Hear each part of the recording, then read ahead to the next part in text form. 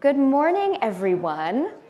It's an absolute delight to welcome you all back to what is now the 10th annual Beyond the Cradle. My military parents are here in the audience, so we are starting exactly on time. It's 8:30. So welcome back. It's been a really incredible decade. It's actually kind of hard to believe that it's been 10 years. And this event is particularly special because guess what's happening right now? The Artemis II astronauts are on their way home. You'll actually get a chance to hear a little bit about Victor Glover, who's one of those astronauts who's an advisor for Aurelia today. So very much welcome back to MIT for those of you who've been here before. Welcome here for the first time. If you don't know who I am, I'm Ariel Ekblaw. I did my PhD here at the MIT Media Lab, co-advised with Aero Astro. I focus on self-assembly, big-time self-assembly of large infrastructure in space, and I am the original founder of the MIT Space Exploration Initiative. We've then recently spun out of MIT into Aurelia ecosystem, which is a space tech development, research, and investment org, and we are the co-host for today. I just want to say really briefly before we get going, a thank you to our sponsors, Daikin and Varda today. So we have a bunch of Daikin leadership here. They are celebrating 100 years of being one of the world's most prolific HVAC suppliers. They're really excited to now think about the future of HVAC in space. And Varda, we have Varda's CEO, Will Brewy, who's going to speak to you later in the day about the future of space and bio. So without further ado, it's now my great pleasure to welcome to the stage our opening headliner for today, who is Dr. Sally Kornbluth, our MIT president. And a fun fact that you may not know about Sally is she actually started her career in cell biology, which makes her an amazing person, in addition to being our fearless leader at MIT, an amazing person to welcome us today because we're going to be talking about space and bio throughout the afternoon. So without further ado, Sally, thank you so much. Please come up and help us kick off the day.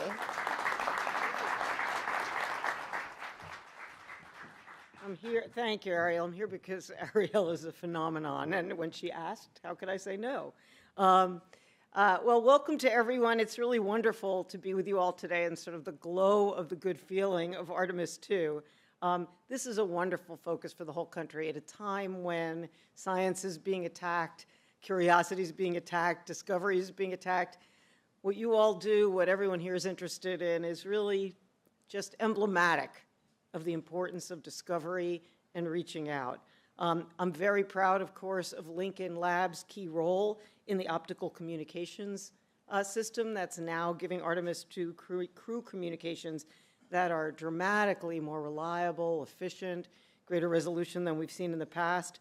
And these kinds of technologies that are developed for spaceflight, like all of the other technologies that were developed for earlier space flights, are incredibly useful for the country and the world as a whole. I have to say, seeing the launch brought back sort of a rush of memories for me and anyone of my generation. I actually watched the Apollo launches and splashdowns on our family's big black and white TV, so that ages me. I think I was 8. And the sounds and phrases and protocols are still familiar and evocative and exciting. You know, to watch Neil Armstrong's first steps on the moon, to stay up really late watching reruns of it. But what I most remember, besides that sort of beautiful blue marble, was a sense of shared excitement, adventure, even as a kid, of being part of something really big. And so, as those from the Institute at MIT know, I see my job as making sure that the people of MIT have the support and connections to do big things together. So it's hard to imagine any illustration of doing big things together that would be better than what you've all gathered here today to explore. Academics, astronauts, artists, engineers, scientists, designers, startups, and corporations, all of you together pursuing ambitions that are as bold and inspiring as I remember from Apollo, from democratizing access to space exploration to how we can best steward the anthropocosmos. So I'm delighted to be here with people who are setting the sights so high. And you all know even better than I do, I'm relatively new to MIT. I'm starting my 4th year here. You know better than I do the importance of MIT to space exploration, from the inertial guidance systems that made the moon landing possible to our 49 astronaut alumni. MIT ties with space exploration continue as we move forward, all sorts of avenues of innovation. And to give a sense of it, I'll touch on the areas that I know best. As Ariel indicated, I'm a cell biologist by training, and one that I find particularly promising because the greater Boston area is such a powerful nexus of biotechnology, engineering, and medicine. The zero-G environment offers unique opportunities and constraints that profoundly affect biology. In the floating environment, there's no convection. Hot air doesn't rise, cold air doesn't sink. There's no sedimentation, no sinking down of heavier particles, and fluid behavior is dominated by surface tension. These effects and others enable research and biotech communities to do unique and transformative things that we can't do in labs here on Earth. For instance, these conditions are making it possible to print delicate artificial retinas in space with much better quality control. They allow for the study and optimization of drug development, including a major name brand cancer drug. It was studied in space to find a new crystalline formulation that improves flow through the bloodstream, making it possible to replace the existing IV treatment with just a simple shot.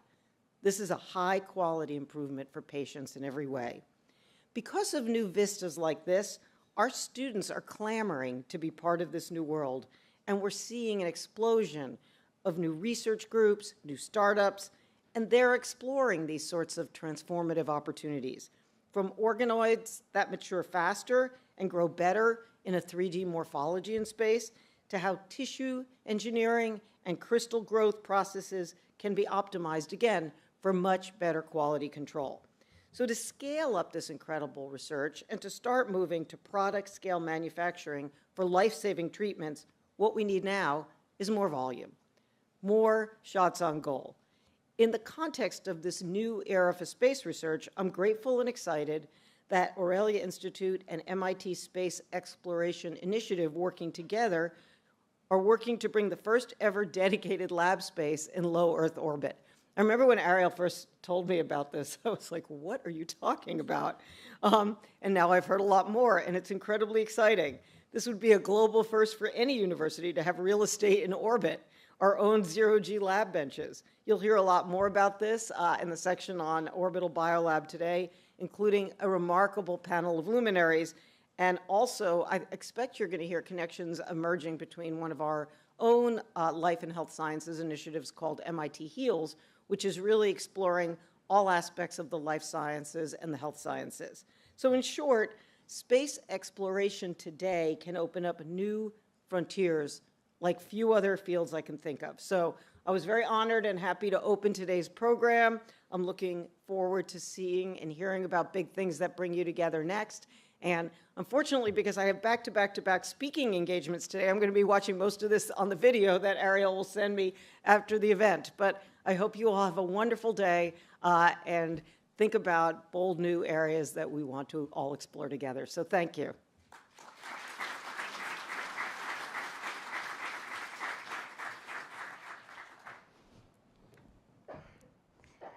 Thank you so much, Dr. Kornbluth. Really appreciate your time this morning. And now we have an opportunity to hear from Jessica Rosenworcel, who is our new director of the MIT Media Lab. They are our host today, and the spirit of the lab that Jessica is leading, this notion of interdisciplinarity, art, science, design, and engineering, that all happens here in the Media Lab. This is the founding ethos of the MIT Space Exploration Initiative and Aurelia. This is where we started this ecosystem 10 years ago. Jessica actually comes to us from the FCC. She led the FCC. I think we are incredibly lucky to have gotten her leadership to now take the lab forward for its next era. So Jessica, would you please join us on stage to welcome Beyond the Cradle?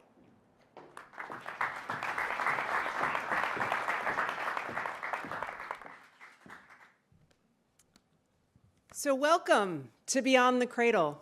I am so glad you're here. As you just heard, you are at the MIT Media Lab, where I have the privilege now of serving as executive director. And for more than 40 years, the MIT Media Lab has been pushing frontiers and asking questions about where technology will take us. See, this is a place for optimists.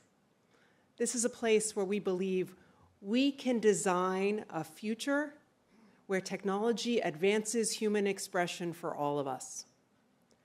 And you'll find no greater expression of that principle than the Space Exploration Initiative here at the Media Lab. It was 10 years ago that Dr. Ariel Ekblaw started this event and started the initiative, so she's the person who brought us all here today, so one more time I want us to clap for her right now.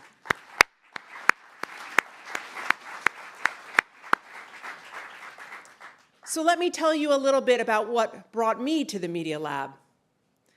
As you heard before coming here, I was the chair of the Federal Communications Commission in Washington. That's the agency that for roughly 100 years has overseen communications infrastructure in the United States. And when I took it over back in 2021, there were two things that I think were really different. For starters, I was the first woman to lead the agency in a century, and I wasn't going to waste any time. So the second thing that was different was I think I saw pretty clearly that while the history of communications was largely on the ground, the future was going to be in the skies.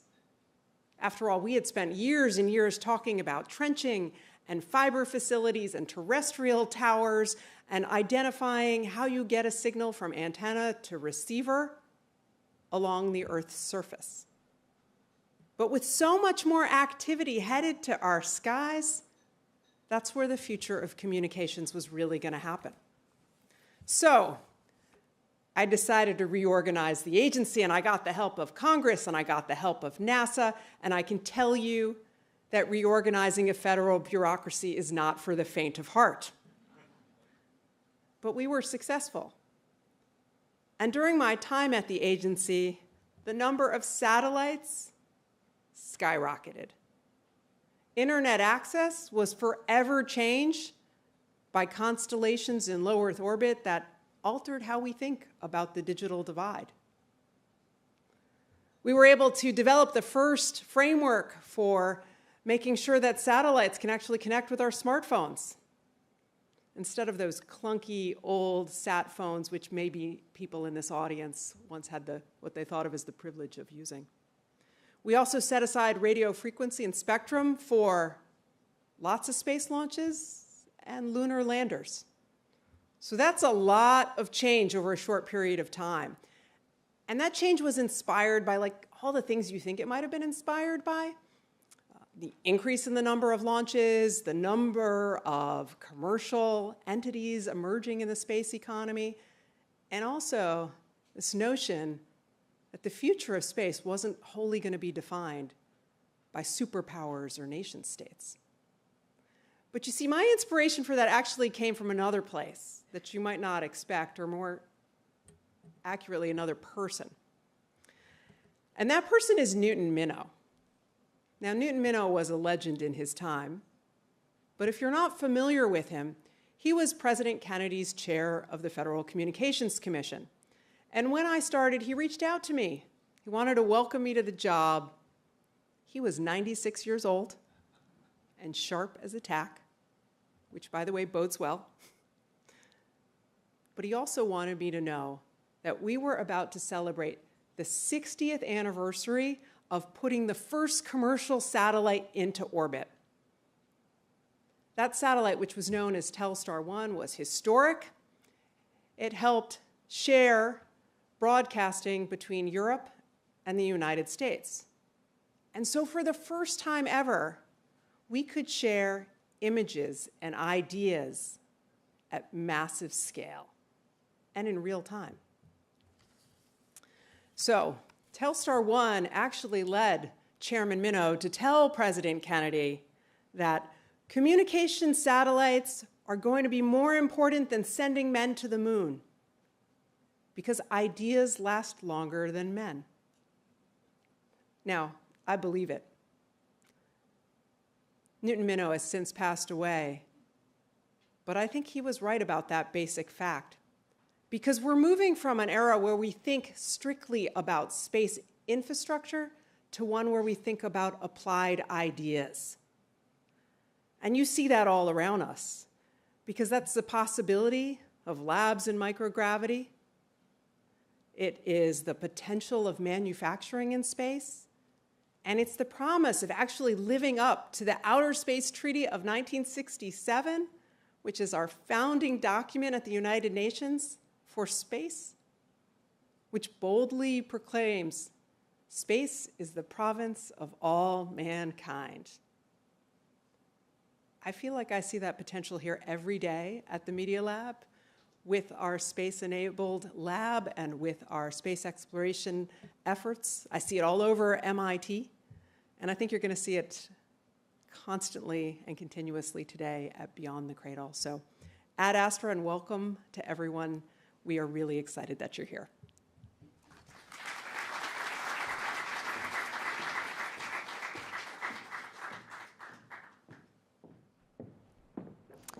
Thank you, Jessica.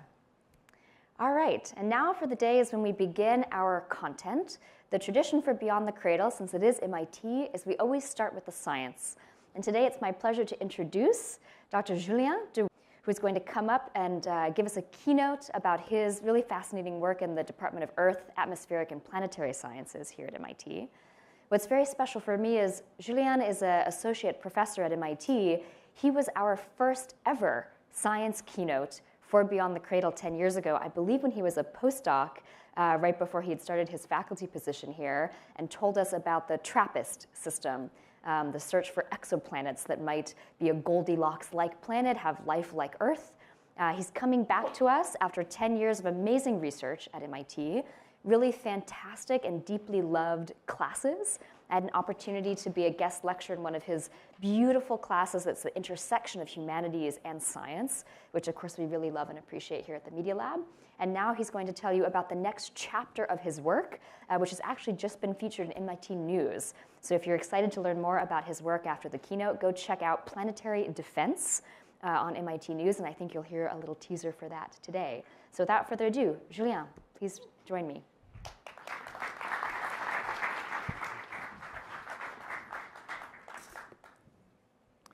All right. Thank you, Ariel, and thank you to the whole team of Beyond the Cradle. It's really an honor to be here today. I'm excited to be back, as you said, right? It's 10 years. It's truly special. So today, what I would like to do is to bring you on a journey from the discovery of new worlds to the challenges we now face in understanding them, and ultimately to what it means to operate amongst them. And hopefully the slides are here. Yeah. 10 years ago, I gave the very first keynote at this conference, just after the discovery of the TRAPPIST-1 system. At the time, it really felt like the beginning of something new, a new era. For the first time, we had Earth-sized planets around which we could search for signs of life. And the expectation was clear, that the next step would be discovery of life. But over the past decade, something changed. We didn't just get more new worlds, we got an explosion of data.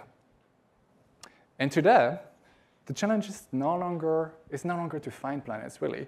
It is to understand them.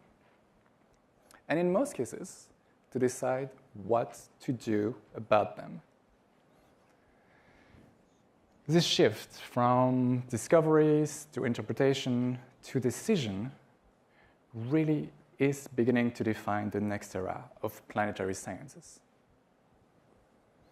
So let me take you back to where it all began. In 2017, owing to a small prototype telescope called TRAPPIST, our team, our international team, revealed the existence of the 7 TRAPPIST-1 planets. These are the first temperate terrestrial world beyond our solar system, around which we can search for signs of habitability and life with current technology. That's the winning combo. And for the first time, this wasn't just discovery. It really was the opening of an entirely new observational regime. What happened next was remarkable. Within days, weeks, months, this discovery spread all across the world. At some point, nearly a third of humanity had been exposed to it. And yet, we hadn't found life, really. We had just made it accessible. So, why did it resonate so much with us?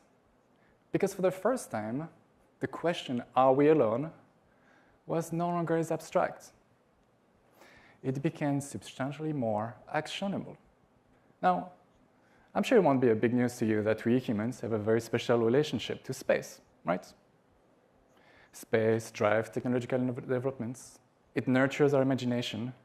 And come on, we've looked at it to time plantation, cross oceans, and try answering fundamental questions.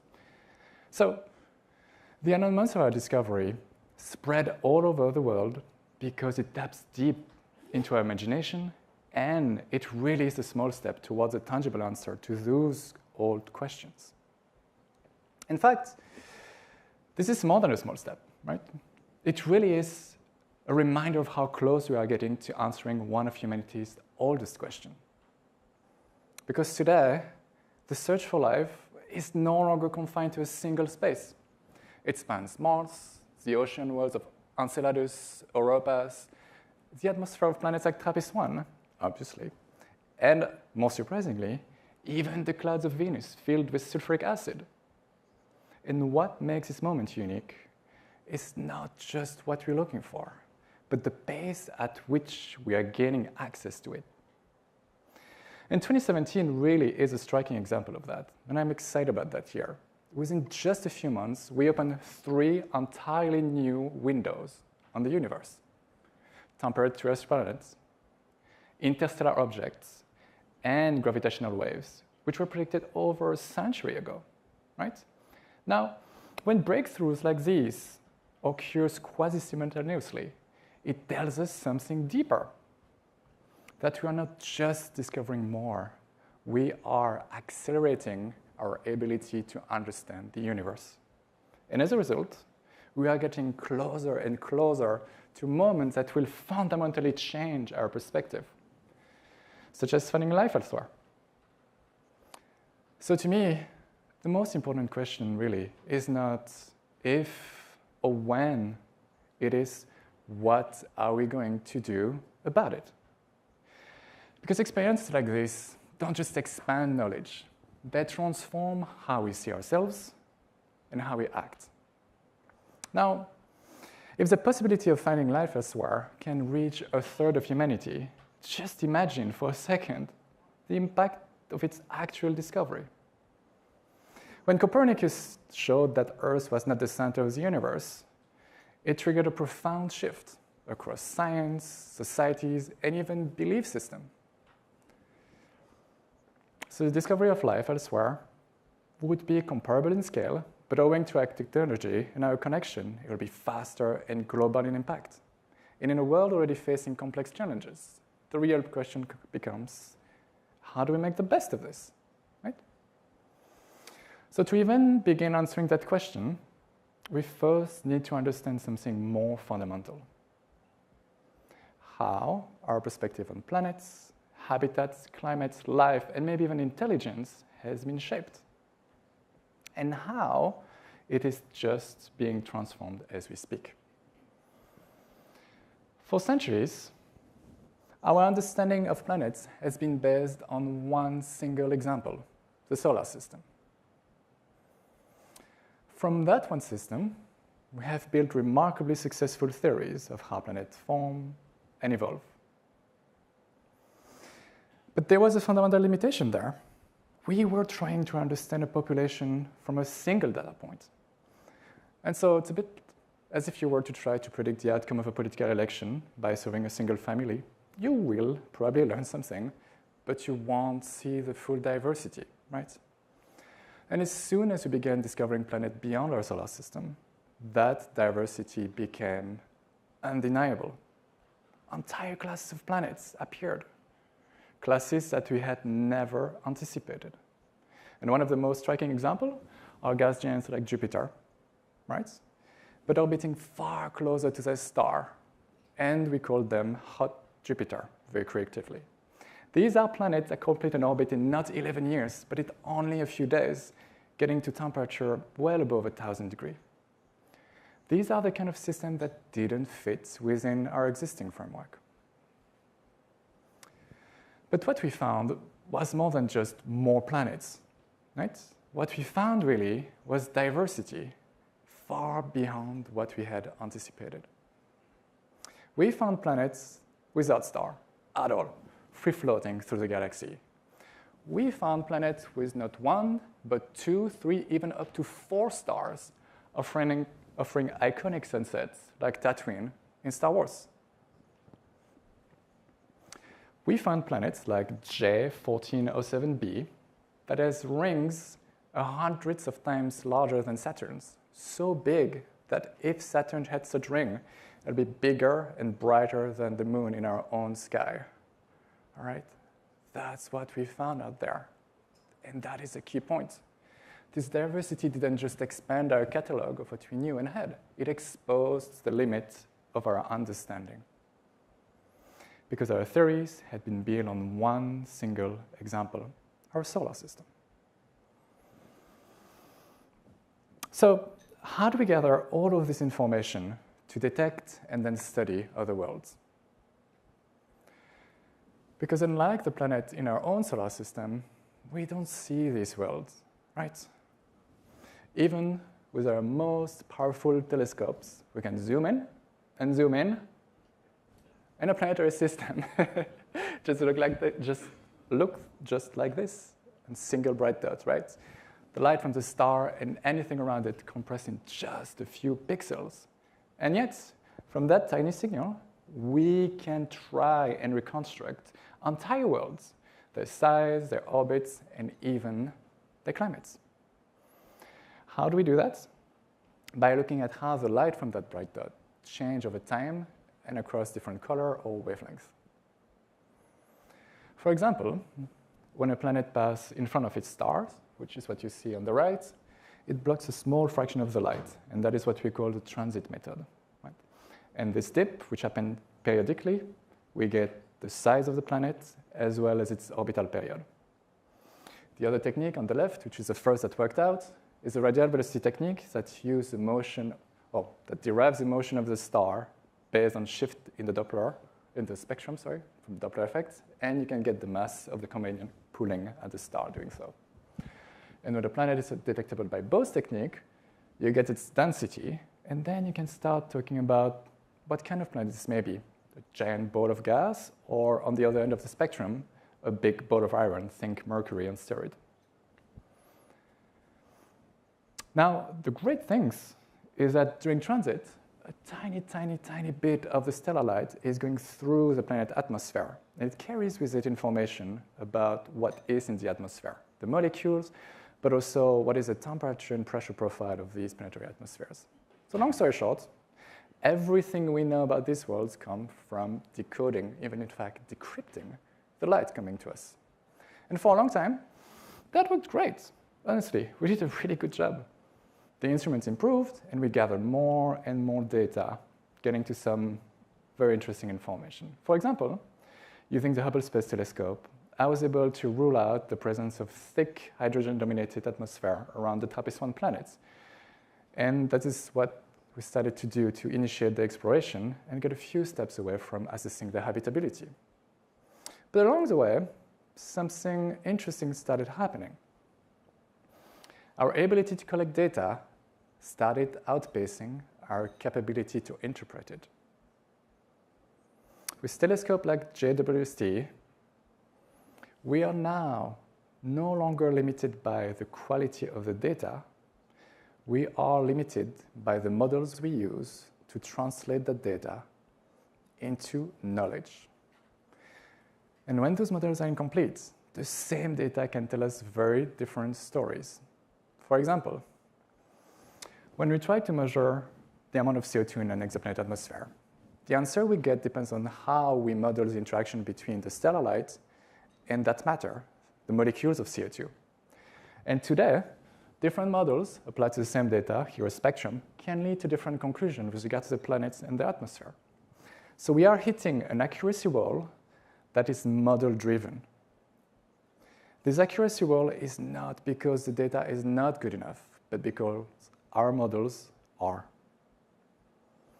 And it really isn't just our understanding of light-matter interaction, atmosphere, or planets that is challenged here. Even the stars themselves can introduce signals that we don't fully understand yet, making the whole interpretation even more challenging. Let me give you a concrete example. This is a press release from JWST results that report the detection of water vapor in a system that hosts a rocky world. Water vapor, rocky world, that could be exciting. And yet the conclusion is uncertain because current model cannot yet tell whether that water vapor signal comes from the planet or from the star.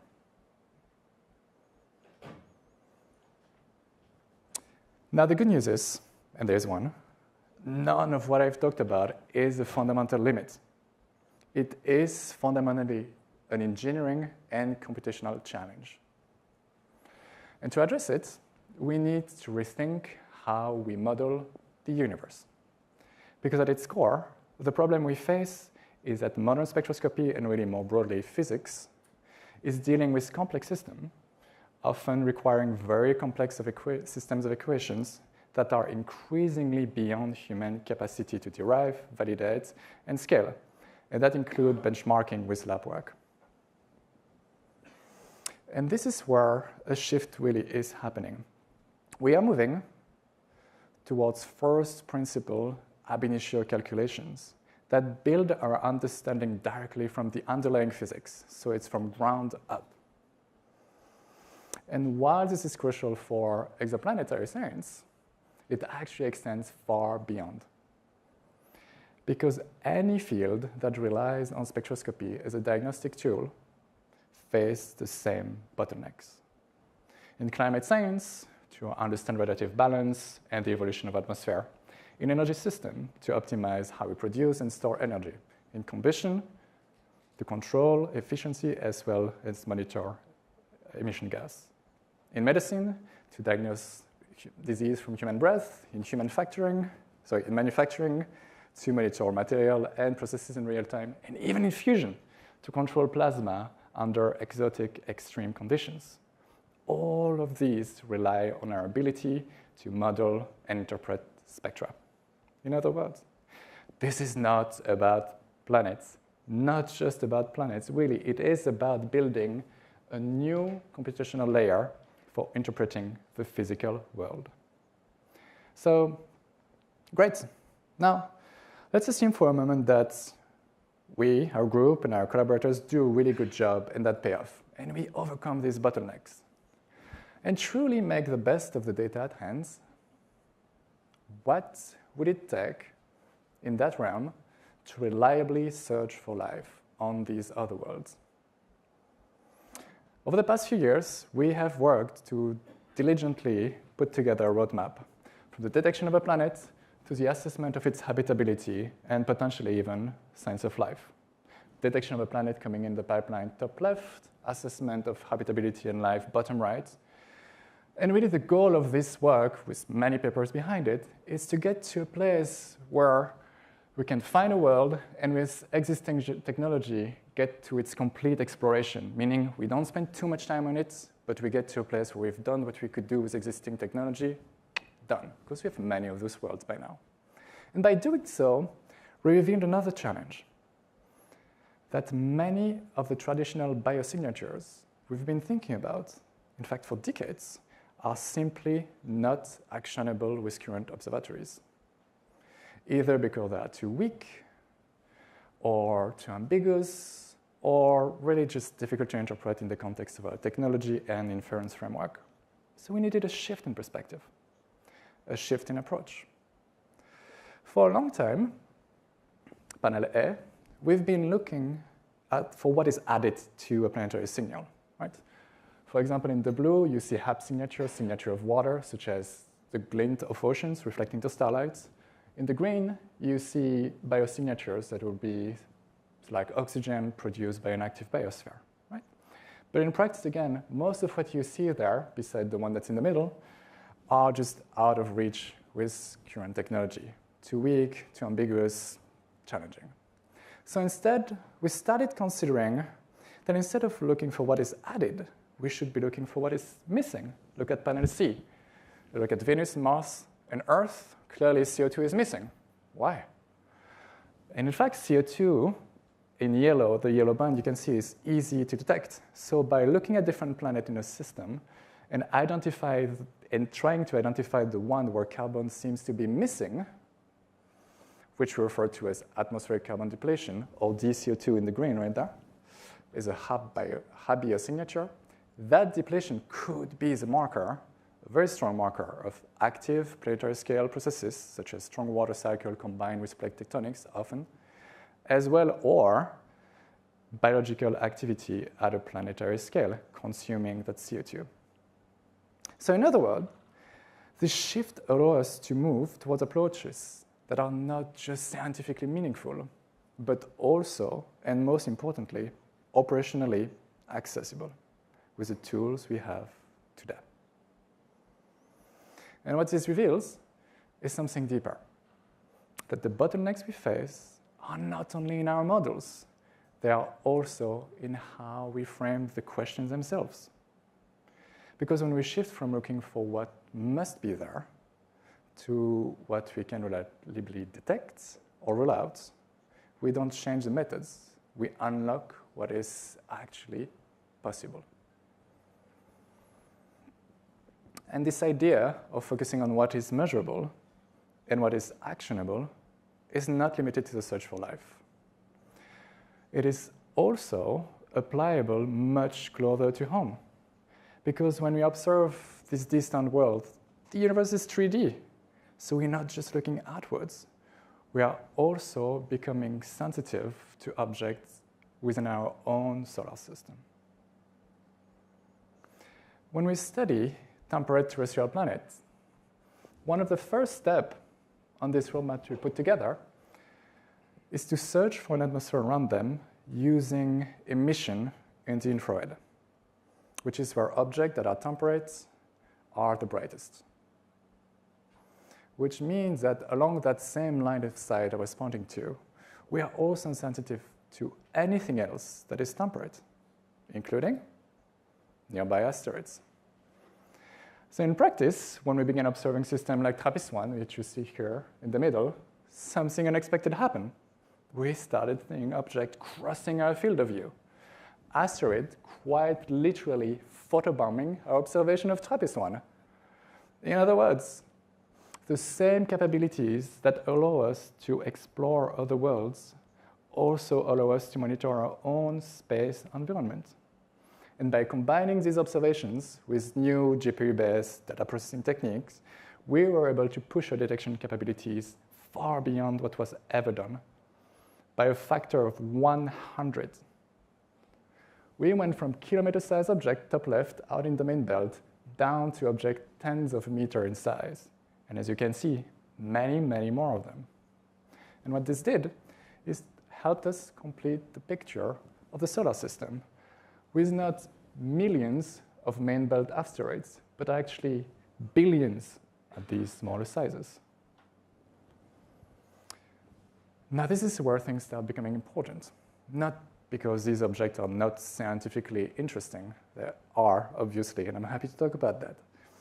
But they are also of high relevance for planetary defense. And shortly after we demonstrated this new capability for GWST of seeing the unseen, in fact, just 2 weeks later, an object known as 2024 YR4 appeared in the news. About 60 meters in size, comparable to the object that led to the Tunguska event in 1908. And this is a kind of object that could basically flatten an area roughly the size of Washington, DC, to put this into perspective. Okay? So before that discovery, just a few weeks before that, we had implied something important, that these new capabilities of GWST could play a key role making GWST, and I mean GWST really, a key planetary defense asset by allowing us to directly constrain the size and the energy of such objects. And second, by improving our capability to track and refine the orbit much further out and much earlier than what could be done with any other facility. And then almost immediately, we had an object to perform an operational realization of this prediction. Perfect. So at first, the attention focused on the potential impact with Earth in December 2032. So the key priority was to assess with precision the size of this object. So we measured the size with JWST and constrained the size to 60 ± 7 meter, and that's basically 6 to 8 megaton in terms of energy, right? Significant. But as the orbit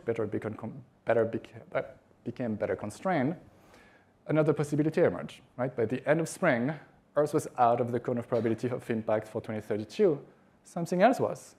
And that thing, the moon, was beyond your typical planetary defense protocol. So in early spring, we started looking into what would happen if it impacted the moon. And that changed the picture entirely. Because what we found is that while an impact of Earth on Earth will be a localized effect, an impact on the moon would lead to a 1 kilometer crater ejecting a huge amount of material into the cislunar space, posing a risk to our fleet of satellites and space infrastructure. And that is the system that underpins GPS, global communication, and really much of the global economy. So fortunately, we moved forward with this program, and just last month, we observed observation of 2024 YR4, and happily used this observation to resolve the situation. By extending the observational arc with JWST, which was impossible with any other technology, we reduced the uncertainty by a factor of an order of a decade and ruled out an impact with the moon in 2032, 2 years before what could be done with any other technology. So in this case, all is good. But what matters here is not just the outcome. It is how we got to this place. Because this is exactly what we anticipated, that instruments like JWST would become critical assets for planetary defense. Not to detect these objects, but to constrain their size, understand their energy, and refine the trajectory early enough to enable decision. And that is what's important, because we are entering a whole new regime of planetary defense, not dominated by rare large objects, but by smaller and far more frequent ones. Objects that may not threaten humanity globally, but that can have a regional and increasingly operationally relevant consequence, and this on decadal timescales. Because we are no longer just observers of space, we are becoming a spacefaring species with infrastructure in orbit, around the moon, and soon far, far beyond. Which means these events are no longer abstract. They are part of the environment we are learning to operate in. And this is where institutions like MIT have a unique role to play. Because addressing this new regime is not just about astronomy, really. It requires new modeling framework, new computational approaches, such as first principle calculations and AI inferences, as I mentioned, new connection between science, engineering, and decision-making. This is part of what we are building now here at MIT.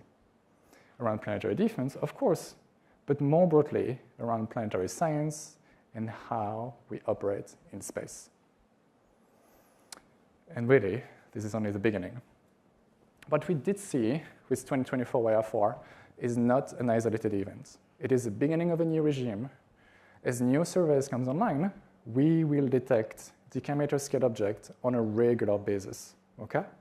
And we will undoubtedly face follow-up limited objects, as in the case of 24 YR4, on a yearly basis. And among these, a small number, just a handful per century, will be on trajectory that will lead to impact. So for the first time, we'll be able to identify years in advance these potential threats. And at that time, the question is no longer, can we detect them? But again, what do we do about them? Decisions. Because with enough warning, even small changes in trajectory can prevent an impact. technologies like DART or smaller, more agile, scalable versions become not just demonstration, but operational tools. And planetary defense is then not just about avoiding impact, it is about learning to control mass in space. Now that gets interesting, huh? Because the moment we can reliably intervene, we are no longer just protecting ourselves from these objects. We are learning to interact with them. And once that becomes possible, these objects are no longer just hazards. They become accessible resources already in space, no more lounge. And that opens the door to activities such as asteroid mining, and the development of large-scale infrastructure beyond Earth. So the same capability developed for planetary defense, detection, characterization, trajectory control, becomes the foundation of a new space economy, of a new space age. In other words, the path from protecting Earth to operating in space really is the same path. So 10 years ago, we were celebrating the discovery of new worlds that we could begin to observe, to characterize, and perhaps one day soon enough to understand. And today, we find ourselves in a different position.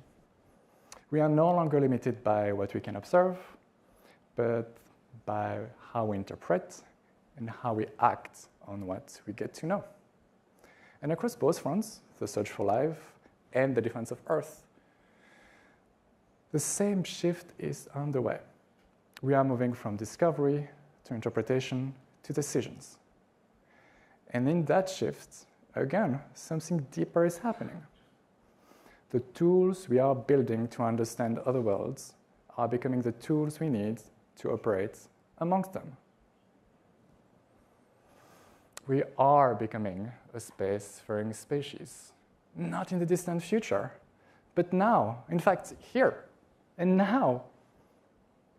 Which means that space is no longer just something we explore remotely, passively, but something we must learn to manage, navigate, and ultimately, really, shape. Because the next era of planetary science will not be defined simply by discoveries. It will be defined by what we make of these discoveries.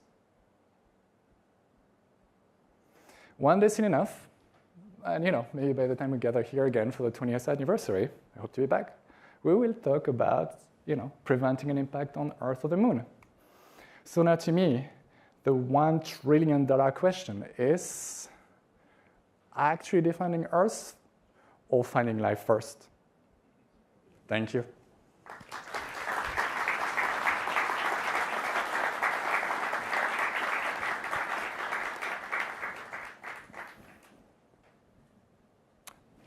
So now is the time where you can ask questions. We kept that short, so we can have a bit of interaction at the beginning of the day. There are mics over there, but you can raise your hand and I can repeat the questions for the people online. Yes? Thank you. Good morning. Good morning. Harry Allen, MLK visiting scholar here at MIT. What if life is unique to Earth? How will we know, and what will it say about us? It's a great question. So it was on mic, so I don't think I need to repeat it, right? What if life is unique to Earth, and what do we get to learn? I'm going to start with my personal belief, which is that I don't think life is that special. I really just think that it emerged in various ways, and I'm happy to talk about what various ways means. And then let's work with it. So if it were to be unique, and we find that, the power of that understanding will be truly transformative for us with regard to how we appreciate not just life, but our whole ecosystem as being the only place that would have allowed for the emergence of life. So the transformative power of that understanding I was referring to before would still work out. But I'd love to hear what people think once you're on the other side of the Q&A, of course, on this topic.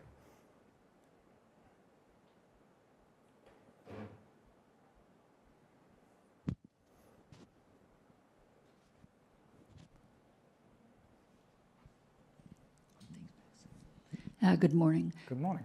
My question is, you were referring to the having identified potential threats coming into Moon and Earth proximity, that you thought you might be able to change their likelihood of impact. Mm-hmm. If every action has an equal and opposite reaction, I'm assuming that it would take some force if you're trying not to destroy it and have multiple smaller but still significant impacts. I would assume you're using some force. Well, that force is it coming from Earth, or are you going to have some object, a satellite in space that can exert that kind of force? And I mean, we're talking tractor beams and stuff like that, right? Yeah, possibly. So it really depends on the timeline we have. So the more time we have, the less we have to do to just nudge and let time allow for the threat to drift away. So that is really the fundamental question. What has already been demonstrated is impact with the DART mission. So we know that impact can reliably change the course of a trajectory for an asteroid. So we can aim to do just that. And the asteroid we impacted was large compared to the asteroid I'm referring to. So we can really afford to go to much smaller scale missions to manage mass in space in that size regime. When you're managing that force, what force are you using and where are you using it from, since there is the equal and opposite reaction? Yeah, of course. I mean, are you going to be pushing us out of our... You impact. You really just impact. So the force applied is just the force of the mass of your satellite combined with its speed. So that is the force transfer. Yeah. Then you need to map out the asteroids and pick your impact shows and all that. I'm happy to talk about the details right after.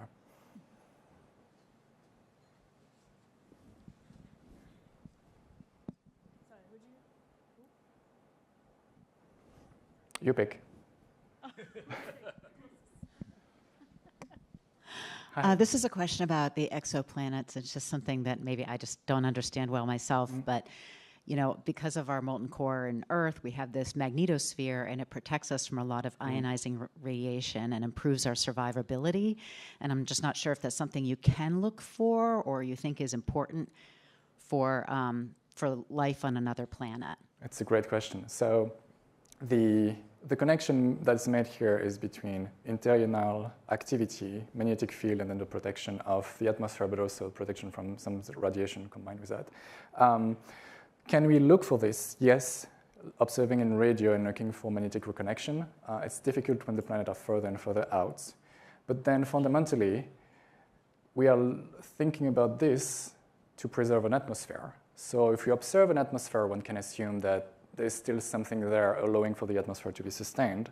And then to go back to atmospheric carbon depletion I was referring to, most terrestrial planets should end up with an atmosphere like Venus. If this huge amount of carbon is removed from the atmosphere, there is not only strong water cycle happening at the planetary scale, but also plate tectonics to be able to sink that carbon into the mantle. Because if not, you saturate the ocean quite quickly, so you're still left with quite a bit of carbon in the atmosphere. So in other words, observing carbon depletion means large-scale cycles, things Gaia, the Gaia hypothesis, and these large-scale cycles will probably be enabled by some level of internal activity. Plate tectonics doesn't happen on its own. So all of this might be connected, and observing the atmosphere might be sufficient to answer this kind of question.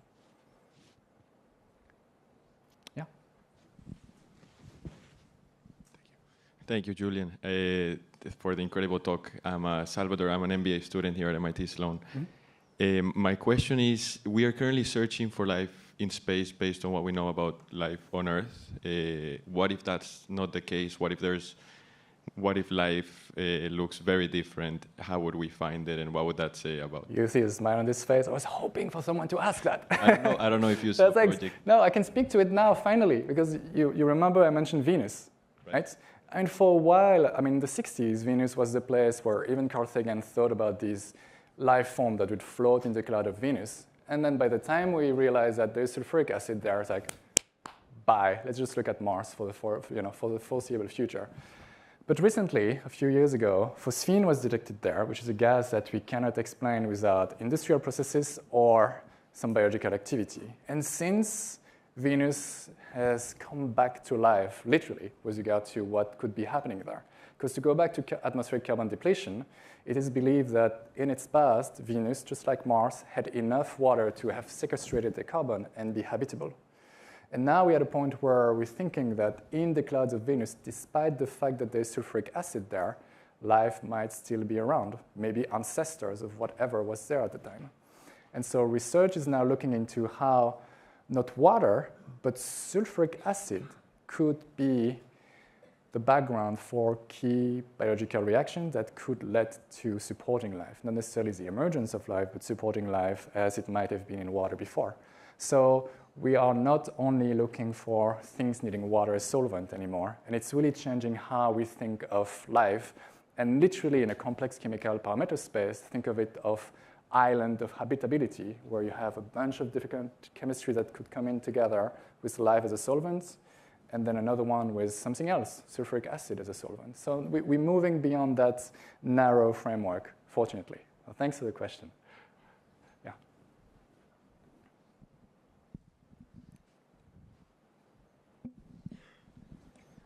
I was wondering, if hypothetically you had unlimited funding, what would you do? And for the avoidance of doubt, I'm not offering it, but I just think our minds shouldn't be constrained by current funding environments. So specifically about search for life or planetary defense or anything? Like whatever you think is most important. Okay, then we should talk.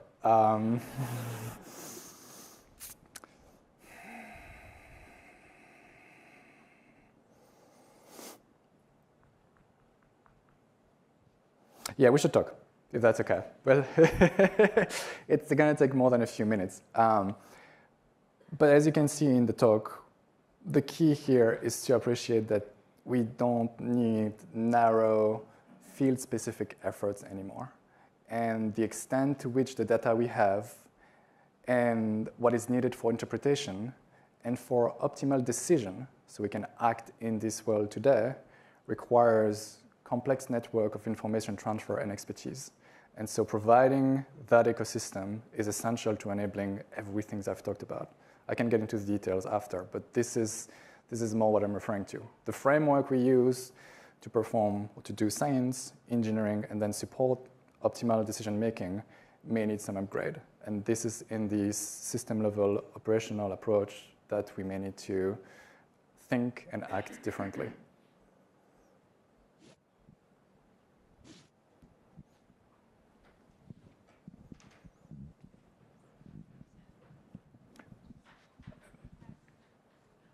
Hi, I'm a science fiction writer. So my question is, what capability do you not have that you desperately want for the search for life? Like science fiction? Or, sorry, the question is, at which level are we wanting to talk? So if you were like, please someone invent this, what's the tool that you were missing? Wow, this is in the solar system or beyond or anything, again. Are we like the sky is, I know it's beyond the cradle, so I guess the sky is the limit is probably how we should approach this. If we're referring to exoplanets, there's two pathways, right? On the one hand, we can find life as an intelligent blob. And this is usually tricky because we're referring to biosignatures, and biosignatures are typically the kind of thing that are really close to what happened at the chemical level. So geological signatures could lead to this kind of thing, and that's why O2 is so complicated. It could be produced by so many different geological processes. The other path is stumbling upon a technosignature. And there is no debate, right? If we find CFCs in the atmosphere of an exoplanet, it's quite unlikely that somehow some weird chemical processes produce a gas that we use to, cool out our fridges, and so, or we used to use to cool out our fridges. So really now, the core bottleneck is being comfortable and bold enough to use existing technology to do the right kind of thing. The roadmap I've presented, we've been putting this out for years, and only now we're starting to move slowly along the line. So being bold again is probably the best thing we can do. That's the answer. I don't think we need to change the technology. We can already do a lot with what we have. So it's more a change in mind shift. Oh, yeah. Mm-hmm. Well, we have more and more hands raising. What's happening? Really fascinating talk. As you know, the holy grail of looking for exoplanets, of course, is looking for those that are most Earth-like. Mm-hmm. You know, but I have to think that that is an extremely difficult one. Do you feel that we will ever get to a point to be able to identify a planet that is so Earth-like that we, as humans, could actually travel there someday and make a new world? Is that part of your long-term vision? I don't think it's going to be that long-term, but yes, is the answer. Okay. Well, then, maybe I can. If I could follow up on that, then, so the next question is getting there, right?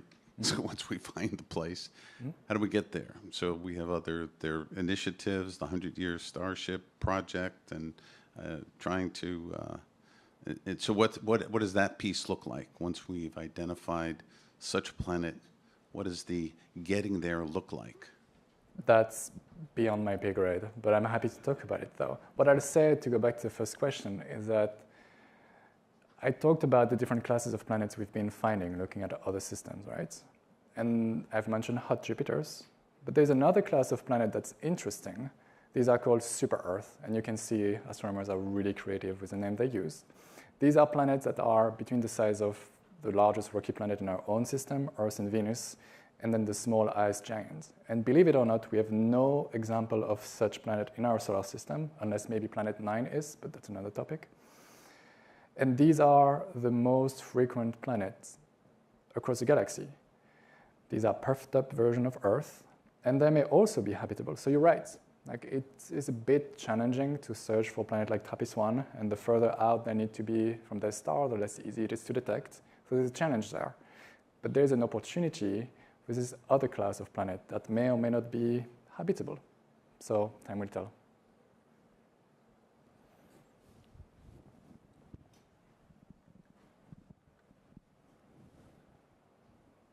Thank you. Jim Head, Brown University.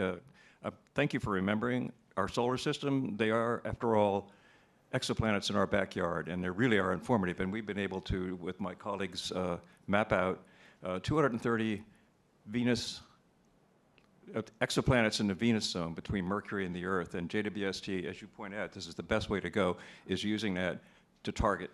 And we're going to see some fantastic things. So some are near Earth, some are near Venus, some are near Mercury, and this is going to really narrow down the search pretty much along the lines of what you said. Thank you very much. Well, my pleasure.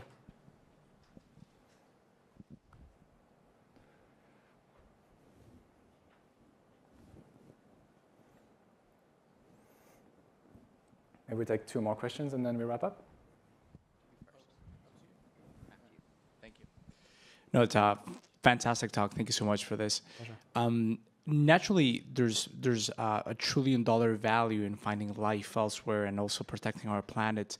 But as I think about how you get there in the next couple of decades and ensuring that you have enough funding and that you see more short-term and mid-term applications from what you're doing, how are you engaging with the growing ecosystem of entrepreneurs, innovators, and funders to make sure that they're able to use your technology and your findings for short to mid-term applications in the growing space economy? Yeah, thanks. I appreciate the question. So I'll start by saying, and I'm going to focus on planetary defense because it's the easiest right here, that everything, well, slides are gone, which is fine.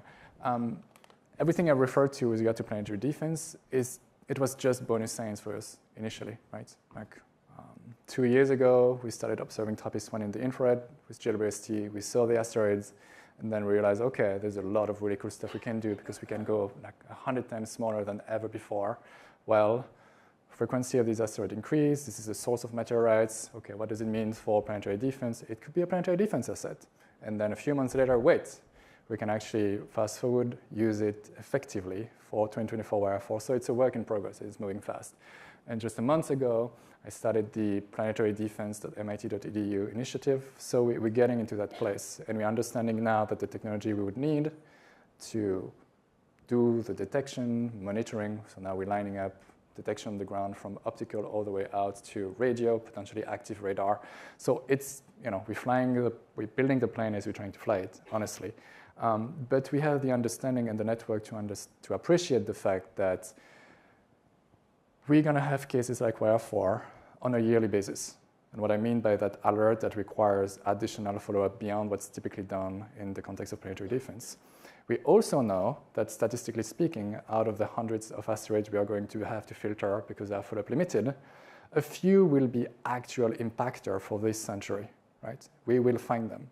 So it is actionable. And then from there, we have the ground to have discussions about how soon can we move towards mini-DOT mission or the mitigation mission, and that's what we're talking about right now. So we're lining that up. And then once we have that, more than happy to talk with folks to assess the extent to which technology will be developing, will be well aligned to handle mass in space. So we can move away from having to launch all of this mass into space to do what we're thinking of doing there. So these discussions will be happening organically, likely fast.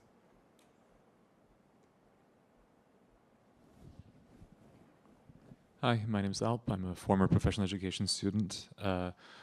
I had a question on your comment on decision-making and management of space. As a scientist, what kind of frameworks do you envision for decision-making when it comes to planetary defense? What kind of frameworks do you see when it comes to management of space? I know it's a very broad question, but would be interested to hear your insights. I really appreciate the question. So as we speak, we have 2 students working on understanding or unpacking current decision-making framework and considering where are, getting back to bottlenecks. Bottlenecks are not just in our interpretation of spectra, and that's what we like to do, mapping out system and understanding at the system level. If you change the regime you're in, you're not dealing with theoretical threats that would kill dinosaurs. You're dealing with things that could come on a decadal basis, and you're gonna have to have 100 alerts to identify the one that will actually come.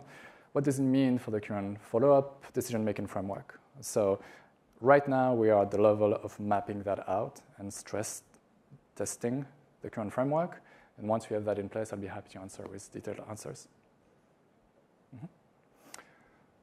I think we're good, right? We're 1 minute at a time, so we can probably wrap this up. Thank you, everyone.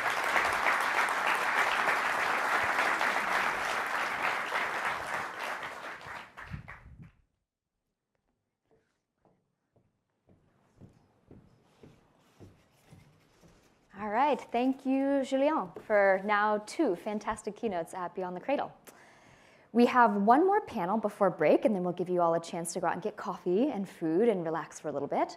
Our first panel of the day is focused on one of the massive commercial opportunities that we're really now on the cusp of in the space industry, and that's commercial space stations. So I'd like to welcome to the stage our 3 panelists, Marshall Smith, the CEO of Starlab, part of the Voyager family, Salim Mayan, the CEO of Max Space, and Cam Ghaffarian, founder and executive chairman of X Energy, Axiom Space, Intuitive Machines, Quantum Space, and about 6 other companies as well. So thank you, Cam. And please take a seat.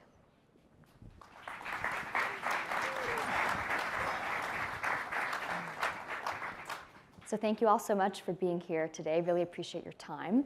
You each represent incredible ecosystems for the future of life in space, commercial space stations in low Earth orbit. We're at a really interesting inflection point in the history of space stations. The International Space Station is intended to be decommissioned. The original, modified intent was going to be around 2031. It's now possible that Congress is going to extend that, but even if it gets extended by a little bit, we still desperately need a robust US domestic commercial ecosystem in LEO. So the first question to each of you is, what does commercial success in low Earth orbit look like in 2035, assuming, if we assume by that year that the International Space Station has been decommissioned? Maybe it gets extended a little bit longer. But what does commercial success in the near term look like in LEO? Cam. Let me go first. It's a pleasure to be here. Thank you so much. If I might just zoom out a little, please, and say, what does it look like by 2050? Yes, feel free.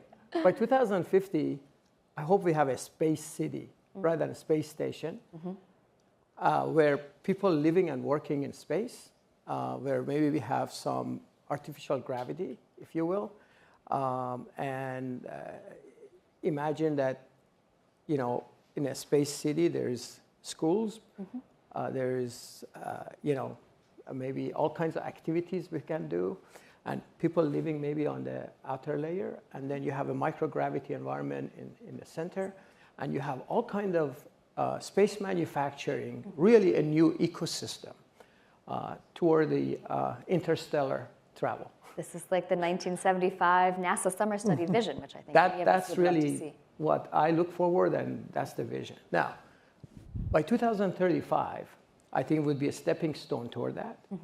And I think you're absolutely right. We are in an incredible inflection point with ISS going away by the end of the decade.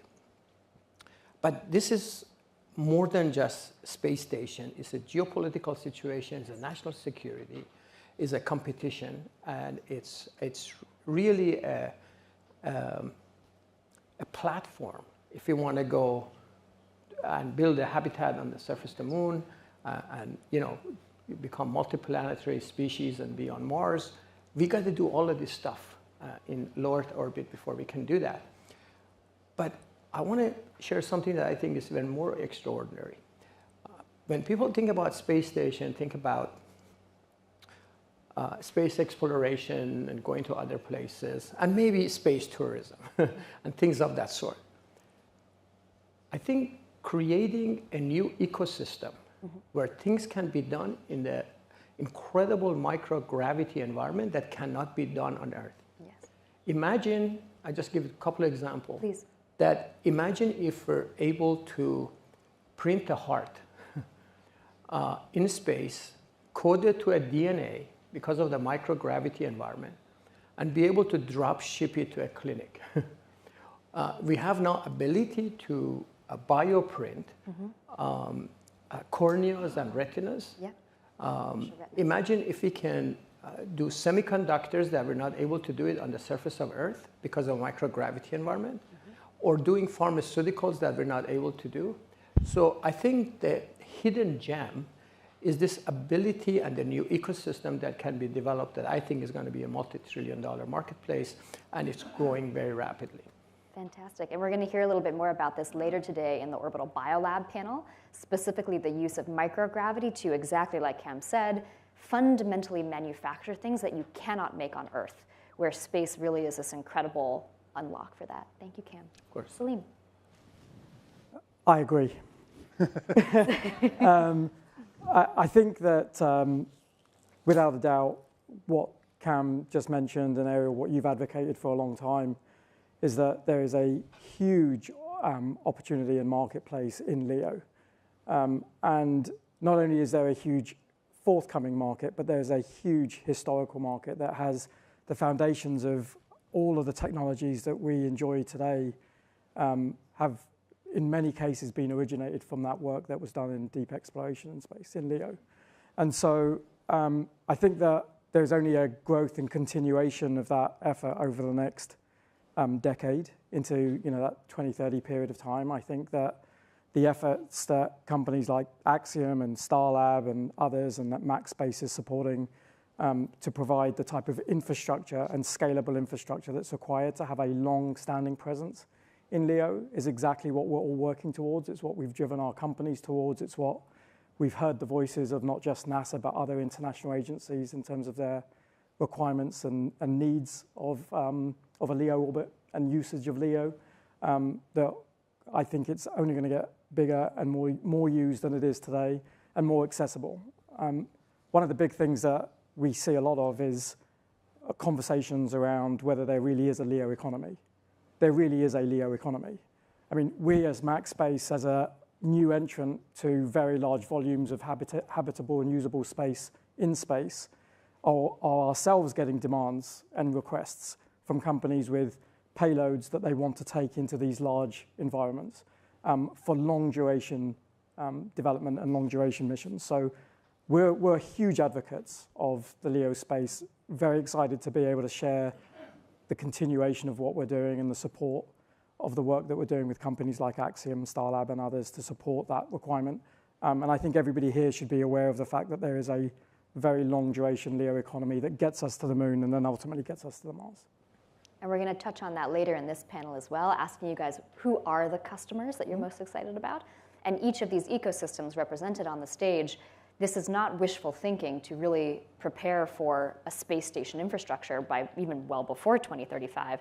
They are all already manufacturing and testing modules for near immediate launch. So it's really, really compelling ecosystem to get to watch. Marshall. Yeah, I have to say I agree too. Cam's vision is something that I've always resonated with. You know, I spent a long time at NASA. I was actually over all things going beyond low Earth orbit, human beyond low Earth orbit for a while, you know, Artemis program that we call it today, those types of things. So I'm a huge believer in that. But I spent quite a bit of time going around in the 1919-20 time period when we were talking about going back to the moon really strongly, and of course we're doing it now. Artemis 2 is a fantastic example of that as we move forward. And then talking about how NASA needs to go do the hard things, the deep space things, and turning over the LEO environment that we've been actually building and operating space stations. There have been 7 instantations of space stations, true space stations in orbit for the last 50 plus years, including the ISS. So, you know, this is the time that commercial, and by the way, commercial built those space stations. I mean, it wasn't built just by a bunch of government people. It was built by Airbus and Boeing and all these other folks. So we've been doing this. We know how to do this. And the goal now is to turn it over to commercial. There's a huge market opportunity here, as Cam and Salim were talking about. Huge market potential. I liken it to, some of you have probably seen this, your cell phone. In 2004, you got your cell phone and you go, great, I can play free cell. That's awesome. You couldn't even do FaceTime initially as you go forward. But now you can't live without it. And the reason is because it's a platform whereby thereby, you know, you can come in and say, oh, I got this great idea. Oh, I can do this. Oh, I can do that. That's what we're building, is we're building the platforms that will enable, you know, advanced chips that will change life on this earth, advanced biopharma, cancer treatments that will cure cancer. No kidding, cure cancer. Exactly. Yeah, so these are the kinds of things that we can't even imagine today. So when you talk about 2040, 2045, 2050, as Cam was talking about, that vision is not far-fetched. It's actually real, and it depends on us taking the steps now that we need to go take to enable this commercial vision. Yeah, and it's building on 20 years of really exquisite NASA research in orbit. Was not always explicitly commercial oriented, but we have these 20 years of learnings for human spaceflight, for really standing on the shoulders of giants with the NASA ISS program. And these commercial companies now, I think, are responding to very significant demand in the marketplace already. So now, next question for you guys. I'll start with Marshall. We'll go the opposite direction. Tell us a little bit more about your stations. Yeah. What are the modules like? If you can share timing on when you think you'll launch your first one, that'd be great. So Starlab is actually pretty unique in the scheme of what's being looked at. You know, we went back and we said, okay, what was hard about building the ISS? Building in space, doing EVAs, maintenance in space, things like that. So we've got a lot of lessons learned. Also, back when station was built, it was limited to the size of the shuttle. Space shuttle bay, that's what you had. And you had to build within that confine. That's not the case anymore. There are really large launch vehicles in development that are going to be there and operational to get us to orbit, easily done, like Starship and New Glenn, for example. That changes the equation. It changes the discussion. So if you build a large station, so our station is about 40% of the volume, pressurized volume of the ISS in one launch, one single launch. It has 100% of the payload capacity because it's designed for and around research systems. Has 4 crew continuous with 8 crew on a handover time. So it has a lot of capability, and it is designed specifically to do research and science and to commercialize space. The ISS has been a fantastic activity, and a lot of people go up and they do work and they prove out concepts and capabilities. Now the next step is to take this and commercialize these things. How do we commercialize semiconductors? How do we commercialize biopharma printing and printing kidneys and hearts and those types of things? How do we commercialize cancer drugs and those types of things? And the industry is absolutely dying for this. For example, we're oversold on all of our commercial space. And people are coming to us daily saying, is it too late? Is it too late? And of course, we're still taking people as they come in. But the goal is to build a commercial environment, to operate in a commercial environment, which is different than the ISS, because the ISS is government funded. You have to share your IP. There are other things that come out that you have to go through. And commercial industry is looking for to work at the speed of commercial. So I'm a little bit different to my two colleagues here, who I greatly respect, and that is that we developed the technology at MaxSpace decades ago. So this isn't new technology. So there's radical new technology ideas coming from my two colleagues here with their strategies. Ours is a very old technology, but it's being applied to very new principles. And those new principles are that there is now a time for very large volume in space. That in the past, it was about control, small scale, add a module, and develop that use case. Well, that use case, as I said at the beginning, and Cam has said, and Marshall has said, is already developed. There's a huge market for LEO. And so what we have at MaxSpace is a technology that expands when it gets to its destination. Very large volume, very low mass. So the very low mass means that we can fly large volume on standard Falcon 9. Not even a New Glenn, not even a Starship. Doesn't need those big flight vehicles. It can fly inside the chamber of a standard Falcon 9. And when it's in orbit, the Thunderbird station that we've developed the concept around and have started the build around is a 350 cubic meter module when fully expanded. So it complements Starlab very well in terms of size and scale. And we've been looking at applications and ways and means in which we can use this very robust infrastructure to be able to add to stations. So we can add additional volume at a very low cost to companies like Starlab, to partners like Axiom and others, so that we can provide all of that additional volume to do exactly the things that my co-panelists talk about, which is providing volume for the use cases of large-scale manufacturing. Doesn't necessarily need to be a hospitality environment, but it could be a full-up, large-scale manufacturing operation, utilizing that volume for just that purpose. Could also be an independent station that adds on to another station to provide additional volume. Has many uses. And the specific thing that we've designed around the MaxSpace module is that it is highly customizable. So because it's made of flexible materials, soft goods, as the industry likes to refer to them, though they're very hard when they're expanded, those volumes and those materials allow for a lot of customization inside that's also using soft goods, which means that you can very quickly customize the environment to be fit for purpose even after it's been sent into the LEO environment. And I think that's why my two colleagues here are still partners of MaxSpace. We're not a competitor in this regard. We're an enabler and a partner, and look forward to continuing that kind of relationship and offering these kinds of opportunities. Thank you. So first, I want to say that whenever you see competitors, there's this idea we're competing and we're enemies. And my concept is, especially in the area, we need to lift each other up. And certainly, I think that's the way I feel about Voyager and Starlab and also MaxSpace and others. And so, but let me just talk specifically about Axiom Space. We started the company in 2016, and we knew that the space station life is going to end. And we felt like it was really important to do this commercially, right? And so that was the vision for the company, to build the first private commercial space station. And with that, we won a contract that is called CDISS, Commercial Destination International Space Station. We were the sole company that was selected to connect to ISS, build our modules, connect to ISS, operate jointly while ISS is in orbit, and when the ISS basically retires, to become a free flyer and separate from ISS and operate jointly. Phoenix from the ashes of the ISS. Exactly. And that concept is still in place. We're working on that. And in fact, we've spent $1 billion developing so far our space station. Almost 100% of that commercially provided.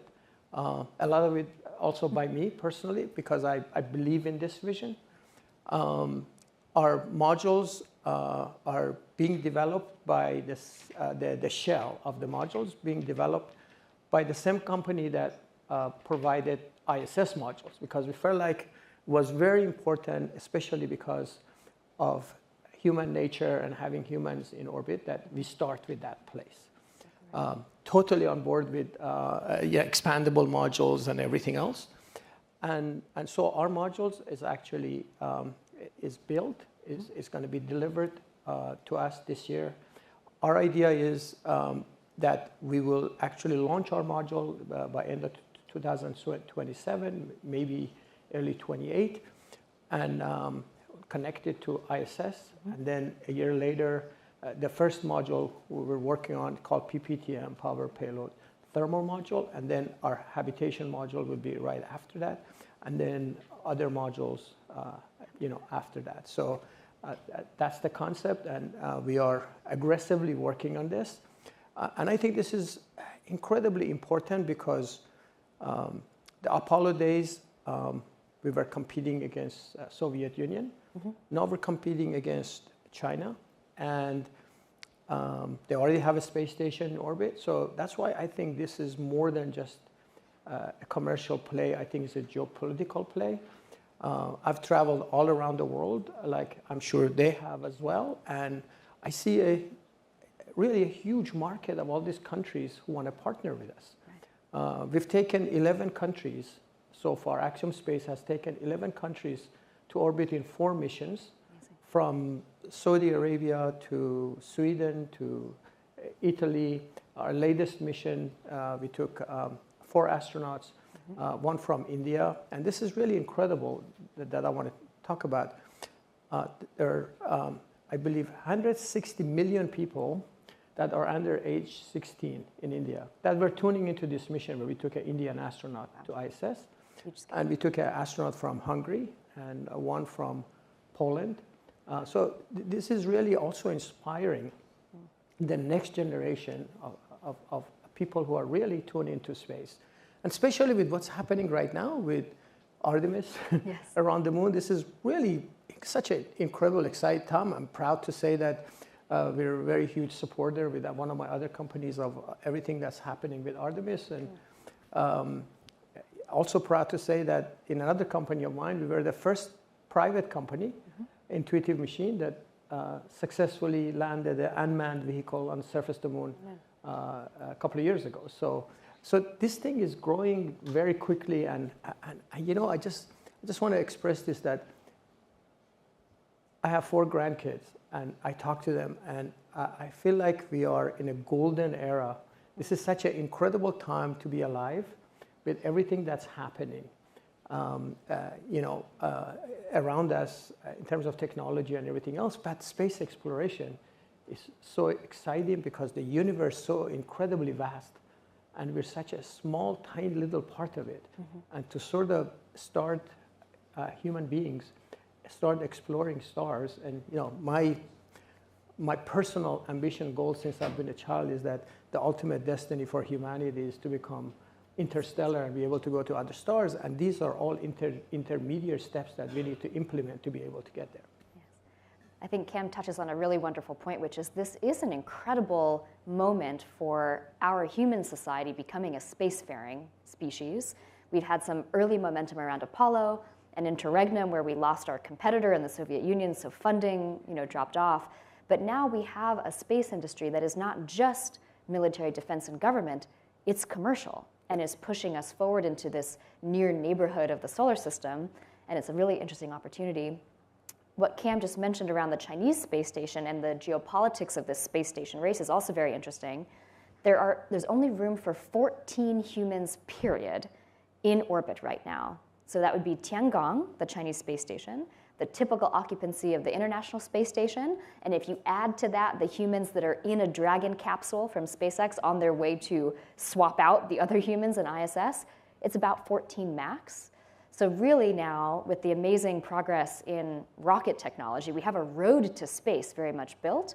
The bottleneck isn't rockets anymore, it's real estate. It's being able to scale up commercial real estate in LEO.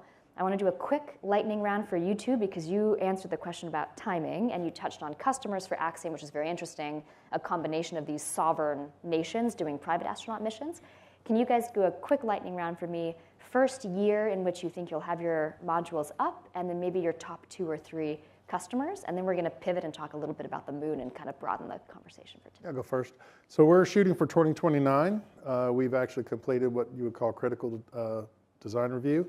We are in manufacturing. We're building our structures. As a matter of fact, they're being built at Michoud Assembly Facility, which is in, it's the same place where the SLS, Space Launch System, structures are built. They're basically roughly the same size, almost exactly the same size. So, you know, again, back to high TRL, you know, you go, hey, the structures are already built there, the welds are already certified, the people already know how to do it, the tooling already exists. All of these things are super important to, you know, make sure we're doing things we've learned from the past. So we're on track to do that. As far as customers go, you know, we have, right now we are I'm about 140% oversubscribed with commercial customers with, you know, reservations and contracts. And of that, probably 60% is biopharma.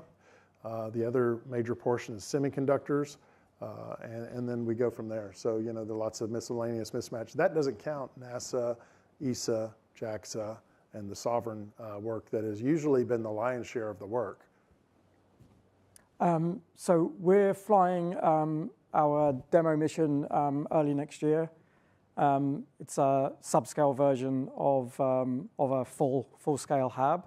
The full-scale HAB will be slated for 2028. Depending on the use case and the customer. And the reason I say that is that there are a couple of different applications that we've been looking at. One is a full-on independent free-flying station. The second is more linked to, on the customer side, kind of like data center semiconductor customers that are expressing a lot of interest, both on the government side and on the military side. And then the third one, which is very topical and very interesting, actually particularly exciting, because I'm talking with both of my partners' companies about this third option, which may be the first option actually, which is taking the first habitat to the lunar surface. And the objective that we have right now is to aim to do that before the end of the current administration, so before the end of 2028. Fantastic. This is a wonderful transition. We now want to take ourselves out from low Earth orbit, go a little bit further out to the moon.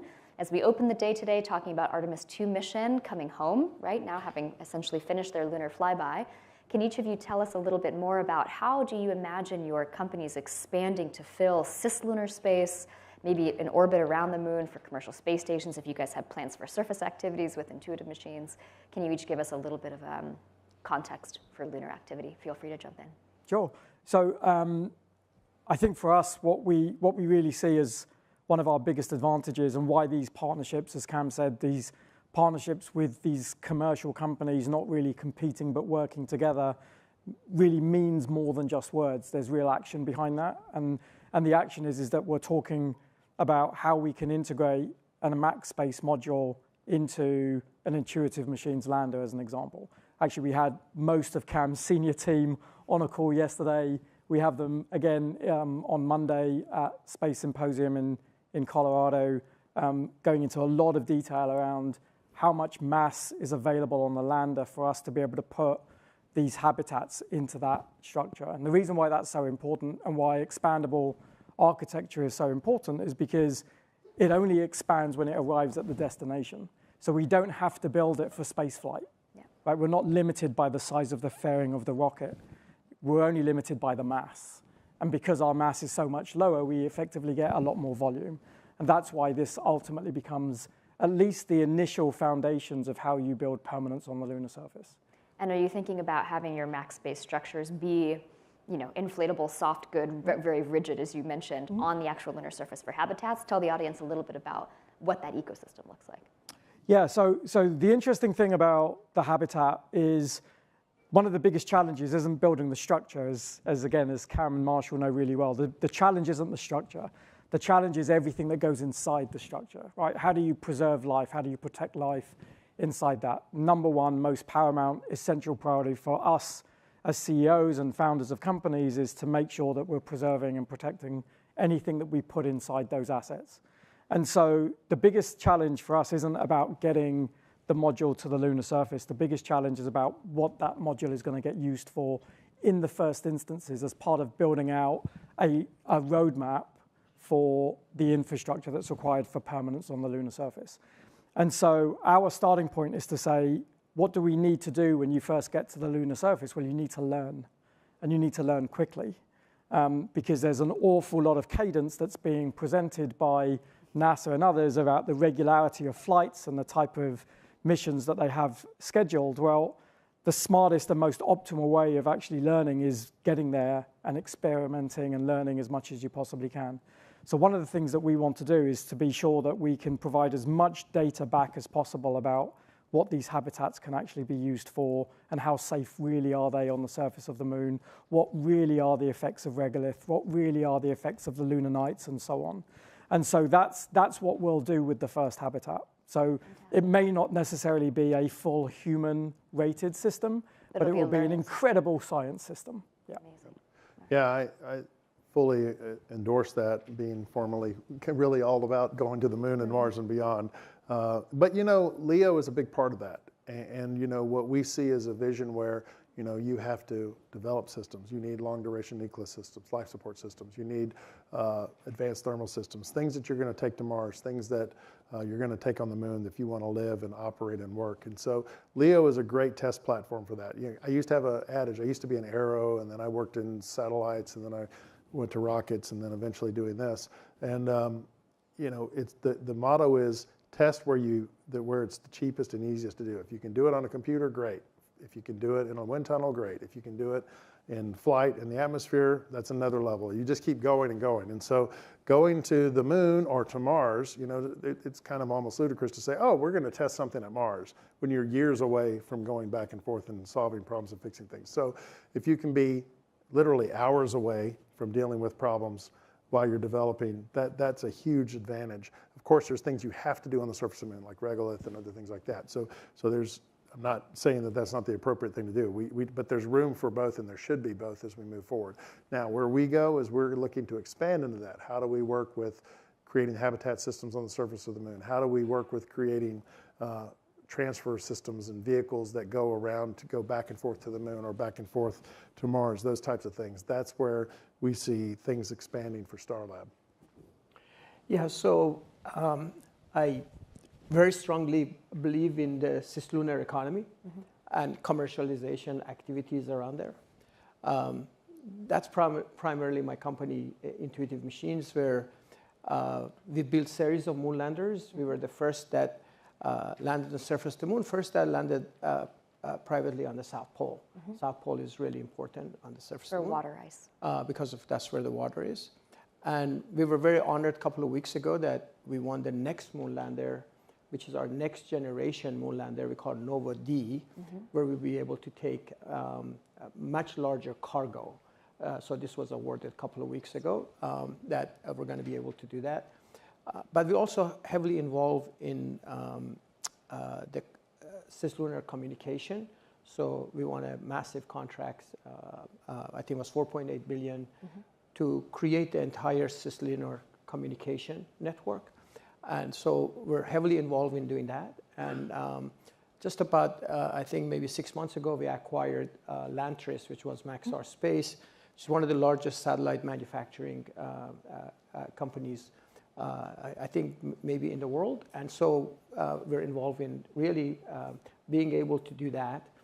And so that's, I think, very important. But this is all toward this new vision of really creating a habitat on the surface of the moon and all the elements that involve, and like Bob said and Salim, the stuff that we're doing in LEO, right, is also very applicable in things that we're going to do on the surface of the moon. And I would add one other dimension, which is nuclear.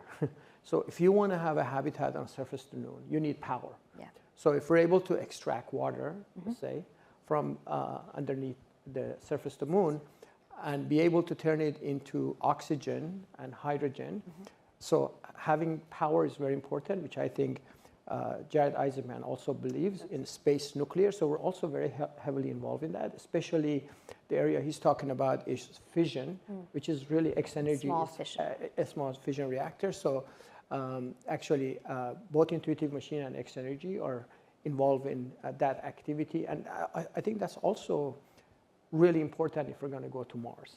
So I think we're totally invested in all those activities in terms of the cislunar. And I think what's happening with Artemis 2, it's really exciting.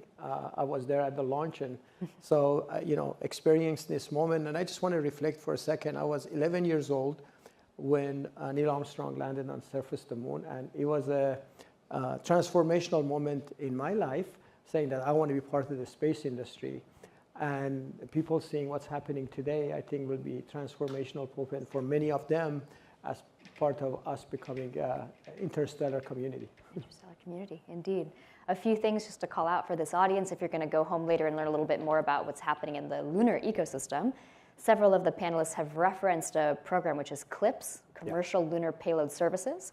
NASA is basically taking the playbook that has worked out very well for them in LEO, originally with SpaceX and a couple other suppliers, Boeing, maybe not quite as successful as SpaceX, but choosing a commercial provider to get NASA to and from to the International Space Station, that commercial crew program. They're taking that playbook now to the moon and saying, hey, we NASA, exactly as Marshall had said, we need to be freed up to go find life on Europa. So we want to buy commercial capability to get to the moon and back. We'll send our experiments and we'll get great science from the moon. But hey, let's rely on the US commercial industrial base to get us there for a taxi to the moon. So NASA has essentially now established a taxi to the moon, which is really remarkable. And there's a range of companies, Cam's company in particular, that are now delivering that service. And then just recently, in a press conference last week for the Artemis 2 launch, Jared Isaacman has announced the moon base plan that Artemis is now, this Artemis program is going to be really laser focused on increasing the cadence of activity towards a permanent, sustainable lunar base. And we've had a kind of unusual opportunity with the original Trump administration, Biden, and now the second Trump administration not flip-flopping on NASA for once in the way that Marshall has had to put up with for decades. We've actually had consistency of 3 different terms now, keeping NASA focused on Artemis and on the moon. So I think we really do have a credible opportunity to see these dreams come true for the moon. One last quick question for you guys, and then we'll open it up to Q&A for the audience, so start thinking about what you'd like to ask. When do you think people in this audience, either as scientists commuting to space, maybe eventually as tourists, but probably initially for a job, for a purpose, when will they get to go to your commercial space stations in low Earth orbit without having to be ultra high net worth individuals? I'll go first. I'll be honest with you, it's going to be expensive at the beginning. If you go back to the beginning of airplanes, only the rich were able to fly on airplanes, commercially as it first started and that kind of thing. But that's going to come down, as we get more space stations up there, as we get more launch capability. There are a number of companies, I can name them off, that are building cargo capability, that are building crew capability. As those come up, you're going to get more competition, more availability, prices are going to drop. In the meantime, what I would say is go work at these companies that are actually working on space stations or have plans to go do this.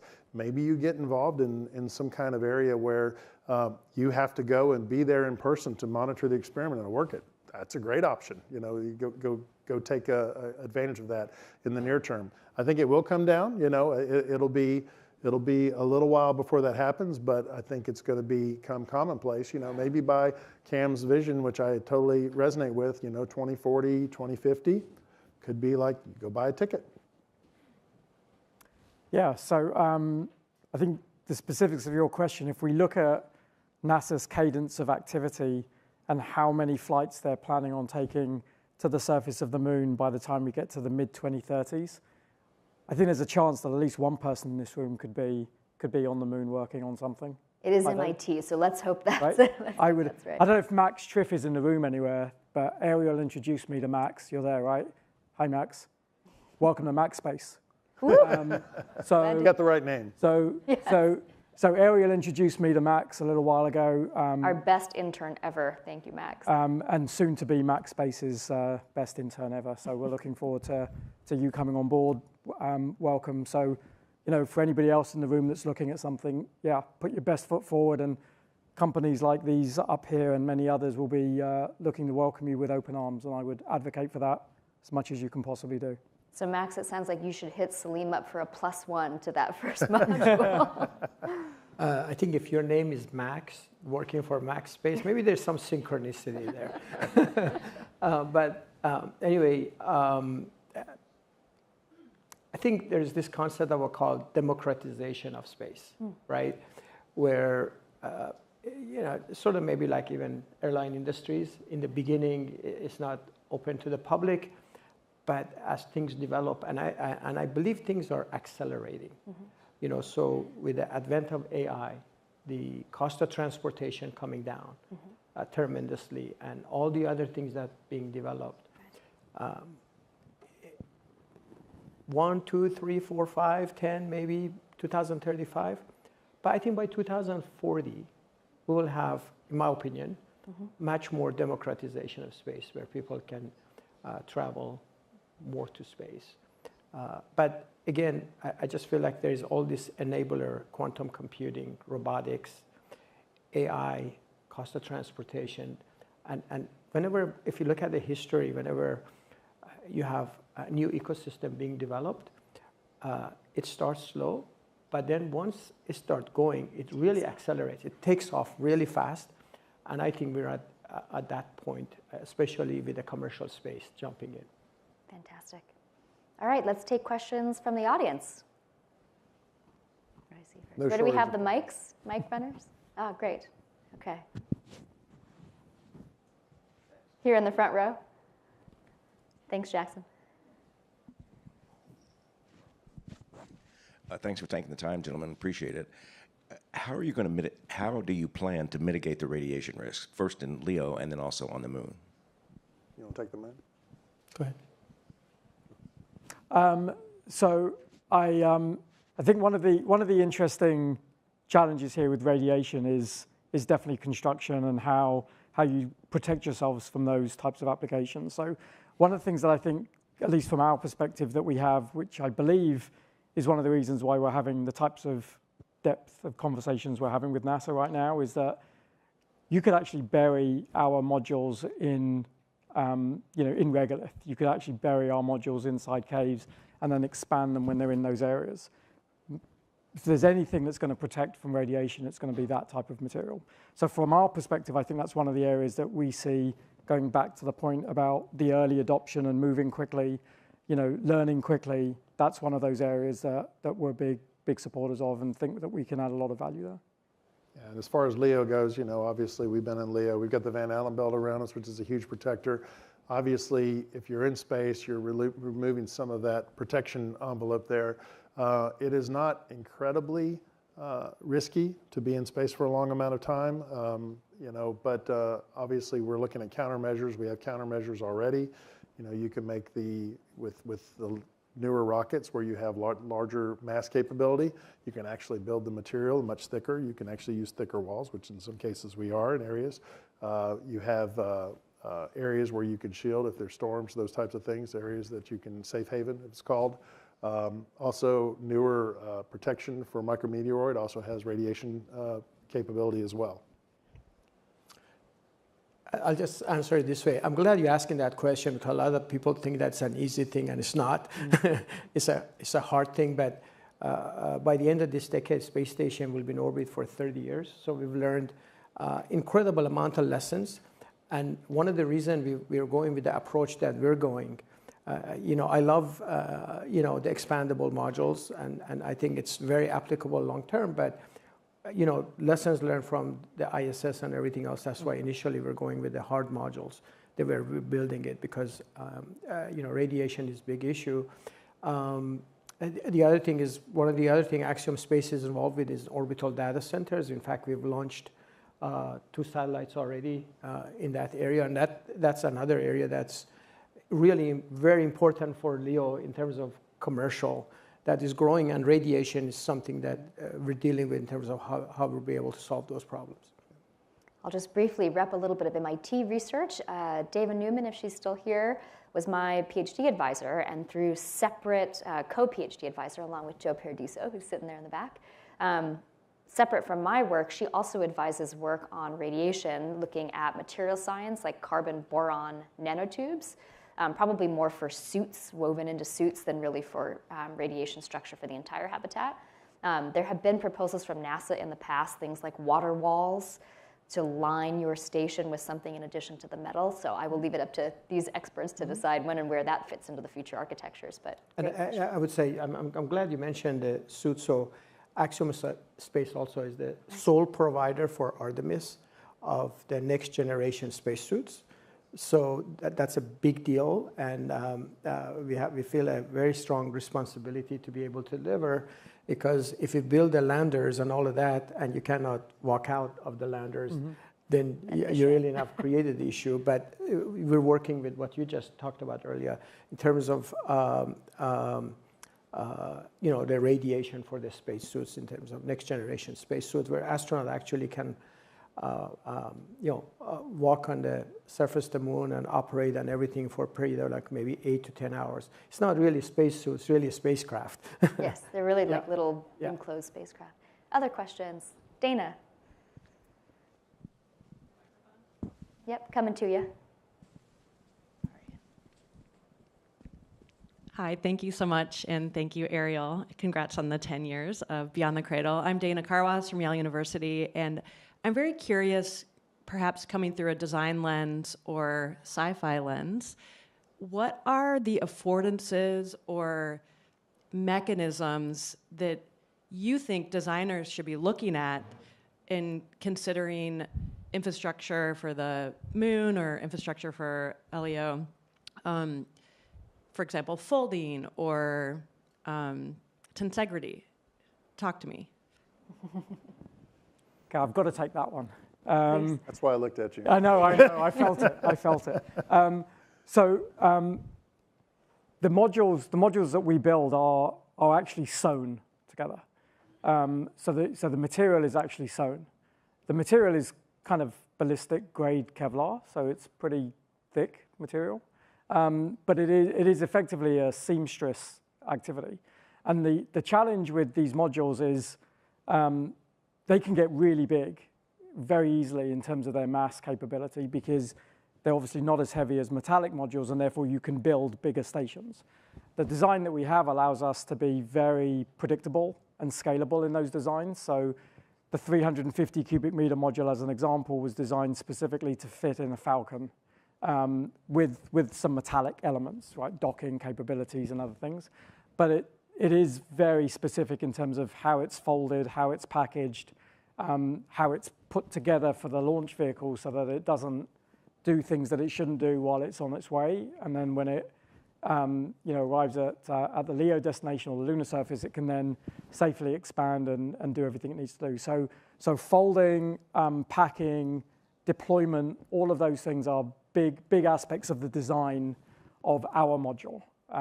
Because again, it's not designed for launch, it's designed to unpack and expand when it's at that destination. So a lot of science and a lot of work goes into that, a lot of testing goes into that. We're lifting 3 metric tons of Kevlar material with cranes to move them around and get them configured in the right way. It's not as simple as folding a shirt and putting it in a cupboard, right? It's a little bit more than that.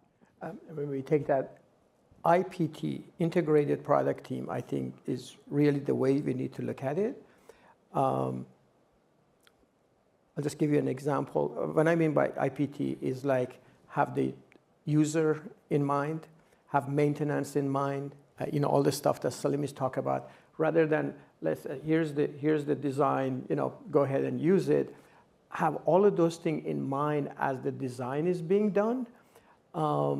As you probably know, We've been having some difficulties with the toilets on board, Artemis 2, even on the Dragon spacecraft and all of that. So really, this is more of an integrated product team where we're thinking through all of those things in the beginning when we design. I think it's really, really critical. Yeah, I think I would resonate with that. When you design for operability, you design for maintainability, you design for the process to get it folded, the logistics process, everything. It has to be built in from the scratch. Even though Starship and New Glenn, for example, are very large, we got a lot of stuff to put in there. So we've got to pack it, fold it, make sure it deploys properly, everything along the way. So it's a big thing that we think through constantly in the process. By the way, I'll just close with maybe saying this. All three of our companies have lead astronauts on our teams working with us and working with our design engineers to make sure that this is suitable for the real environment, not the ones that our engineers think are the best environments, but the environments that we'll be operating in. I don't know if Mike Massimino is still here, but he'll definitely advocate for the need of getting astronaut input in the design and and not it being about the engineers, but about the real world.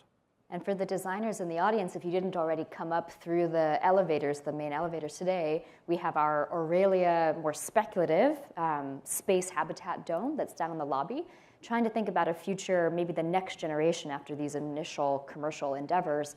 How do you design a really expansive volume habitat that's much bigger than your biggest rocket payload fairing? And how do you design it to be a little bit more welcoming to your average everyday human who's not as well trained perhaps as the astronauts that are right now are going aboard the International Space Station? So would love all of your input and feedback on what you like and don't like about the big dome in the lobby, because that's one of our nonprofit research big initiatives going forward. Alberto.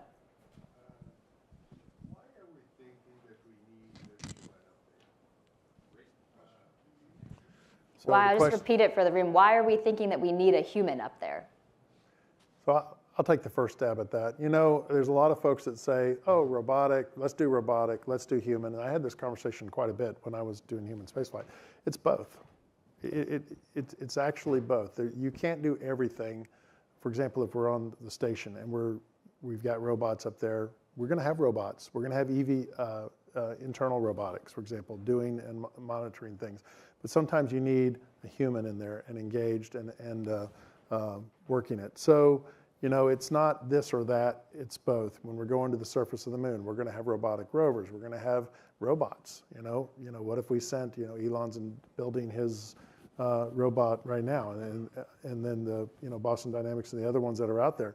Those are certainly valuable tools that we can use and should use. But then there's a place for humans to be involved. And we use robots to augment that vision. And how do we do things that are maybe too not safe for humans? But the goal is if we're going to have that vision, then we say, okay, we'll just do robotics for the rest of our life. We'll stay on Earth. We'll be here, one planet species. I personally don't like that vision. I like the vision of us moving out, moving forward, in tandem with the tools that we make. Yeah. Yeah, I just wanted to add to this. I sort of look at it a little bit differently. It's not a question of need. I think there are a lot of things, especially with AI and robotics, that we can do robotically. We landed on the surface of the moon with intuitive machine, unmanned.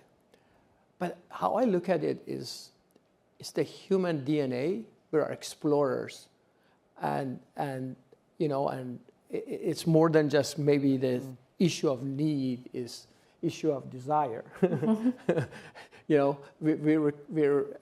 Human beings are curious and explorers and pioneers, and I think being able to be there actually, I just think about it just me personally, being able to be there and, or you look at the people that are now looking at the far side of the moon for the first time, I think part of the human journey, I believe.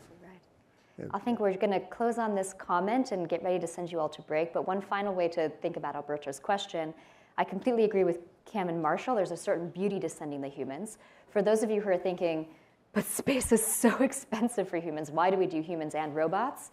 There's a pragmatic answer and a philosophical answer. That's right. Pragmatic is all of the research that went into the Apollo program for how to keep humans alive in extreme environments, and the research that is going into each of their ecosystems to keep humans alive in extreme environments direct technology spin-offs from that extreme environment can help profoundly for human life on Earth.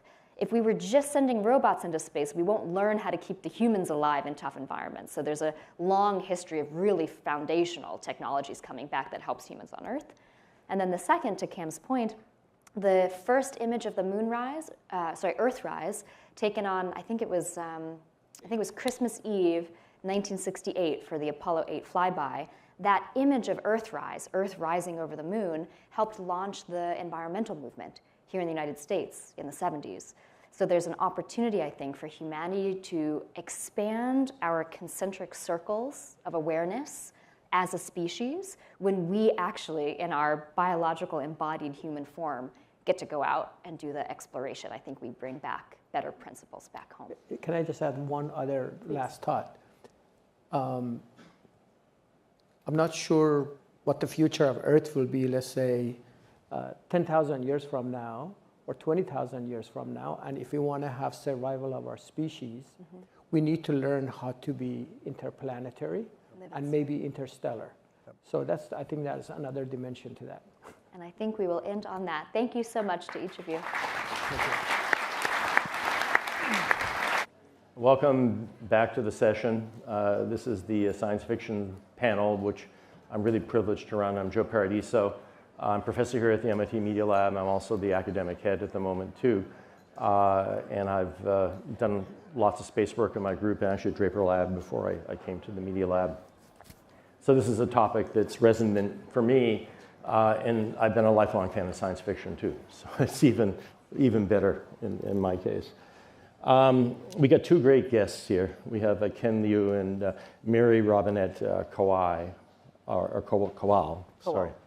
And they're both highly established in science fiction.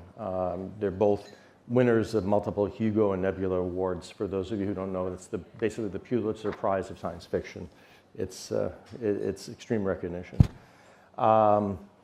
Ken was a software engineer and a corporate lawyer before turning to writing full-time a decade ago. So he's had an amazing career doing different things. His short story collections around the paper menagerie and the hidden girl have become classics, among many other things he's written. He's also known for his silk punk novels, taking Asian folklore, blending with science fiction and fantasy. So he's a real pioneer there. Also, a lot of his stories have been adapted for a Netflix anime series called Pantheon that my daughter got me into just a few weeks ago. So ironically enough, I'm totally addicted. He's also known to most of us for translating Cixin Liu's amazing three-body problem novels into English, really bringing that body of work into the Western world. So it's a real achievement. Mary Robinette Kowal is also, again, won these awards. She's very well known for many things, including the Lady Astronaut series that postulate an alternate history of accelerated space deployment. I guess it starts with the calculating stars chronologically, but you started writing that with Lady Astronaut and Mars even before. Correct. So long before we had things like For All Mankind on TV, you were thinking about accelerating the space race on your own. She's also a translator, like Ken, but she translates novels from Icelandic into English, as well as being a puppeteer, which I find totally fascinating. So fascinating people in many aspects of their lives. So I'm going to kick off with a question or two, and then we'll open up to the audience too to have some discussion. I'm sure you guys have lots of questions you want to ask. First off, I mean, it's an amazing week. It's great that we have Beyond the Cradle now. We're back to the moon. And despite all the political craziness in the current, even the current weeks, it's really attracted the popular imagination. It's been great to see this story rise up and being back on the moon being something that people pay attention to. And ideally, at least in the US, we're going to hopefully be back to the moon to stay. That's the goal. We're working on it. So people will be living parts of their lives out there. Going out further, though, it's an interesting call, right? Because to live in space, it's like silo for real, especially if you're on Mars and the moon, you got to dig in, there's radiation, you can't go outside. It comes at a perceptual cost at the very least. And in science fiction, what gets people out en masse to the planets, to the solar system, oftentimes can be something like a catastrophe, right? So Mary Robinette in your novels, Lady Astronaut, there's a catastrophe on Earth. It's one that has a clock attached to it, so you have time maybe to accelerate a process, but that's what gets people out. A little bit like Neil Stephenson's Seven Eves, same idea, catastrophe, people get out. How do you guys think we'll go? Do you think people will go en masse into the solar system? If so, what do you think would get us to do this? Go for it. So I love the idea of us moving out into the solar system. Realistically, it's a really hostile place, right? So when we talk about it, I think the things that we have to talk about aren't so much the mechanical infrastructure. I think those are problems that are well on their way to being solved, as we heard in the previous panel. I think the problems that we're going to have to solve to get people to move out are humanitarian problems. It's going to be questions about how are we, what does a sustainable economy look like that's not exploitative? What are the arts that we're going to move out there? When we look at models within the Earth, the places that have the most robust, longest-lived societies are the ones with an active arts culture, are the ones with active civil engineering. And those are the problems that I think that will help us move out into space. One of the panelists previously talked about how humans are explorers and we're curious. Actually, most of us, everyone here, yes, but most humans actually don't move that far away from where they live. So the ones who go out there are the outliers. And what are we doing to draw those outliers, but also what are we doing to attract people? What opportunities are we allowing for people who don't have all of the fancy degrees, the people who are marginalized? How do we get those people out? Those are the things that I think will create that sustainable future and get people beyond just this cradle. Ken? So I get this sort of question a lot, which is, as a science fiction author, what do you think we can do to make space exploration and settlement a reality? I've always been a little hesitant about answering them because it seems to me that science fiction authors are not very good people to answer this question. Now, I won't speak for Mary Robinette because she actually is a real expert on this stuff. She has studied space exploration and she knows this stuff for real. I do not.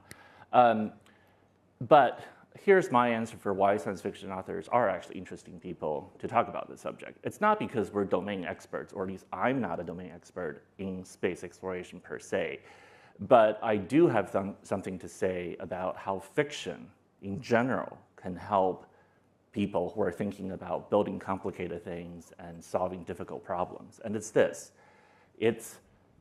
Fiction fundamentally is about new models of thinking and new models of looking and shaping problems. And new models are useful as a way for us to solve problems that we don't even know how to solve or ask questions that we don't even know how to ask. So I'll try to illustrate this with a very concrete example. So I think a lot of people here know who Christian Huygens is, inventor of the pendulum clock, discoverer of Titan, a very important Renaissance scientific revolution figure. What maybe, some of you probably know this, but maybe not all of you know this. He was also a very important science fiction writer, or at least I consider him to be a very important science fiction writer. He wrote Cosmotheros, one of the first important works speculating on the existence of extraterrestrial life, long before the modern age. And it's instructive to see how he speculated about extraterrestrial life, to think about the importance of models and fictions, right? So if you read his book, it's incredible. He talks about the possibility of life existing on Saturn, Jupiter, Mars, everywhere.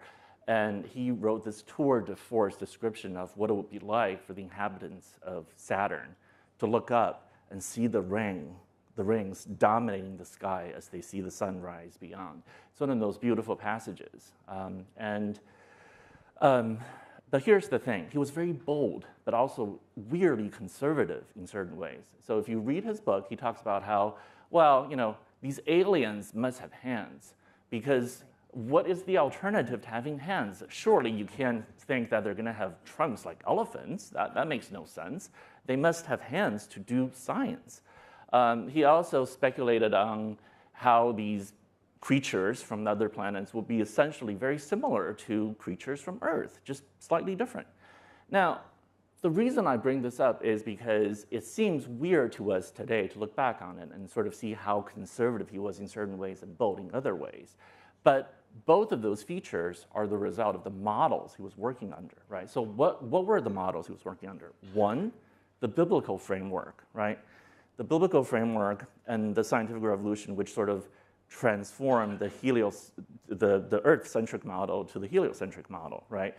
Because of the discovery of satellites like Titan and the Jupiter satellites, it provided this idea that not everything revolved around Earth, that other planets had things revolving around them too. So perhaps God created these other worlds for inhabitants as well, right? This is the idea of the principle of plenitude. So those discoveries allowed him to start to speculate in this bold way. The other thing that gave him a model was the discovery by Europeans, the European, I will put it as the European voyaging to the New World, where they discovered inhabitants pretty much like people back in the Old World, and plants and animals that were not all that different. So from the perspective of somebody like Huygens, if a continent on the other side of the ocean basically has the same kind of inhabitants as we have in the Old World, then why is it so strange to think that other planets would also have similar creatures with hands and so on and so forth? So my point is, the very things that allowed him to ask the questions that he did and to speculate also constrained the kind of solutions he could come up with, right? That's what I'm talking about, models. The models that allowed him to start thinking boldly, but also constrain the kind of answers he came up with. All which is to say, I think that's what science fiction authors can do.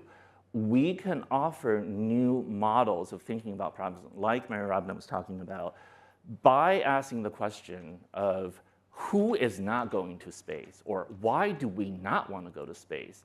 And by coming up with interesting speculative answers to these questions, we offer new models for all of you who are interested in going to space to think about what the other possibilities are. Like Professor DeWitt was saying, it's not about looking for biosignatures sometimes, it's about looking for absence of signatures. The absence can be a signature. So in this case, asking the question of why have we not gone to space? What are the things that we are not doing, right? Sort of looking at the absences and coming up with new models may offer interesting new answers. So that is my justification for why I think science fiction authors may be interesting. So. Yeah, without a doubt, you guys do make it interesting because you explore all these possibilities long before we can actually realize them. And I can riff on it in a couple of ways. Mary Robinette, you talked about, in a way, the role of media and art in trying to portray the magnificence of what this could be, or reasons for people to go. It reminds me of, this dates me, Clifford D. Simak's novel City. I don't know if you know. Yeah. So the reason humans left because the mutants wanted to get rid of them, and they co-opted advertising to get them to go to Jupiter and have themselves biotransformed, because it was so wonderful there. So that's kind of intriguing in a way people can be manipulated to, or encouraged to have another view just via the culture. Science fiction, of course, does play a big role in this too. That's why we're all in this room, because we believe in the dream to some extent.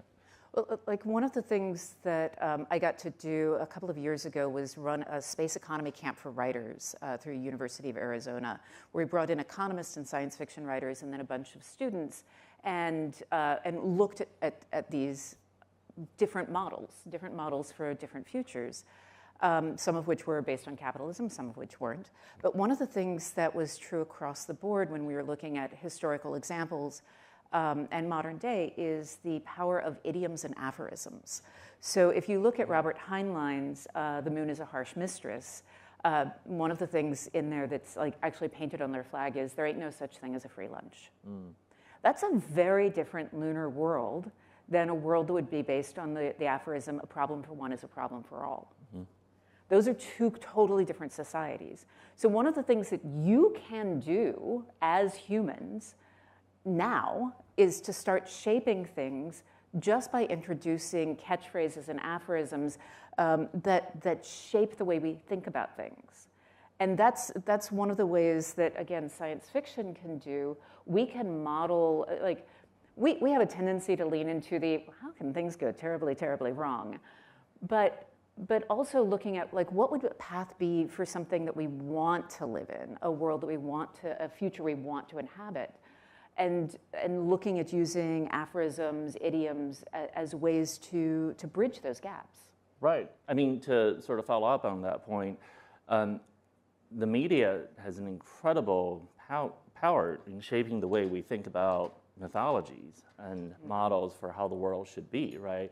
I mean, there's a reason we name these missions like Apollo and Artemis. There is a mythological component to science and technology that we should acknowledge. We do actually specifically try to bring up these visions of what it is we're trying to do and get people excited about them. And these media representations can have an outsized influence on the way the public thinks about things. So for example, right, I'll give you another concrete example. A lot of people consciously or subconsciously understand life through the games they play. The game Monopoly has an outsized influence on the way we think about capitalism and what actually investment and assets and all these things mean. But it's only recently that I realized that Monopoly actually has a very interesting history, the game. It was invented originally by a radical feminist, and it was actually a game with two sets of rules. The rules that we know of are part of the rule called, the game called the landlord's game. And it was actually originally meant to illustrate the ills of capitalism, not as a playbook for how you succeed in capitalism. Yeah. There's also an alternative set of rules in which when you make money, everybody makes money rather than a zero-sum game, which Monopoly is. And that alternative vision for how society could function was meant to be the radical utopian vision, which Parker Brothers never decided to go with. They just went with the one set of rules. So it's interesting to think about, again, what are the models we're offering, right? What Heinlein has, again, a very huge hold on the imagination of today and the way we think about how space exploration has to be based on colonial models. It has to be based on extraction of resources. It has to be based on making a profit. But why? Why do we think that actually is true? And is it actually true? Again, why do you have that one model as the model that answers everything? There are other models and plenty of other ways of thinking about this. You actually just remind me of just a single author in two different works, The Martian and Project Hail Mary. Right. So The Martian is about what happens when a team of people come together to solve a problem. And Project Hail Mary is you need one smart guy. Mm-hmm. And we know from science you need a team of people. And the thing that happened with The Martian was that the recruitment numbers at NASA, the next time they had the astronaut applications, those, it was in magnitudes of more people. I don't remember the actual numbers, but it is this power of narrative. So even when we are talking, humans are made of narrative, even when we're talking to each other, we can tell stories, we can frame things in ways, even if you aren't a fiction writer, you can frame things in ways that help people understand things. The power of the anecdote versus actual data. Anecdotes always win, even if they are not true, which is very frustrating. We're forged on our stories. I mean, it's all about the story. The facts matter, sure, at MIT, but the story has so much power. Yeah. And you can look at all kinds of alternate worlds that way, too. There's been a strong trend, at least in especially televised media, towards dystopias, right? And we talk about that a lot here. My colleague Kevin Esvelt's trying to look at ways for the human species to survive. And, are there alternative visions that give people a path forward? How do you guys see it from your viewpoint? Is this just a selective, these are the ones we notice? It's always a good story in a dystopia. Or is there a whole frontier that moves away from that? There's a bunch of different writers that are exploring hopeful fiction. Becky Chambers is a great example of this. I think that I will say something that I think is controversial, but dystopias are easy. It's really easy to break something. It is really easy to escalate. De-escalation is hard. Building things are hard. And so I think the stories that posit positive futures and offer roadmaps to get there, those are the ones that are, for me, more interesting. It is also extremely rare to see a hopeful future that did not go through a catastrophic reckoning. Star Trek, like when you look at that hopeful future, the path to get to that, you go through the eugenics wars. Eugenics wars, yeah. You know, Becky Chambers, beautiful, hopeful future. The path to get to that is catastrophic climate change and having to abandon the Earth because of that. But I think there are ways that we can get there without having to go through those massive societal upheavals. But it involves kind of a lot of people investing in a narrative that societally we are not at a place to do that in the United States right now. Well, it's like Gibson's jackpot as well, right? There's a bottleneck we have to get through. Yeah. But ideally, there's a way where we can minimize that, and you guys can maybe show us some pathways. Yeah. I mean, I think dystopias, like pure utopias, are very fragile. Yeah. Right? And I think that's one of the things that often gets missed, which is that these stories are easy precisely because they're not realistic. They are easy, and they speak to anxieties of the moment, right? I mean, science fiction is not really predictive, it's descriptive. So science fiction is always very descriptive of the anxieties of the moment that they're crafted and they're written. And a lot of times, that's what comes out. If you read dystopias, I think the one way to make them sort of effective and interesting for our purposes is to examine just how wrong they are in their fundamental assumptions. So for example, right, a very famous dystopia novel that I'm sure most of you have read is 1984. It talks about the party being so totally in control that there's just no way out. And of course, if you read the third book, the entire premise here is that even the very idea of rebellion is actually just a conspiracy manufactured by those in power, by the party, such that there is literally no way out. And people read it and then they think, oh, horrible. If we ever get to that totalitarian system, what can we do? The problem is we lived through multiple totalitarian systems like that, and they were all incredibly fragile. It turns out that all of these systems collapse just like that. Overnight, these great empires fall in a way that was not covered in 1984. And so they simply don't account for the reality of how much more hopeful and how much people can actually change their circumstances. Their power relies on this mythology, this temporary mythology that they're invincible, when in reality they're nothing like. Utopias are very similar. They rely on a kind of narrative of invincibility, which is why I think heterotopias are far more interesting. They're neither dystopias nor utopias. They're heterotopia. In other words, they're more real. They're more like the world we actually live in. And so Star Trek became more interesting when it became more of a heterotopia. And it became more interesting to think about what are the narratives, what are the things that these models offer that are more hopeful, and how are they handling the sort of tensions that we're dealing with.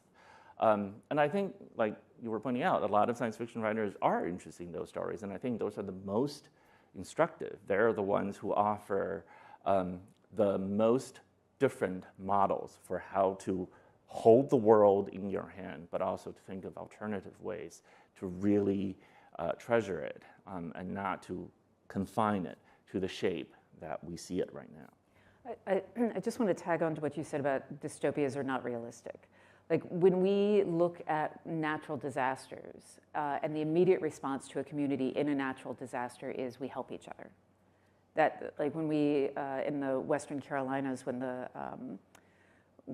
all of the flooding happened, people just came together. We see this over and over and over again. But one of the things that happens when we don't have a script for how to behave is that we look to a leader. So we mentioned that I was a puppeteer. I would go into elementary schools. And the thing in an elementary school is that there's something that we call the herd effect, which is kids don't know how to behave. And if one of them is like, oh, what you do is you yell at the puppets, if no one stops that, the entire audience will just start yelling at the puppets. It's so much fun. Conversely, when we do family shows, the kids will look at the adults for how do I behave. And so those shows, we have to work so hard to get the audience to engage with us because the adults are like, I will reserve myself because this is for my child. And the child looks at the adult and is like, I am supposed to reserve and be quiet. So what we learn from this, and from, again, historical examples, is that when you have an unprecedented event, a dystopia or a tragedy of some sort, people look to the leader, and that leader can set the tone. Any of you can be a leader for the group that you are with, for setting a tone. One of the things we've also learned is, you were talking about how fragile dystopias are.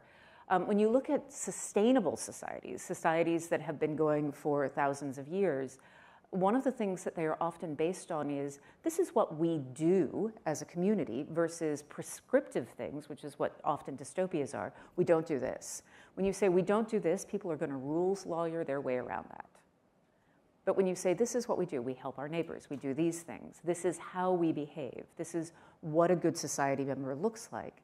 One of the things you can do, again, like if you're just doing small group things, someone is misbehaving, calling them out can actually sometimes publicly can cause them to misbehave more.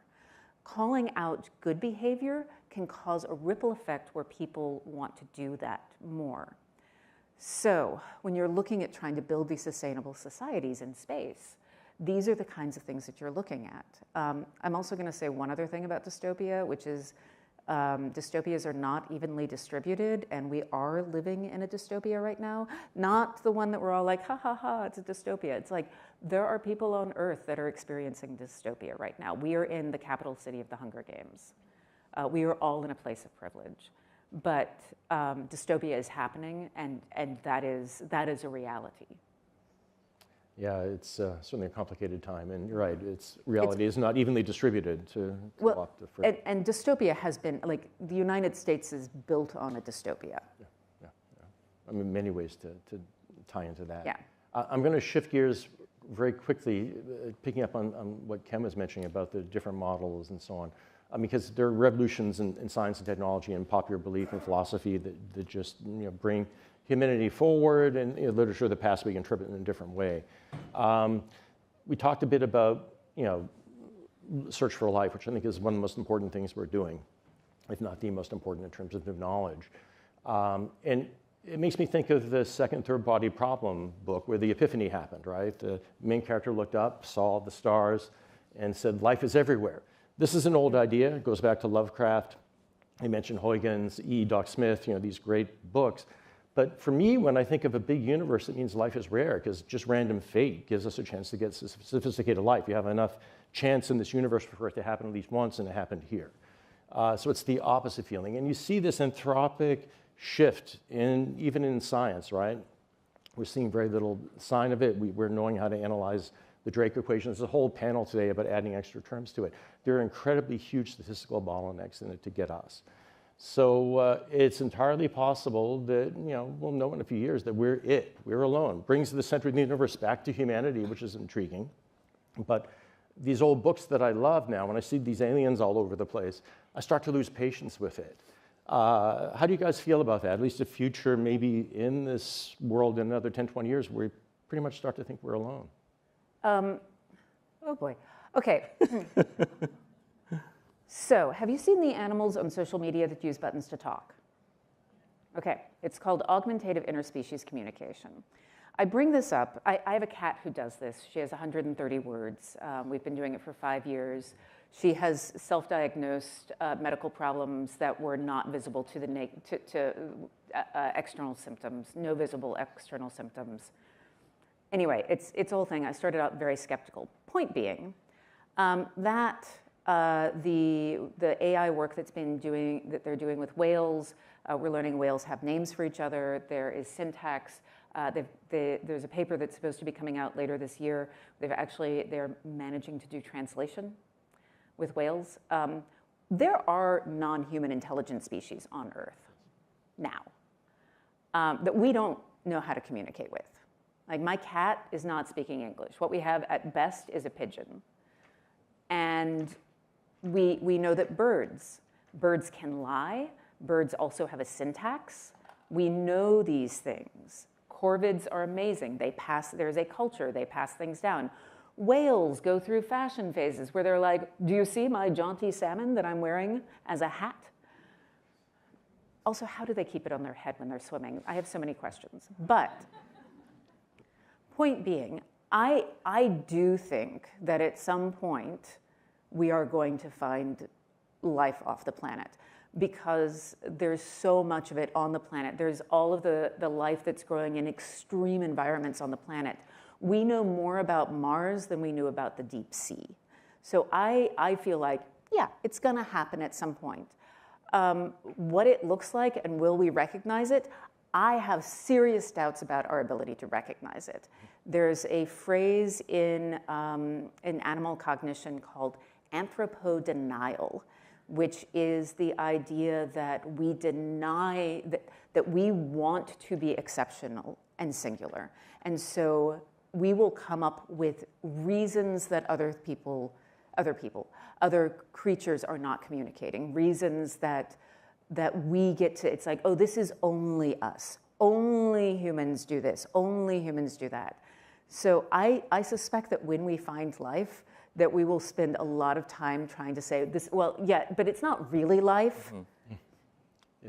It's not, I mean, yes, they are breathing, but that doesn't mean life. Yeah, it's intriguing. Asimov had grass everywhere, right? But nothing more advanced than the foundation. David Brin actually had the jingoist attitude where we would, to communicate with them, we'd uplift them. Yeah. So that make them human, which is counter to what you're saying exactly, I think. Yeah. So there are different ways to look at it. Yeah, I definitely agree with that. I think the real issue is not whether there's life out there. I think the real issue is, will we recognize it? And even if we do, will we be able to communicate or understand it in some way? I mean, fundamentally, the reason why we can communicate at all with each other is because we have shared history and basically we have the same brain structures and so on and so forth and all of that evolutionary deep history that allows us to pretty much perceive the universe in the same ways. But again, it's because we share the same model. It's not clear to me that aliens will share the same model at all. I mean, there's plenty of sci-fi written about that, precisely that point, that if they do not share the same model of the universe, then how can we even communicate? And even if we do, will we only be able to communicate at the most basic level? Probably not even as well as you do with your cat. I suspect we'll do much worse, actually.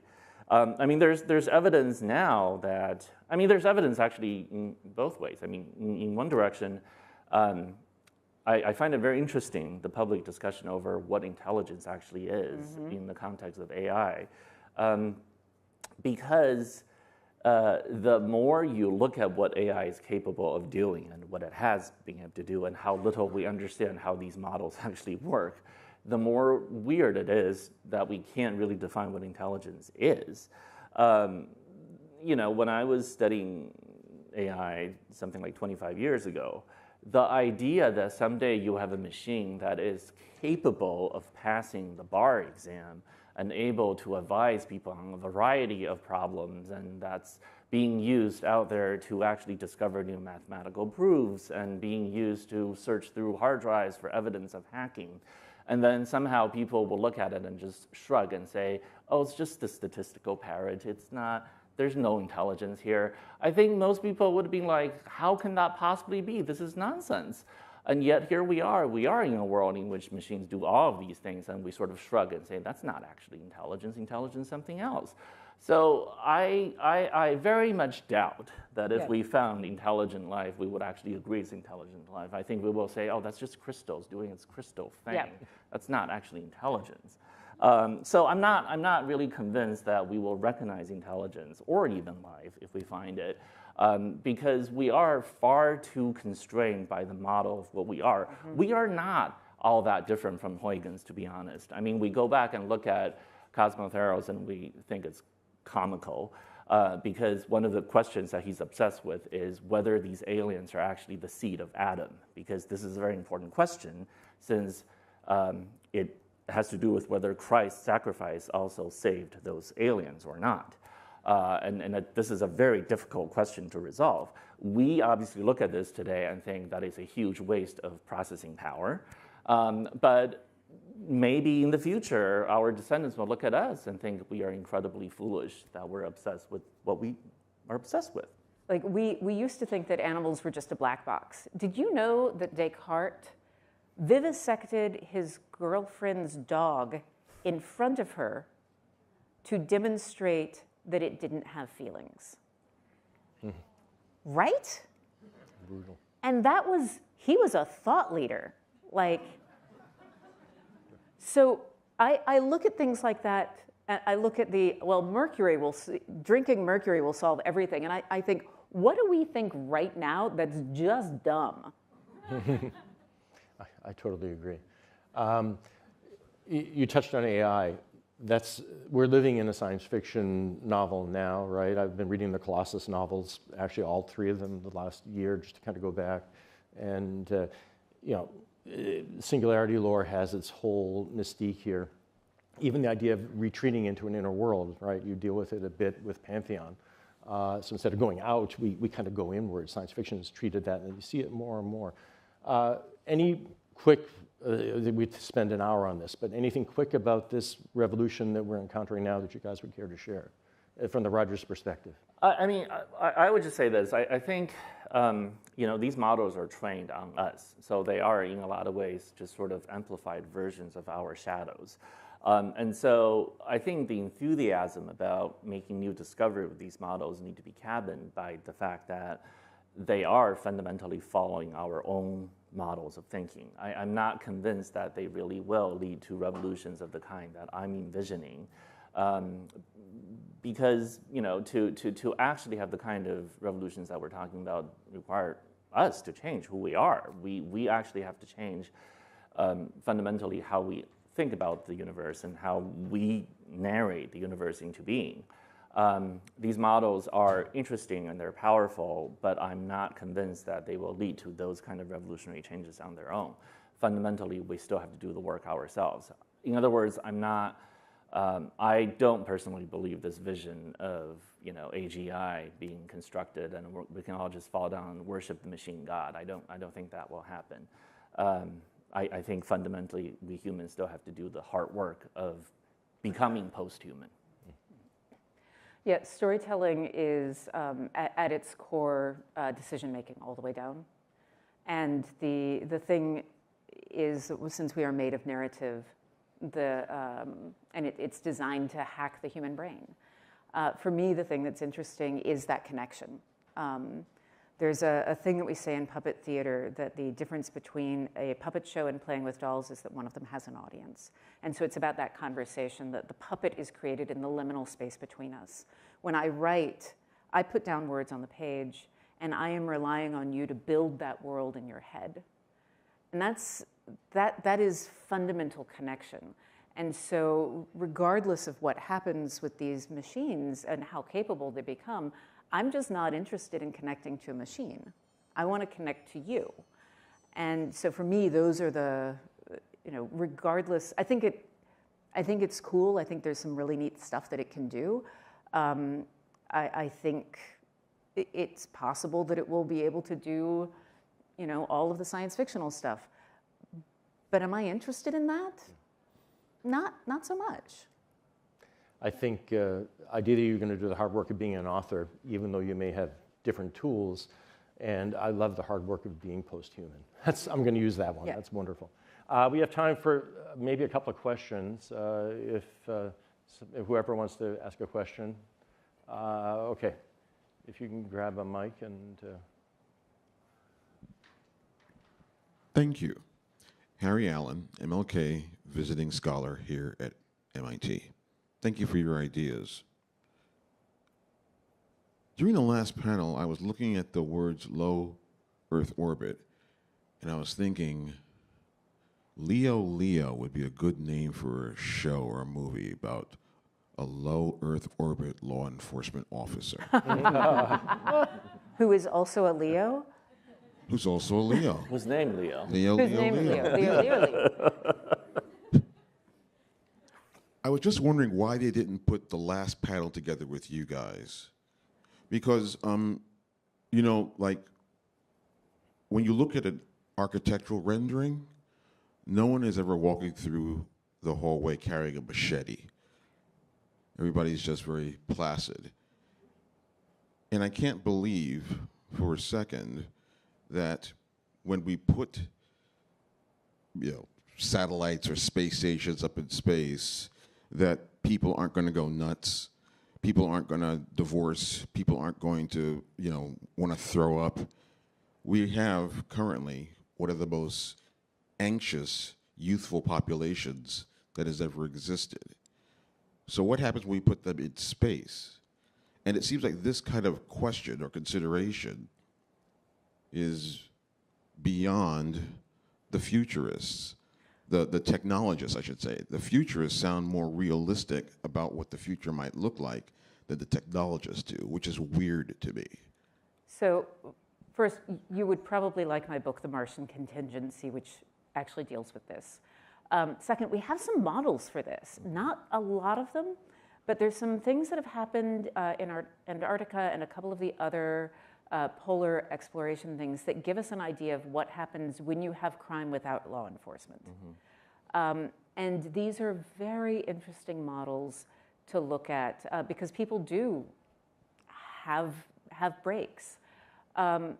There's also the question of what kind of law enforcement do we have? Because talking about what Ken was talking about before, the models, there's a big difference between the models of punitive justice or keeping people safe by pinning in the criminal and restorative justice or rehabilitation, where like one of the potential models is this person committed this crime because they are having these emotions. Let's address the emotions. Let's address the underlying cause. Most of our justice system is built around addressing symptoms. And so, like looking at this, you know, law enforcement officer in Leo, what is the why behind the actions that they take? Yeah, no, I was just going to add that I do think we have some interesting models to look at in terms of how these kind of communities will function. And one thing to keep in mind is that these communities in space will almost certainly start out as instruments of bigger political goals or commercial goals, and they're not self-sustaining. Right. So in some ways, they're always going to be not self-governing, but rather extensions of existing societies in some sense. And there is something very interesting about how we view those kind of communities and to what extent do we view them as examples of democratic governance. I mean, there's a reason why so many of the speculative ideas about these communities tend towards the authoritarian. And then I do think that's something interesting and we should be aware of, that it's not because that's a natural consequence of having those kind of communities, but just of the way we envision them coming into being. Yeah, I mean, most of space culture now is based on the military. We don't have to do it that way. Once we have other reasons to go, Yeah. it'll be a different story, hopefully. We have 46 seconds left. Do I have permission to ask one more question of the audience? Okay. So Go ahead. Thank you. My name is Xin. Yeah. So thank you both so much for the talk. Recently, I've been reading this book called Hopeful Pessimism. It's by this author. She argues that pessimism, not optimism, is the necessary virtue for our current era for different kind of crisis, as it provides the resilience to act morally without the false comfort of guaranteed success. And I really liked Ken Liu's book, The Armies of Those I Love. And I think you also mentioned that how to kind of practice this muscle to hold the world. I think, as Joe mentioned, that we're living in a really difficult time and complicated time, as always we do. So maybe my question is around, do you think it's possible, particularly in this room, that as scientists, engineers, technologists, would we ever try to find moments or seeking answers of places that there will not be a solution of something? Does that make sense? In a way that perhaps like not everything is solvable, and in those circumstances, how do we deal with the world? So frequently things are not solvable because they are complex. And so one of the things that you can do when you're approaching a situation like that is to break it into different problems. Take like, how do we live in space? That is like 10 problems in a trench coat. So you can break it into different problems, and then each of those problems individually might have a solution. And what you do is you prioritize, but that priority is based on what you value. And so even when you're looking at failure states, looking for a failure state that is most closely aligned with your values, like being up for an award, not a thing I have any control over. But the failure state of not winning the award, like I have no control over it, I can't do anything of that. But I can align the not winning the award with my value system, which is to be excited, to be gracious, to be the best dressed person in the room. Those are things that I can align. And so I think that that's something that you can do when you look at an unsolvable problem, break it into the smallest pieces you can, and then even if there's no solution, looking at this is what I value and how do I get as close to that as possible. And sometimes, I think the unsolvable problems are unsolvable because it's the wrong problem. Yes. Sometimes the issue is just realizing that the real problem you're trying to solve is something very different. Mm-hmm. It may not be we all have to agree on a king. It may be that we don't need a king at all. Yeah. So sometimes that can be the light, the revelation. Yeah, we actually did that with SciFi. We were trying to come up with new membership requirements, and then realized that our entire fundamental basis for how we measured it was wrong and chucked it out completely. Yeah, there's always another problem on top of the old one, too. Yeah. So we're never quite away from that. On this note, I think we're at time. You guys have lunch. Mary, Robinette, and Ken, it's just so wonderful to have you guys here. Your perspective is just so great to share. And thank you for coming. Thank you all for being here. Thank you for having us. Welcome back after lunch.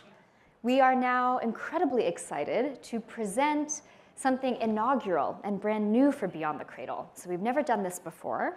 Last fall, we instituted the inaugural Aurelia Prize for Design in Space Urbanism. So our idea was that we're at this incredible inflection moment that we've talked about earlier in the day for humanity becoming properly a spacefaring species. Could we resurrect some of the spirit from the 1975 NASA summer study? Anybody here familiar with the NASA summer study? Read it or maybe seen some of the ideas before? This was a really iconic project done in 1975 where Jerry O'Neill out at NASA Ames Research Center, so near Palo Alto, in California, brought together an insanely talented group of scientists, engineers, designers, artists to map out the future of large-scale human population habitation in space. So famously, they predicted that we would have tens of thousands of people living life in low Earth orbit by the 1990s. Didn't quite get there. I think we are now the inheritance of this amazing legacy and vision. And because last year was the 50th anniversary of this really iconic space architecture work in our field, we decided to launch the Aurelia Prize. So we invited submissions from all around the world in 3 different categories.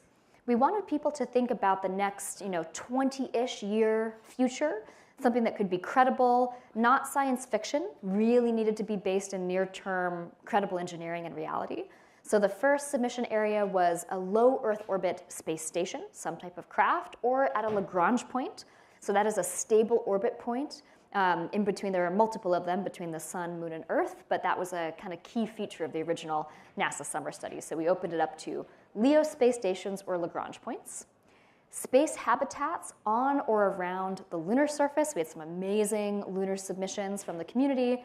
And then finally, we really want to get people thinking about automated manufacturing, facilities, in situ resource utilization, mining, all these different things that might be able to happen in this grand expansive space in the near cocoon of Earth, but without humans, because we really do think it's this duality going forward that makes the most sense. So we're very excited to see some fantastic submissions in this category as well. We ended up having over 200 submissions for our first ever prize call. This was an interesting challenge for our team because we're a very small little team at Aurelia, so being able just to field that much interest was overwhelming, but also fantastic. The selection criteria are behind me, so you can see a little bit about what we used as the vetting criteria for the projects. And then we were incredibly honored to have a panel of 5 judges, in addition to myself, who are world-famous architects, designers. Victor Glover, the astronaut on that screen, is the same Victor Glover who is flying home from the moon right now. He really did carve out time for us in the 6 months before his lunar launch to be one of the judges for this, so we're incredibly grateful to Victor. Bjarke Engels from Bjarke Engels Group, one of the world's most famous architects. Thomas Heatherwick, a renowned designer based in London. Andrew Zuckerman, who is the photographer for Apple. So if you've ever seen a beautiful white background photograph of a gorgeous iPhone or an iPad, that's Andrew. He now also has a really interesting visual studio practice all of his own, doing unbelievably beautiful high resolution close-ups of animals and insects. And then Dr. Olga Banova, who is one of the leading mentors and professors in the field of space architecture. She famously runs the architecture program at the University of Houston. So just a big thank you, in case any of the judges are tuning in today, big thank you to the judges who managed to put together the reviewing of over 200 submissions for the inaugural prize. So now I'm going to transition to the announcement moment. We've kept it really secret up until this very moment who were the honorable mentions and the prize winner for this year. So I'm going to start with the honorable mentions. I'm going to do a little bit of a brief overview so you guys can get a sense of the projects. If you'd like to learn more, we have posters for each of the honorable mentions and the prize winner out in the lobby. And then we'll also have a workshop today. So later in the afternoon, you'll get reminded about the workshop series. We have Daikin's workshop. We have a workshop about the prize. And then we also have a Drake equation workshop with David Newman leading. So if you want to hear more about the prize, you can go to the workshop later today. So our first honorable mention, want to award it to BioArc. Christopher Maurer, Lynn Rothschild, James Heed, and a fantastic team.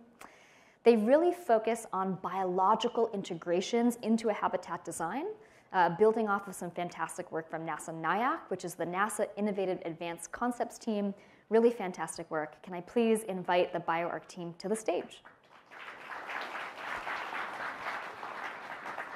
Lynn, it's so nice to have you here in person. Thank you. Thank you very much. Hello, thank you so much. And I believe we have certificates for you. Thank you, Max. Thank you. Go ahead. Great. And do we have the photographer here? I think we'll do one photo with everybody, with each team.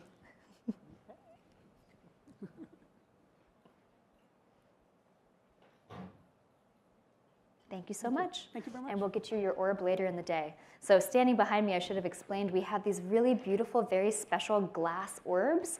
They are hand-blown glass from Josh Shimson, the amazing glass blower who's been a big supporter of Aurelia Institute and Beyond the Cradle for quite some time. So each of the honorable mentions will take home an orb, and then the ultimate prize winner will have an orb as well. All right, number 2, Project Loop, Silvio De Mio. Project Loop came to us having already been awarded a really significant prior space architecture prize. We were completely impressed by the beauty, really just sheer beauty of their drawings. I think it's a very evocative concept that they would be able to close off, seal off lunar lava tubes on the surface of the moon and potentially turn these already naturally, in a sense, excavated spaces into potential habitat space. So if I can please welcome up Project Loop.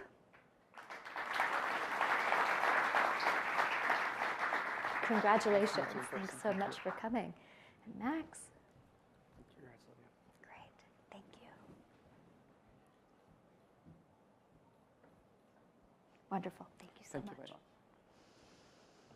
And number 3, Zephyr. So this is Hugo Shelley and JP offered us a really interesting example of artificial gravity.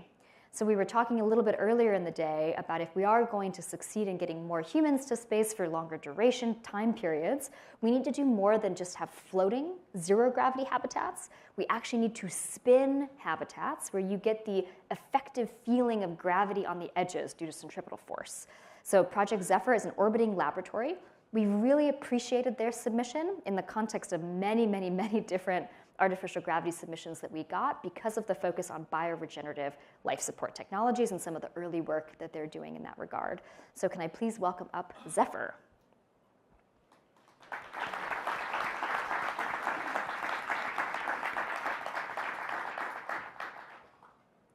Thank you, Hugo.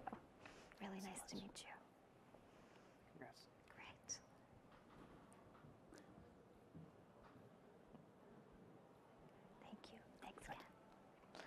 And last but certainly not least, the final team couldn't join us in person here today. Would have been coming far from abroad, but I believe you were watching on the live stream, so hello, great to see you guys. It is Orbital Emergency Granary. So Philippe Sledge and Maciek Jarozik, I hope I pronounced that correctly. We loved their concept not just because of the quality of their actual submission, but they 3D printed a fully functional model, and their video submission to us was showing us the dynamics of motion and some of the planning for Orbital Emergency Granary. They also very thoughtfully took into account one of the submission criteria, which was purpose. Can you show us why your future space station is relevant for protecting life on Earth or contributing back to Earth, not just about a science fiction mission going back further out? And so here they're thinking about their technology as a potential strategic food reserve for Earth. Good for Earth, also good for our ability to learn how to really grow food at scale for life in space. So while you couldn't join us here today, hope you guys are having a wonderful afternoon. Congratulations again, and we're excited to send you your award. All right, so without further ado, the big moment, we are now going to announce the winner of the Aurelia Prize in Design for Space Urbanism. This is a $20,000 prize package. We've also agreed to have the winner come with us on our zero-gravity flight at the end of this year. So a zero-G flight is a parabolic aircraft where you actually get to float in between different parabolas of the flight and train like the NASA astronauts do. So we're so excited to announce Tycho and Will Root as the winner of the Aurelia Prize. Congratulations, Will.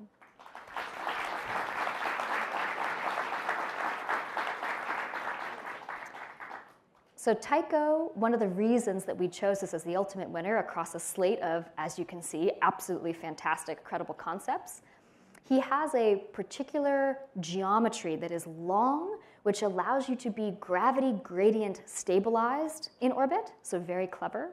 He has also already worked on a provisional patent for his technology, which is this rigid origami folding that allows us to pack up very tight and then expand in orbit protective, larger volume station components. So we're really excited about the integration of a novel new technology into the work and the grand scale of his vision.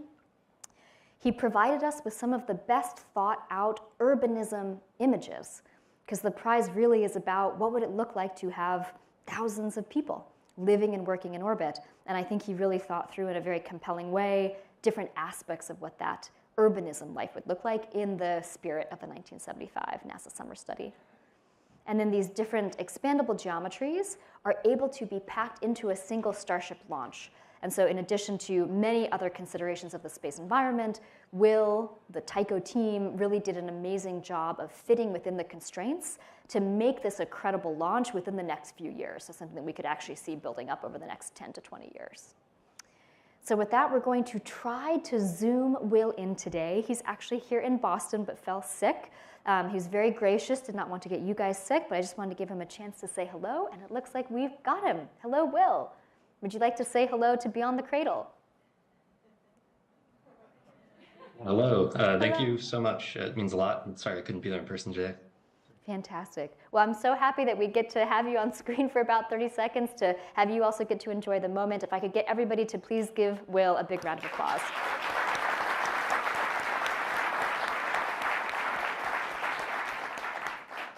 Thank you, Will.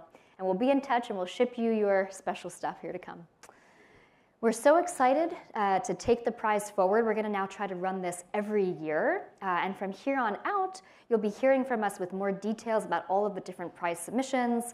Follow us on social media if you'd like to hear more about where we're taking and trying to support all of these different great concepts. And again, you can read about them outside in the lobby or go to the prize workshop later today. I also just wanted to say a special thank you to our Aurelia Institute team.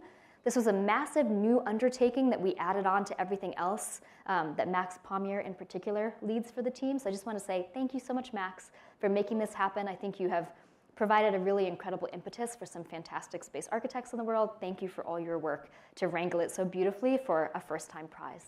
Thank you, Max, and thank you to the Aurelia team.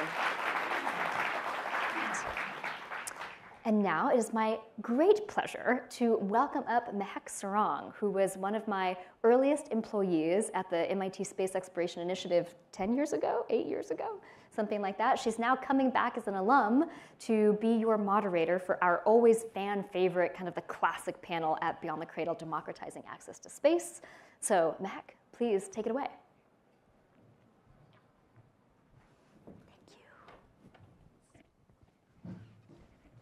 Thank you. Hi, everybody. My name is Mehek Sarang, and it's a pleasure to be with you today, here celebrating 10 years of Beyond the Cradle, and to be with an excellent panel to talk about what it really means to democratize access to space. And I think when we look at the last decade, really, democratization and access are really defining features of what we've seen in space. There are more actors than ever, launching more payloads than ever to space in this last decade itself. And in the last panel, we heard the difference between the power of narrative or data. So I'm going to give you a little bit of data. 259 launches. That's how many launches we saw at the end of 2024. And that was a record for that year, and we've continually broken that record every year since. And 70% of those launches were commercial companies. In 2024 alone, we launched 2,695 satellites. As we heard, from launching the first satellite, it hasn't even been 100 years. And from a narrative perspective, last year when I was here visiting the Media Lab, I saw a team of 4 different MIT students downstairs from this building operating and communicating with a payload that was headed to the moon. So it is my great pleasure to welcome today's panelists. Please come up and join me. And I hope you will enjoy the conversation that we're about to have. And in the spirit of democracy, I would love to invite you all to think about your own questions for this panel as we discuss this really exciting theme of democratization of access to space. So please welcome our panelists.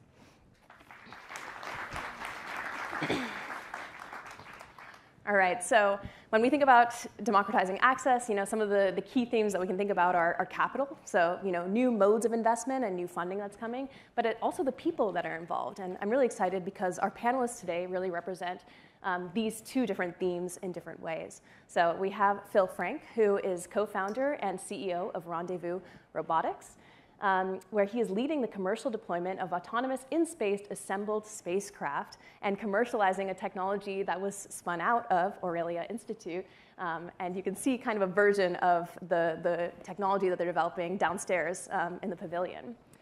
And he has over 3 decades of experience across telecom, AI, and advanced infrastructure, and previously served as a senior executive at Nokia, overseeing more than $3 billion in acquisitions, and founded and sold VUI, a venture-backed generative AI company.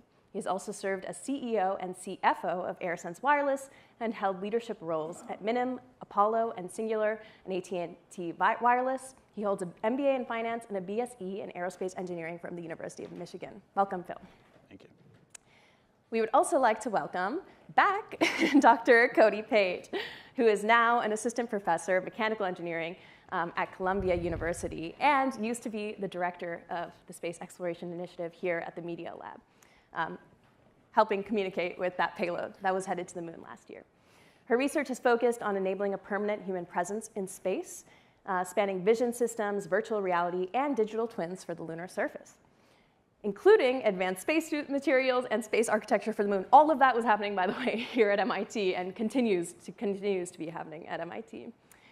She is a Fulbright scholar and earned her PhD here at MIT in the Department of Aeronautics and Astronautics. And she also has additional degrees from the University of Toronto and Queen's University. And she is a geologist by training as well. So welcome, Cody.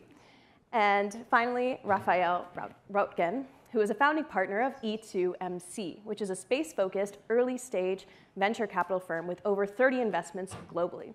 He is also executive chairman of Space Asset Acquisition Corp., a $230 million NASDAQ-listed space SPAC, and co-founder of 2 space accelerators, Kick Sky in India and Orbital Edge in the US. Raphael hosts the Space Business Podcast and is the author of To Infinity, an introductory book on the space economy. He has lectured on space entrepreneurship and investing at institutions including Harvard, Stanford, EPFL, and the International Space University, where he serves as adjunct faculty. He holds degrees in finance and psychology from the University of Pennsylvania, machine learning from PUC Rio, and space studies from the International Space University. So, as you can see, we have a very experienced and very well-educated panel joining us today. And I really wanted to start the conversation talking about from your vantage points.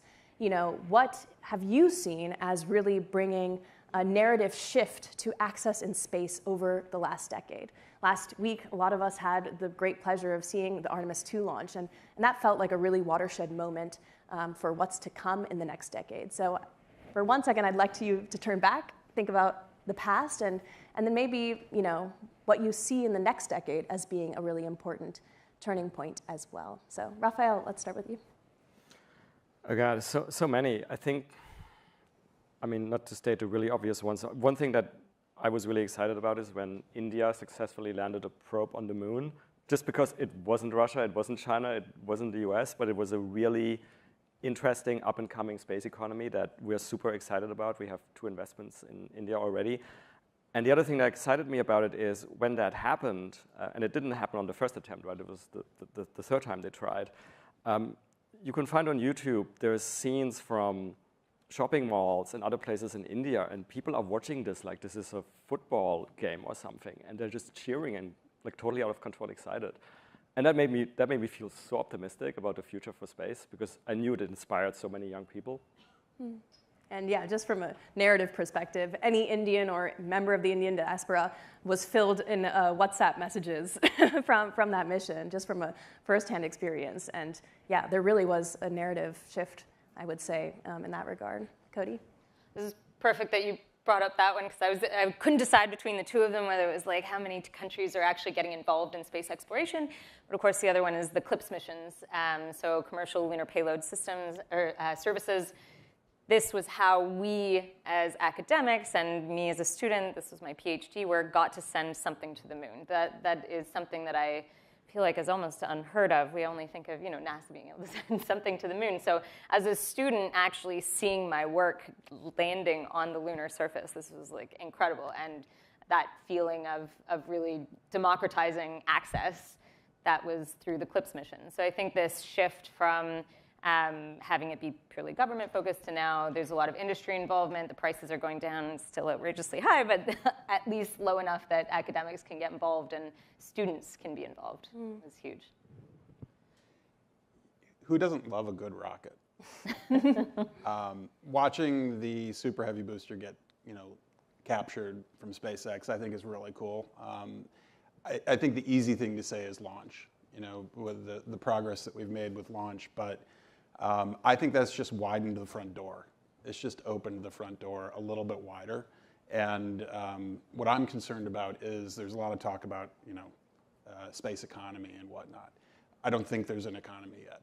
I'm a little bit of a naysayer. I think there's a lot that needs to be done and a lot more that we need to do for access because there's too much concentrated power. There's not a plurality in supply of those really awesome rockets. Now, we're getting there, but I think there's a lot more work to be done. But seeing something like that actually happen, we have a couple people on our team who actually worked on some of the landing legs for Falcon 9. It's a really cool thing. But I still think there's a governor on our ability to actually get enough stuff up there to meet the demand. A couple of folks talked earlier today, Cam and the like, talked about this unprecedented demand. Supply isn't there yet. Yeah, and maybe just to pull on that, democratization, we say it a lot, and it's similar to the word sustainability, I think, where a lot of people utilize it, but it's not really, I don't think we have a precise definition, and it can mean different things to different people. So I think, Raphael, Phil, to go back to you, just to start with you, pulling on that thread, when you think about democratization, and especially thinking about this concentration of power or access, what does democratization mean from where you're standing, and who doesn't have access, or where is access limited, where you think there needs to be a breakthrough? Not to say that I'm the only commercial guy on this stage, but I'm not a scientist. I do believe it is plurality of supply. And to me, our ability to put things in orbit, whether that's in Earth orbit or Cylunar or on the surface of the moon, is great, but that's just logistics at the end of the day. For the logistics company to own access to the vast majority of everything that what all the demand wants to do is an imbalanced economy. That's what doesn't create an economy, and it doesn't create democratization, because democratization is a well-functioning economy where supply and demand actually can meet at a particular place. It's like the railroads, like the beginning of the airline industry, which was again mentioned earlier, where you had to be rich to be able to fly. I think it's all going to get there. You see Firefly and Rocket Lab and Blue Origin and all those folks. And I hate to keep talking about rockets because that's not the coolest thing in the world. It is cool, but it's not the coolest thing. But there's a huge governor on our ability to do things. Like even if you want to do something really amazing, you have to negotiate and pay a lot of money to wait a year and a half, even if you're ready today. So I think that is a big limiter today. And Cody, maybe just to keep going on that thread, I mean, when you're looking at launching student payloads and being a university that's trying to develop real platforms for students to be doing space research and space exploration, how does that infrastructure provide limitations, or where do you see infrastructure changing that's opening up opportunities that maybe we're not super familiar with? Like I said, the CLIPS missions are great, but they are still extremely expensive. And at the end of the day, it is a business, and they need to make money in sending something to the moon, which is not typically a moneymaker. And especially when it's academics involved, we're really doing pure science and research. So you're not looking at making and only one didn't tip over. Exactly. So I think that is definitely a limiting factor in how often we get to go. I mean, I was extremely privileged in being at MIT, which is a leader in this and really has the opportunity to go to space. But if you're at a different university that doesn't have those opportunities, then you're not going to be able to send something to space the way I got to. So it is a very unique chance that I got. And just a thought that I had while you were talking about this, which is a different topic, but it kind of builds on it, was the thought of the governing component of that, which was the space policy side of things. So thinking about what we're sending to space. So as academics, like I said, we're sending science and research, but there isn't really a governance on this. So when we're applying to these CLIPS programs or we're talking to industry about what we want to send, right now it's like it's the Wild West. Anything can go. So I think there is a loss of democratization by not having space policy, because you can't kind of govern how much can be going to space from different types of maybe not just science, but art and different communities and different thoughts, and how that's all going to space rather than just what's going to make us money going to space. So the space policy side of things might also be an influencing factor. And we'll come right back to that, because that's a changing great, topic. Yeah, no, it's a really important topic, and definitely a question that we all need to grapple with. But I think, Raphael, you have a unique perspective, especially going abroad and thinking about how capital markets can play a role in opening access from an economics perspective as well. So I wonder if you can touch on some of the tensions that we're dealing with here, and where investment can play a role, not being a barrier, but maybe as an enabling factor. So I do obviously think investment should play a role, and by the way, broad investment. So I'm happy SpaceX is going public this year, not only because I'm a shareholder, but also it's gonna look. There has been and there will be tremendous wealth creation, and I think broad participation in that should be possible. It hasn't really been so far, because as private companies, it's actually not easy to invest for people who are not wealthy, so-called accredited or qualified investors under US laws. But I think, look, we're still in the early innings of this latest cycle of a commercial space economy. I mean, to Phil's point, maybe there isn't really an economy yet, but I think there is, but it's very early on. So I do think there is a place for public-private partnerships to alleviate some of the concerns. And not to talk my own book too much, but you mentioned in my introduction the Orbital Edge Accelerator. And so we announced yesterday that we're going to do this for the second year running, and this is a public-private partnership. On the public side, it's the ISS National Lab, right? So the entity that's running the US portion of the International Space Station effectively. And it's a partnership with, well, it used to be 3 VC funds. Now it's actually this year, it's 5 VC funds. And the VC funds put in private funding. Startups can get between $500,000 to $750,000. And the ISS National Lab, if all goes well, kicks in a free flight for every startup. And the VC funds in ISS National Lab sit down collectively and select the winners of this accelerators, the startups which will have this chance to fly and receive the VC funding. So I think this is a very good example how, again, of a public-private partnership where you take taxpayer money, but you leverage it with private capital to achieve a bigger outcome and help develop the commercial space economy. Yeah, and to that point, I mean, we've been talking a lot about narratives and bringing more people into the narrative of space, which is really at the heart of democratization. And I think public-private partnerships allow for us to, have a governmental vision, but maybe that can be more democratic, but, it is being fulfilled by commercial actors, by universities. There's a diversity that's present there. And I wonder, for our industry, how do you think about the vision that you have for the future of what our ecosystem looks like? Are there more public-private partnerships? Are there more commercial companies communicating their own visions? Are there more people engaged in creating that vision that aren't in this room? To you, like, what is the true, democratization? I know that's a big question, but I think it's at the heart of some of the questions that we've been asking in earlier panels. Yeah, that's for anyone. What's interesting is that this is not just a technology. Space is like everybody's. It has a whole humanity element to it. So when you talk about democratization and whatnot, I mean, the first things that immediately come to my mind are, market controlling forces like regulation and preventing monopolies and all the rest of that. But that's kind of like, humdrum economics and not that aspirational. I would say one thing from my experience where I spend a tremendous amount of time in the early stages of the wireless industry is standardization can create an accelerator that then allows breadth to actually proliferate. In the 90s and the kind of the beginnings of the wireless industry, there was just this hodgepodge of standards that didn't really allow anybody to really invest.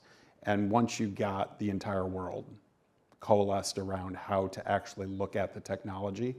I mean, we created an over $1 trillion, market globally that people thought was a joke in the beginning. This is going to be 10x, 100x bigger than that eventually. But you need kind of everybody pulling together. Individual approaches is not going to benefit education. It's not going to benefit, a lot of the what I would consider to be the soft elements of what the opportunity actually is, as opposed to just economic. I feel like this is like the USB versus USB-C, and then everything. Yeah, that was a big plugging together, right? Lightning cable, you name it. Yeah, right.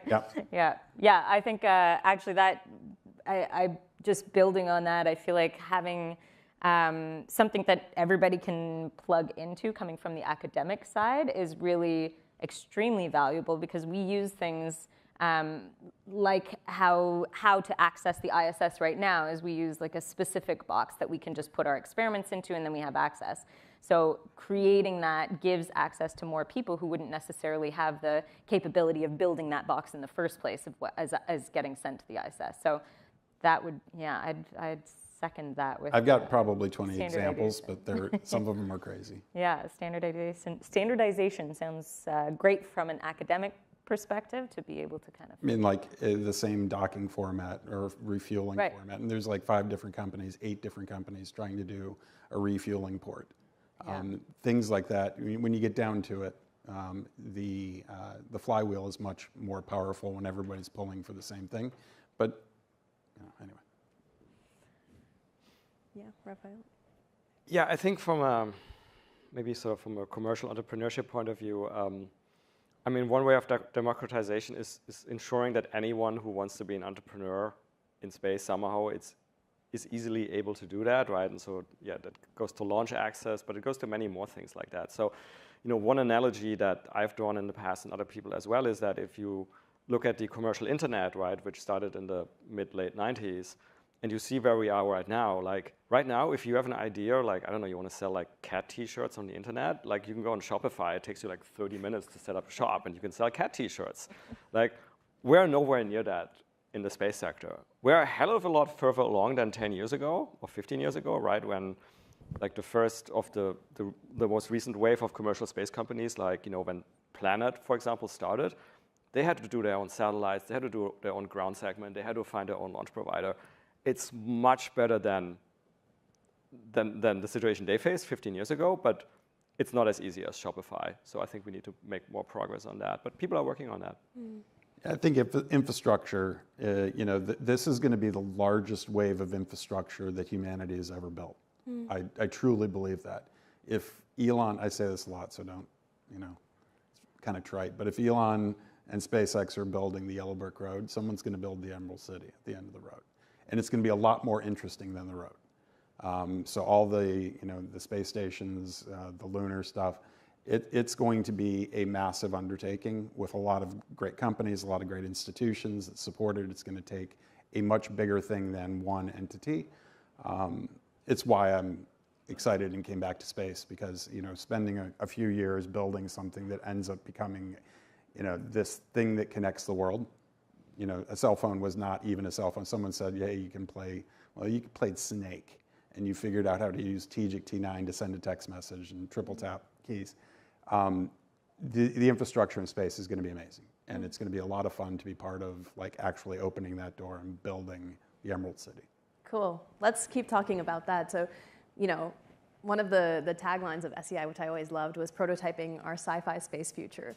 What is that sci-fi space future? Like, where are you taking us with the technologies that you're building, and what do you envision?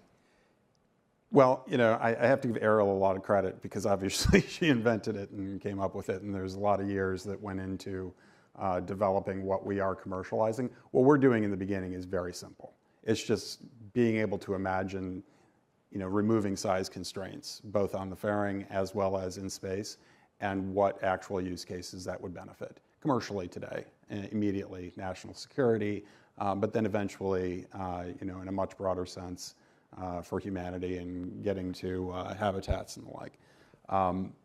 The first things look very simple. They look big and flat. Like, have you ever seen a kilometer scale antenna? We actually need them. There's a few companies out there that believe they can efficiently do direct-to-device communications by using the largest capable antenna, which is 18 meters, costs $100 million today, or using synthetic aperture, basically formation flying. Hey, let's put 1 million satellites up there to do data processing. A lot of opinions around all of that, but I think big and size is actually beneficial. We've just never had a way to be able to do it before, and we aim to show that we can. Yeah. And Cody, from your perspective, I mean, being at a university, you're working with our next generation, right, and training what will hopefully become the workforce. I wonder, from your vantage point, how do you think about training, these next generation of engineers? You're pioneering and stewarding a new department at Columbia, and I feel this is a really exciting time to be doing that. And I wonder if you could talk a little bit about the vision that you have. I've been working on, so a lot of technology that's developed in space has application here on Earth. And that's always been something very cool and really important about things that are being developed in space. But I've been starting to think about kind of the opposite of that, is taking technology that's developed here on Earth and putting it in space. And I think that the new students and all of the students that we have like incredible undergrads that are thinking of all these great new things, and they all know the technology so well. And it doesn't take that much to shift it into space. And I think that is a really big component of being able, like it's part of the democratization of being able to use the things that we already have and the millions of dollars that are poured into development here on Earth. How do we think about that for space? And space is exciting for students. They want to think about it. They want to get there. And so building on that excitement and giving them these opportunities to be able to make those developments for space is, been really, really great for me, and hopefully continues on at Columbia too. And then Raphael, from your perspective, I mean, you're seeing visions all the time, I'm sure communicated to you, and I think one funny question that I always would get on panels was, what's the commercial case for cislunar economy, or what's the commercial case? And I wonder, I don't know, how do you feel about that question? And when you think about, our investment into the space economy, which may or may not exist, to be defined, to be determined, how should we be thinking about that investment, and what is that vision that you think about that we're building, from using private capital to help build that vision? I'm going to say an obvious thing as a venture capitalist, I guess. If there's one thing I believe in, it's human entrepreneurship and the creativity of entrepreneurship. People will come up with ideas that will create value for everyone, and people who are smarter and more creative than me. I'm just lucky enough that I can give them some money sometimes. And this always happens, so I was at college when the commercial internet took off in the mid-late 90s. And I was at college with some very smart people. I overlapped 1 year with Elon, for example, and there was many other smart people there.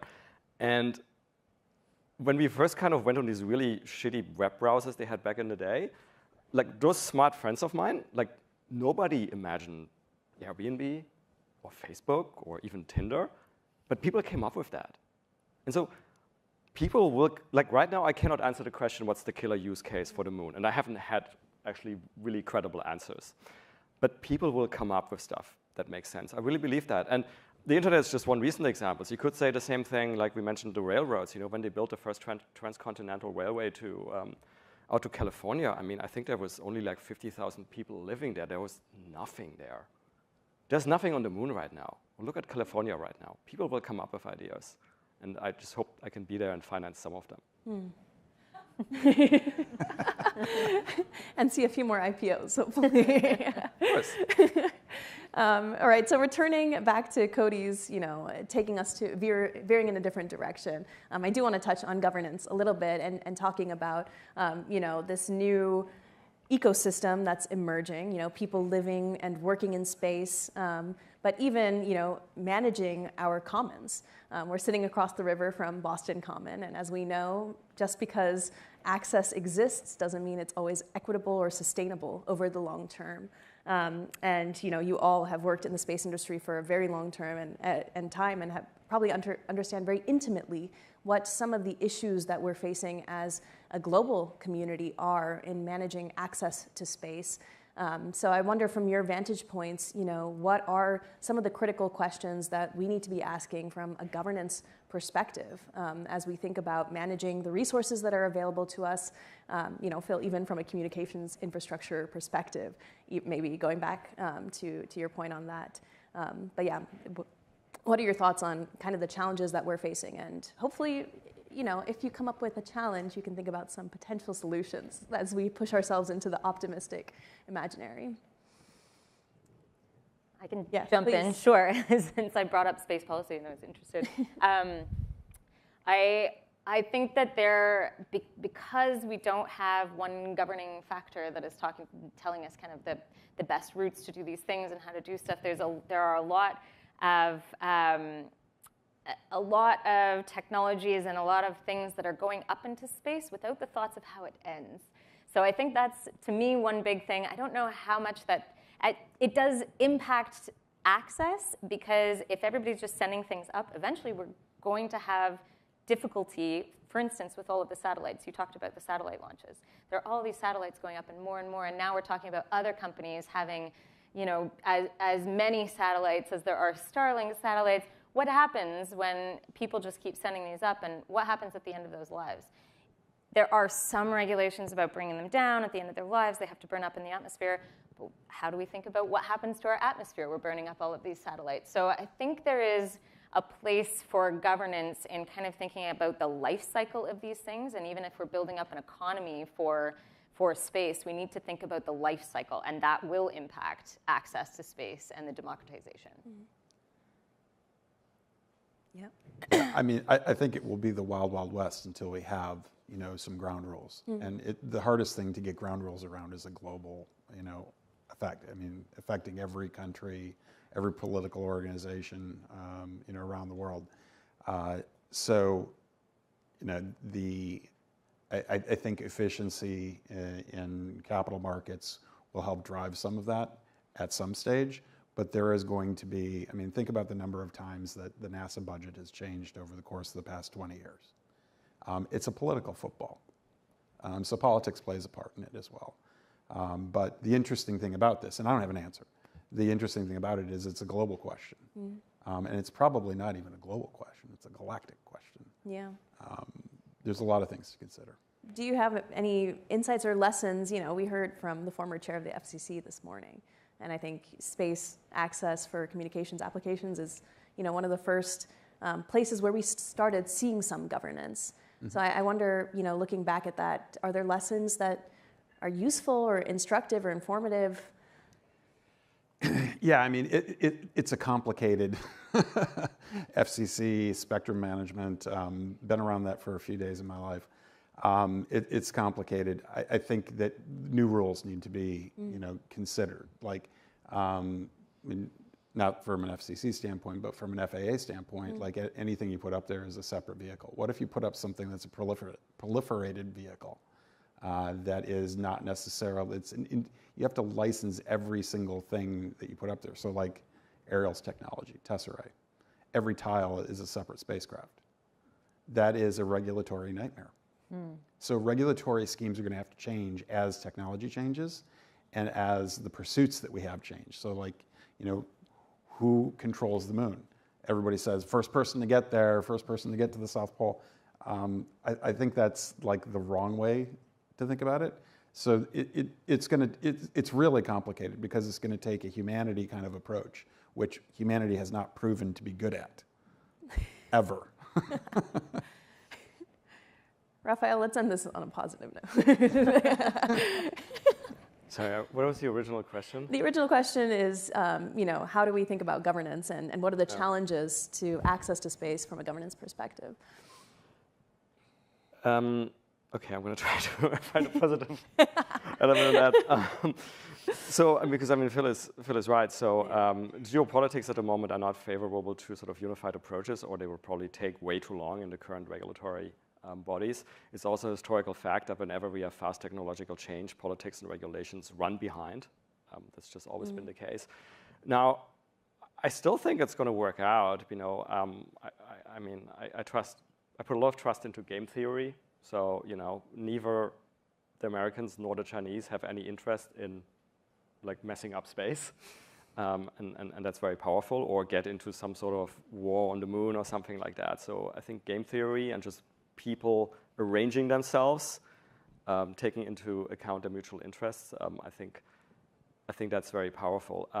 Let me also say something very surprising as a born European. I really hope there's not going to be over-regulation.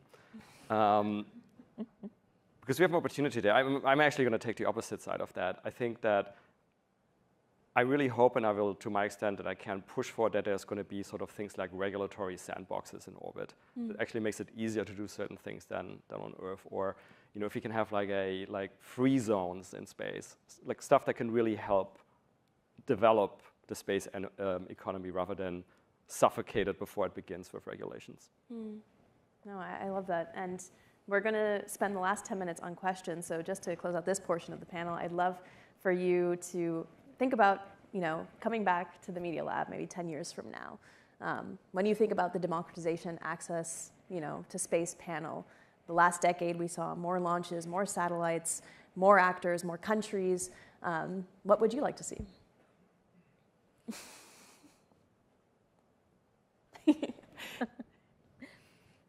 Sure.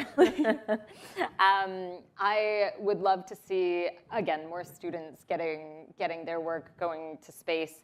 And I think having all of these industry members building these new space stations and having this economy building in LEO is going to really, hopefully, get us there. That's what I would want to see here, is a buildup of that low Earth orbit economy. I love the moon, but I think that's going to stay in the government sector really primarily for the next at least decade. But LEO, I think, is going to bust wide open, and we're going to have a lot more access. Yeah, I would agree 100%. I think the moon is fascinating, and we're going to do a lot of really, really cool stuff there. And I think it's well past time that we are focused, you know, as a nation, to actually really pursue that. But going back to the first comment, it would be really nice to see an efficient economy start to develop. And I do think that that's going to be in orbit around this planet. There's too much value. We can get there so fast. We can do tremendous amount of things. You go back to the infrastructure. We can build really elegant, you know, infrastructure that's really usable. In 10 years, are people going to live, work, and play in orbit? I don't know about the time frame. I'm not. I would like to see that, but I would like to see a functional economy where, you know, anybody that wants to go do something, you know, in space has a pathway to be able to get there efficiently. That's not over-regulated, to Raphael's point, that allows that to happen. I think that's super complicated. You have to make the transport layer effectively a commodity and not a strategic advantage. Yeah, I think following on from that, I hope that certain parts of space will have become boring and fully integrated into the global economy. Like in the same way that, you know, when the internet started again, the internet was seen as something almost separate. When AI started, it was seen as something almost separate. Now people realize it's just fully integrated in everything else we're doing. And I hope like an orbital economy and eventually lunar economy will be fully integrated into stuff we're doing, so that we can then set our sights on what's the next thing. So maybe we have started a, you know, lunar economy, and there's first settlements, and then kind of, you know, we work on developing those settlements. Wow, lovely. And now we'll have some time for any audience questions. So if you do have a question, I'd ask that you please raise your hand, and yeah, we'll send a mic your way.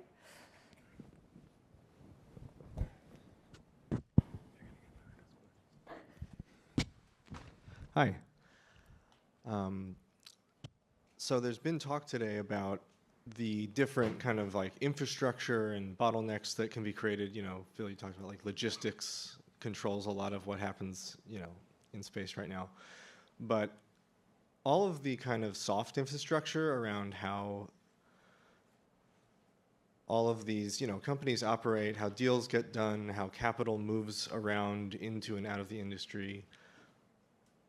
All three of you, you know, do you think that the advisors to the actors in this area seem plentiful and informed and available enough? And I'm talking about, you know,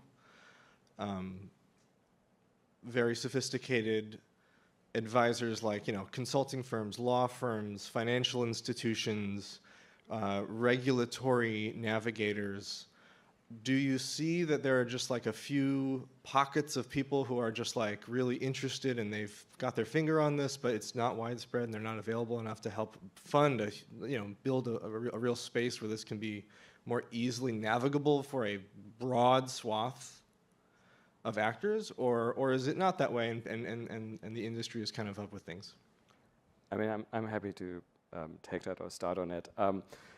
It's a lot better than it used to be. I mean, look, those people, they're in businesses, they're advisory business, they follow the money, right? So if you take something like that's very established, like like navigating FCC stuff, like there's many law firms which have very qualified people.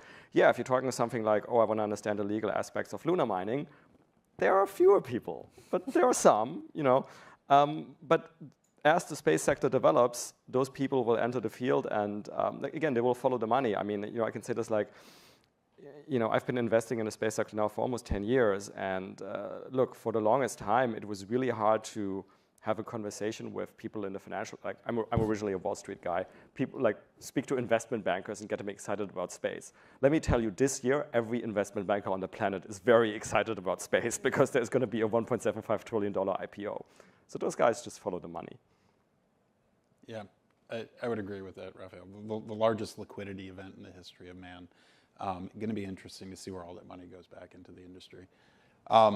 I would also say, if you kind of like pattern match and you go back to the beginning of other big, technical waves, go back before Web 1.0, Web 2.0, wireless, data centers, cloud.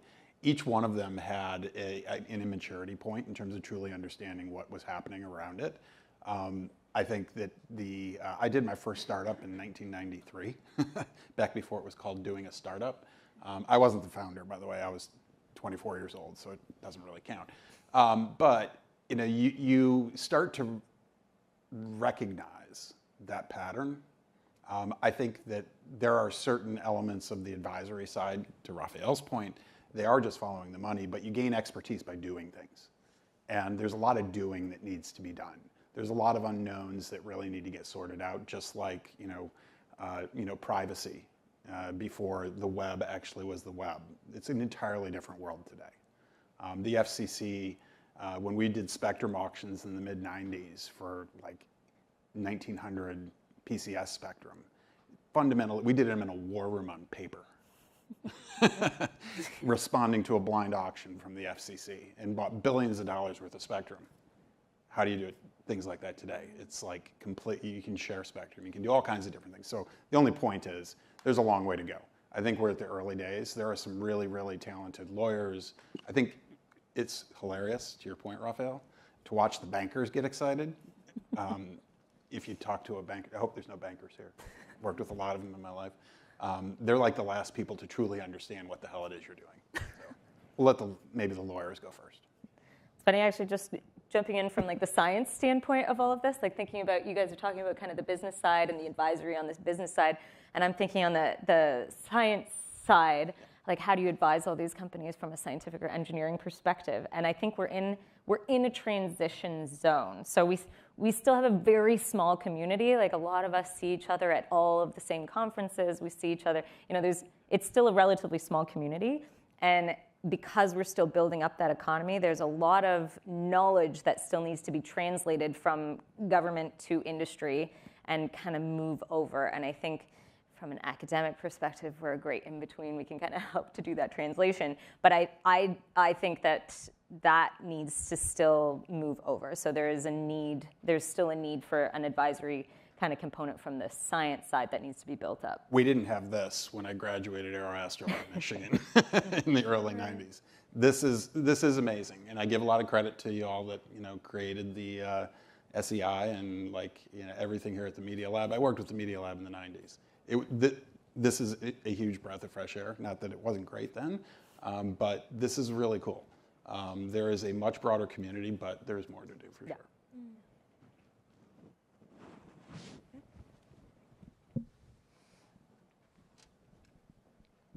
Thank you. And thank you guys so much for the panel today as well. It's been super interesting. One of the topics that was touched on is standardization and how standardization layers can really enable everything else that follows on from that. I also think alongside that, we're at an interesting point because human physiology is a barrier to access and to growth in an industry, maybe for the first time ever. So I'm curious about how you guys think about healthcare and human physiology in space, because we need that standard layer to enable a democratized access to space so that everyone, not just peak of their health astronauts, can get to space. So just curious on your guys' thought on that. Thank you. Cody? Yeah. Oh my gosh. Yeah, humans in space is a very difficult thing. It's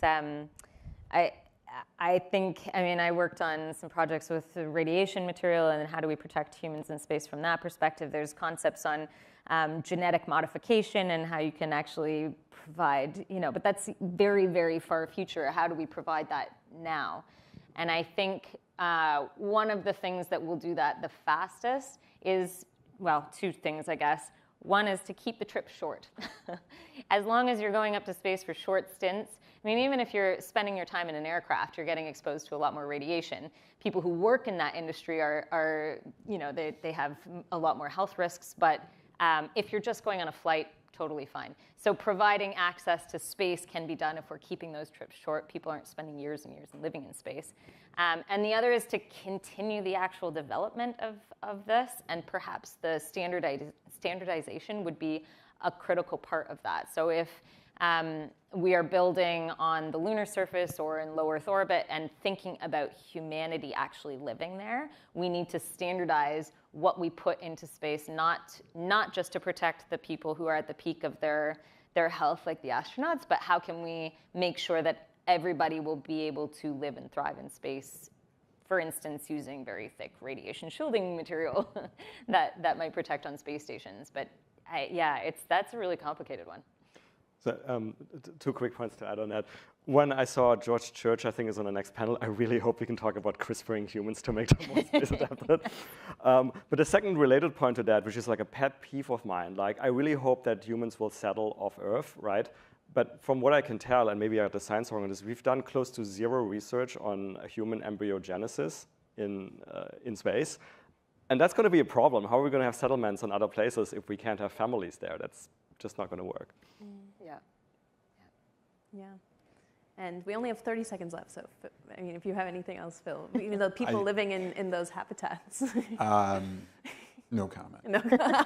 Let's just not replicate our healthcare system from the space. And on that note, I'm pleased welcome you to join me in thanking our panelists for this lovely conversation. Thank you.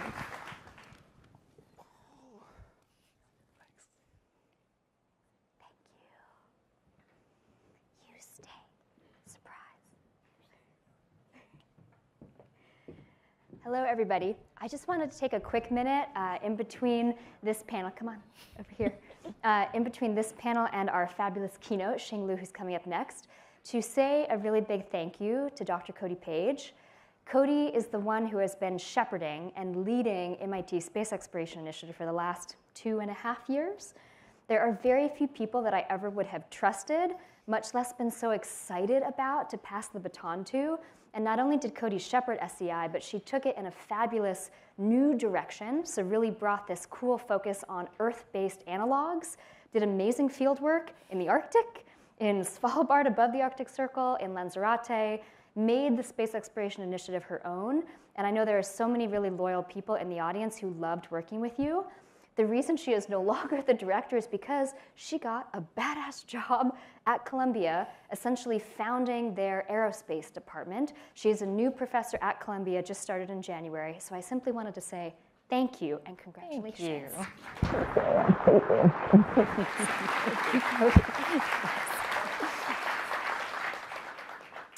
All right, and do we have Xing ready? Where's Xing? Okay, fabulous. This is a really very emotional and special intro for me to do. Xing Lu is one of my oldest friends at the Media Lab, one of the first people I met in graduate school cohort. She is a world-renowned artist. I think it's actually quite rare to get to see someone who is at a peak of your career and to get to hear from her today. So she does her practice in between London, the United States here, and China. In addition to all of this, she has just been selected recently to lead creative and strategy at Epistem, which is a very sexy, very cool new research institute out in the Bay Area to focus on advancing translational science, so helping PIs take their work into industry and into new companies. She was the founding arts curator for the Space Exploration Initiative. So a lot of the influence that you see today about bringing the arts and design inspired by the interdisciplinarity of the Media Lab, but a lot of that DNA that you see in the event today is thanks to Xing and her legacy of what she gave to the Space Initiative. She was also technically the first employee because I was a graduate student. I wasn't allowed to get paid, and Xing is really like the official beginning of SEI. So I'm just going to read you a quick note because I think it's worth noting what she has done since. She has traditionally led the Space Arts panel, but this year we decided her own work is so stunning, we actually just want you to hear from her. So in addition to everything I just shared with you, she has been commissioned by institutions including the Hyundai Art Lab, Google Arts and Culture, BMW Culture Group, Ars Electronica, Rhizome, and the Onassis Foundation. And this year in particular, this month, she will present a solo exhibition curated by Hans Ulrich Obrist. If anybody knows who that is, he's the world's most famous curator, and that's a solo exhibition that Xing is bringing, and she'll be participating in the Venice Art Biennale this summer. So if you're going to be in Venice, go see her work. Xing, would you please come up to the stage and give your fabulous keynote to the audience?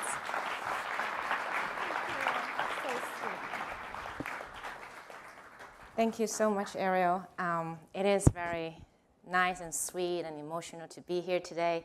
I've been in Beyond the Cradle for about, I would say, 8 out of 10. I know the space inside out. I know how to get to the back door and to the bathroom, hiding and showing up in all the different kind of channels. And it's also really special to see everyone here. I think I have gained so many special friendships through this community. And I also just want to shout out that how special SEI itself is to really transform many lives of students in and outside of MIT. Without Ariel's work, without SEI, people like me, and many of my friends I know would never have the opportunity to work in the space industry. So you're really seeing generations of people starting as students and now really trying our best to opening up the doors and opening up the opportunities for more people like ourselves. So today I'm going to talk about my work. I'm quite nervous because normally I'll be here interviewing other people. And today I am so honored you are all able to share this next 45 minutes with me. My clicker.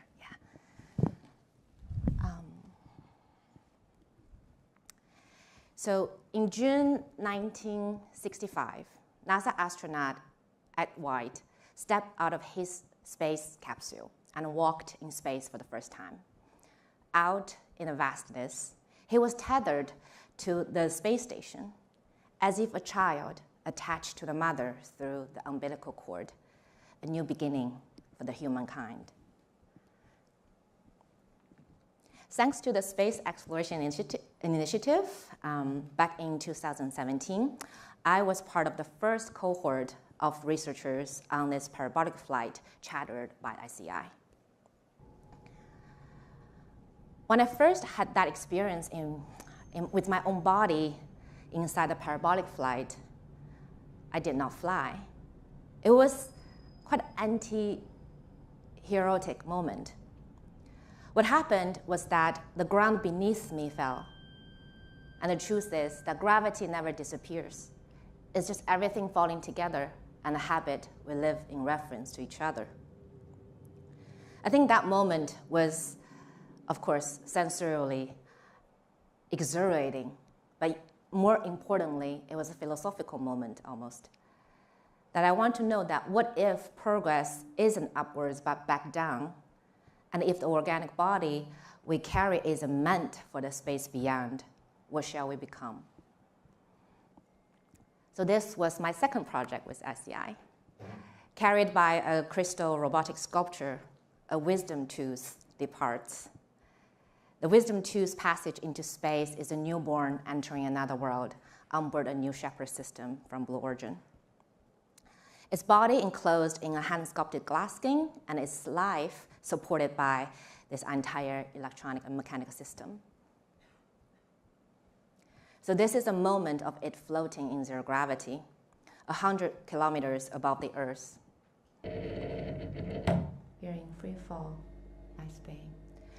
As I burst this creature into the new world, I was left behind. Perhaps every time when we leave home, part of us has to shed, and I want to know what is left behind.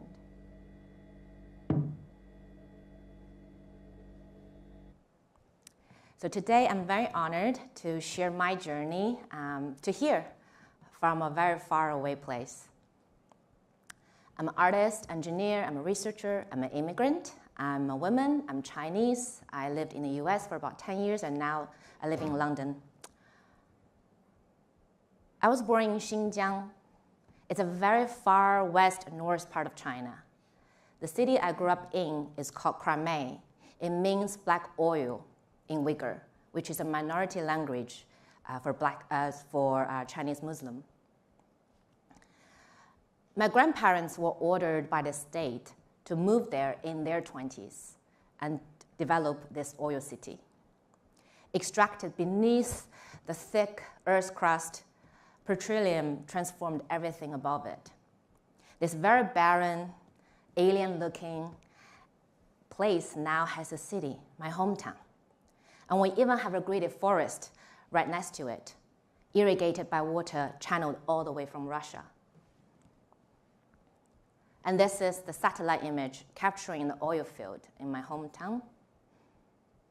And this is the SpaceX rendering of the Mars settlement. The resemblance of these two makes sense to me. The tightly arranged grid on the barren landscape, it is the arrogance, power, ego, tenacity, and potential of humanity on top of the resistance and sometimes hostility from nature. So instead of rainforest or gleaming oceans that you would see in New England, this is my experience with nature, a cruel confrontation between humans and our planet. So again, I ask, what happens if nature is no longer nurturing, but hostile? But what if death is inevitable? How do we face a world that is already so wounded by us? So next, I'm going to share a couple projects, actually a few. They're all about death in some different ways. They're afterlives, transformations, and metamorphosis of technologies, nature, and systems that we created. So this is what you normally would see if you search rockets on Google search. A beautiful clean piercing through the sky, an arc for the future. But I remember this image vividly since the day one I encountered it. It is something almost existed both in the past and in the future. Bunch of villagers collecting scraps from a crashed spacecraft, surrounded by thousands of butterflies. And this is no science fiction, but from this news article I read in 2018. It is about the Altai region, not too far from my hometown, sitting right beneath the main flight path of Baikonur Cosmodrome. Debris from each rocket launch would shower down on these remote hills, and local farmers in dire economical situations often would use second-hand rocket metals to make farming tools. This image was so foreign to me, as if it's not from this planet. And I decided that I will be a rocket hunter. I wanted to see the terrestrial death of an extraterrestrial object. So like I said, very similarly to the Altai Mountain, China has its original rocket launch facilities in Jiuquan, built very much also inland, that the first 2 stages of the rocket cannot reach the ocean before they fell back to the ground, like you normally would see for the Western rockets. So I spent about 2 years gathering data from local newspapers and searching through library archives, matching every public launch date to a falling that I personally identify as a subsequent event. And only in 2021, I got a film grant in which I was promising them I would go find a rocket, and then they gave me the documentary money. And of course, when I set my foot starting this journey, I had no clue what I can deliver. But that's how it come to be for the film called The Whetstone. And I'm going to show a tiny trailer here.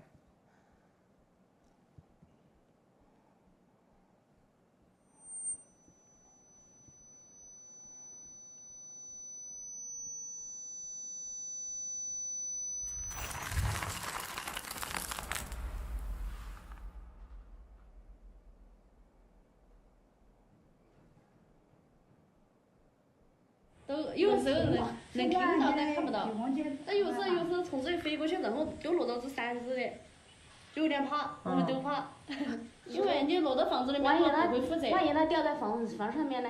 如果砸到人的话，他会负责的。都从只看过去，是不是有个马路基地敢走过去？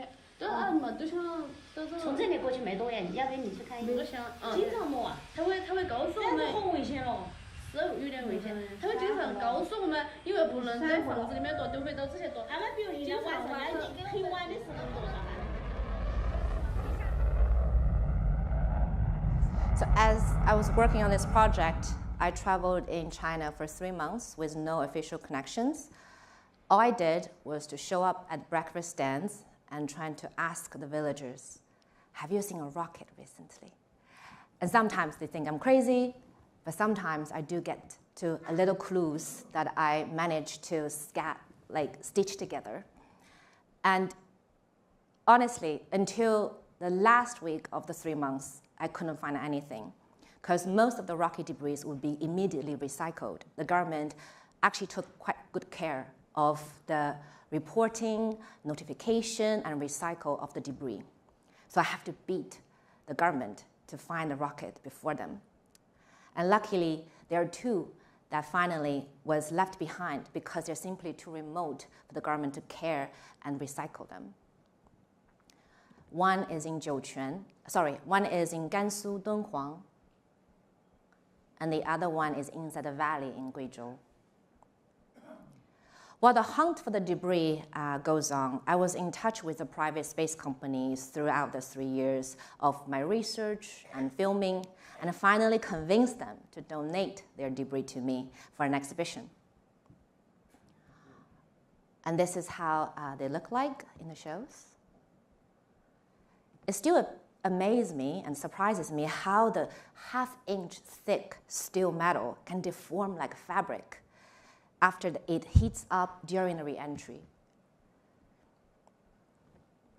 Although the debris has been stripped of any technologies, and it's just raw metal, as you can see here, they were still classified as supplies to weapons and cannot be exported. However, through this very long process of negotiation, donation, paperwork, and logistics, the material's political properties have now changed. They're transformed into works of art and are now being exhibited globally. So other than hunting the rocket debris, I was also chasing satellites. NOAA, many of you guys are probably very familiar with. Their weather satellites launched since 2000s, particularly NOAA 15, NOAA 18, and 19 are my favorites. Commonly decommissioned only a couple years after they were launched, these satellites persevered. They loyally broadcasted weather imagery data back to the ground, but the listeners have changed from official ground station to online radio amateur communities. And during the pandemic in 2020, I was trapped in my Brooklyn apartment and become one of those people. In the midst of the global event, I feel so isolated. I couldn't see what's going on out there, so I end up locating myself in those images captured by the NOAA satellites. If you pay close attention, it was an antenna stick fashioned out of a Muji broomstick with 2 copper wire. Several times a day, I would climb up to the rooftop of my apartment and have a 10-minute conversation with a satellite. These images are continuously broadcasted back to Earth. When they pass over, the transmission can be received on the ground. Those data were translated into radio and sound. Each line of the image can be heard almost like a ping. Its constant musical tempo registered a distinctive feature of the FM broadcast to me. It was a very meditative process.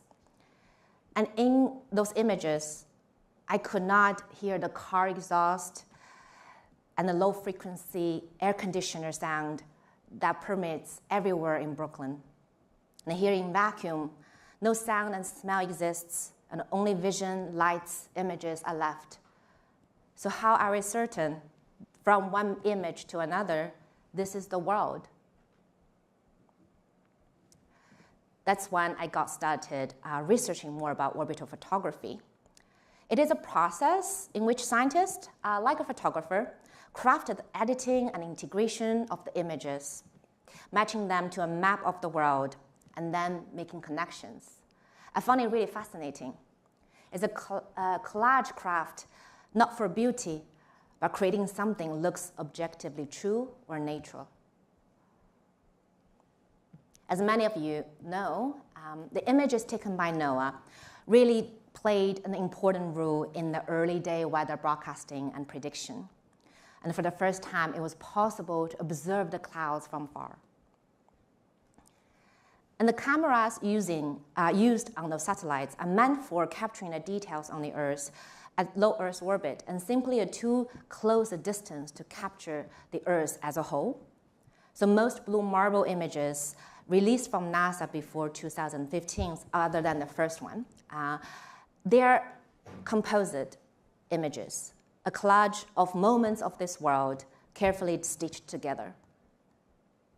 So perhaps when the Earth was first seen as a whole, it marked the beginning of Anthropocene. Commissioned by a museum in Hong Kong called M+, I set up an antenna in Hong Kong to retrieve those NOAA satellite imageries. In an almost melancholy way, I wanted to collect the signals from those satellites, as few official ground stations are still listening to them. When you log onto this website, you would actually be able to receive the live transmission from anywhere in the world, and at each session ending, you would be able to see the satellite image directly received from those antennas in Hong Kong. And in the past few years, this project has received hundreds of satellite images through. And this year, NASA officially ended the delivery of all the data from these 3 satellites, 15, 18, and 19, and closing a chapter of a 50-year constellation that watched Earth with precision, persistence, and in my opinion, care. So I made another project that reimagined those satellites and sentient beings in dialogue with humankind, which you can still access online. And each satellite, imbued with their own distinct personalities, share their journey as this permanent celestial immigrant. Here's a clip.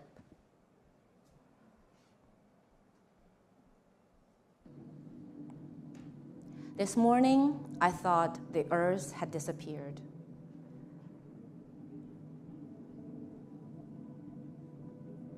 But then a thought quietly occurred.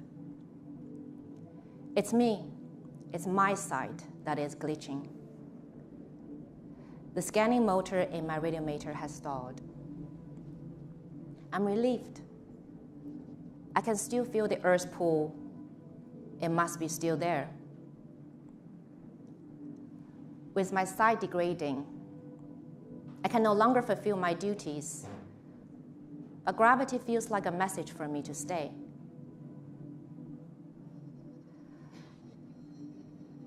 There's something particular about watching the place you came from growing distant, not in distance, but in certainty.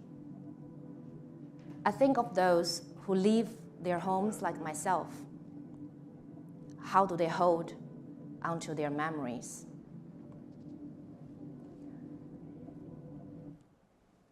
So this ending of NOAA series comes at a time when support for long-term environmental monitoring is in transition. NOAA's archive is a generational-long string of measurements of our planet. So this archive, the weather, became climate. So the purpose of space exploration should never only be to go far, as we all discussed here. It has always, paradoxically, been to look back, to observe the singular life-giving planet that make us who we were. As an immigrant myself, I often find myself wonder whether one can ever return home. In 2023, I was commissioned to create a piece in San Antonio, Texas, for which I made this fountain. Its form took on this little souvenir I used to get growing up, as you see here. It's a little drop of crude oil inside a casted resin pyramid. I used to really cannot figure out how did they manage to have the oil inside.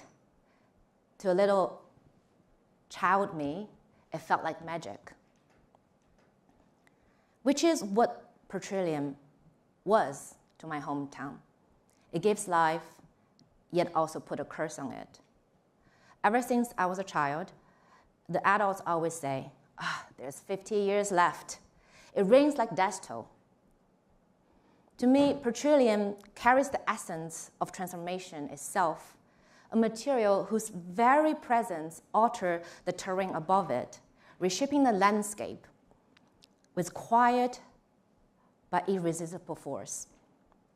It is not just a substance, but a generative center, a hidden concentration of vitality around which forms rise, erode, and reform, reminding us that all stability rests upon the restless ground of becoming.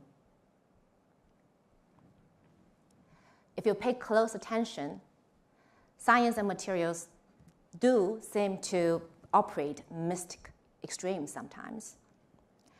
That how we create synthetic materials that are designed to be so resistant and indestructible that they verge on a kind of supernatural longevity.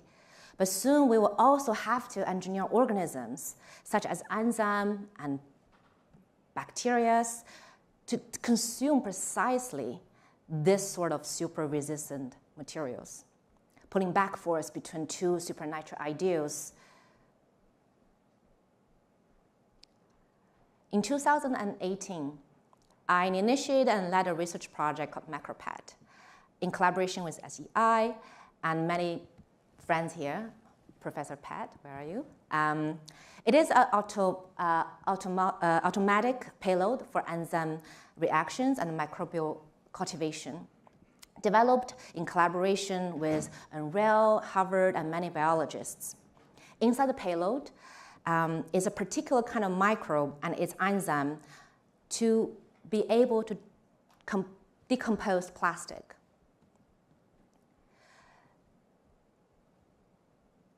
This project, we launched it in 2022 to the International Space Station. And our result was published in Nature Microgravity. As I was working on the research, I cannot stop imagining a world of such material resisting to change. So that's when I started a new series of work called The Permanent and Insatiable. All those materials in this project came from everyday urban post-consumer plastic. We collect bottles, salad boxes, and we cut them into thin stripes and wave them to create city landscapes and other man-made objects. Here is the downtown Houston, commissioned by the Moody Center for the Arts. In nature, it takes about 300 to 500 years to decompose a plastic bottle. Here, each time we exhibit the work, the biological process activates. With sufficient amount of enzyme, the city can disappear within a couple years, if not a few months. But interestingly, the idea of an efficient, productive demonstration was so rooted in our visual culture that the audiences often grew quite impatient and they come to me. How long this will happen? How long this will take? Can you go faster? Can you add more enzyme? Can you ramp up the heat? And I really have no answer to it. When I was hunting for the rocket debris, I encountered this ghost town in northwest China. This town was an oil town, just like my hometown. After the oil dried, the city degraded with a couple years faster than ever imagined. So I hope at this point you can see that all the materials that I have shared today are not mere substrates, but individual contracts. Each is an organ that fed while binding its offspring to cycles of exhaustion, exhaust generated at the edge of the frontiers. It embodies the paradox of life.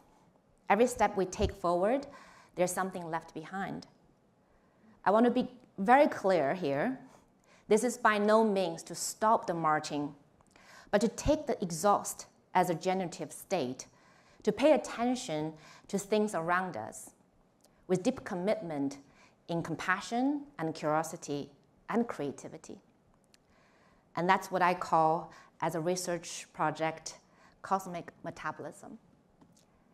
Thank you very much.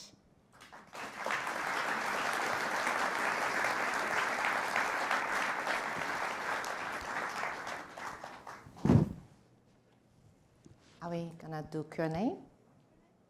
Sure, we can do a couple. I was a bit nervous because this morning there's so many questions to the first keynote speaker, so I was like, oh my God. Question of Xing?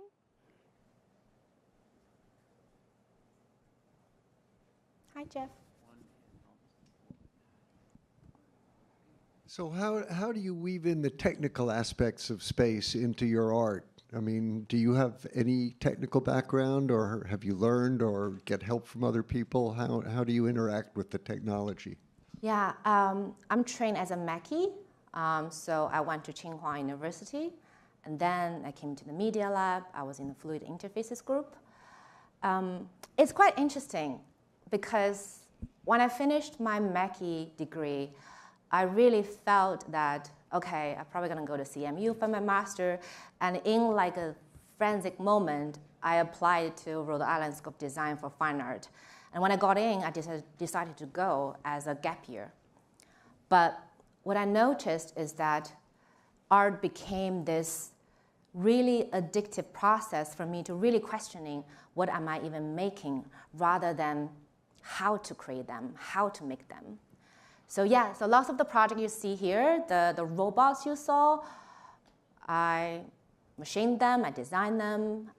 The biological aspect, I designed the payload and the bioreactors. So I really still deeply enjoy engineering, but I think on top of that, I also want to ask, why am I making all those things?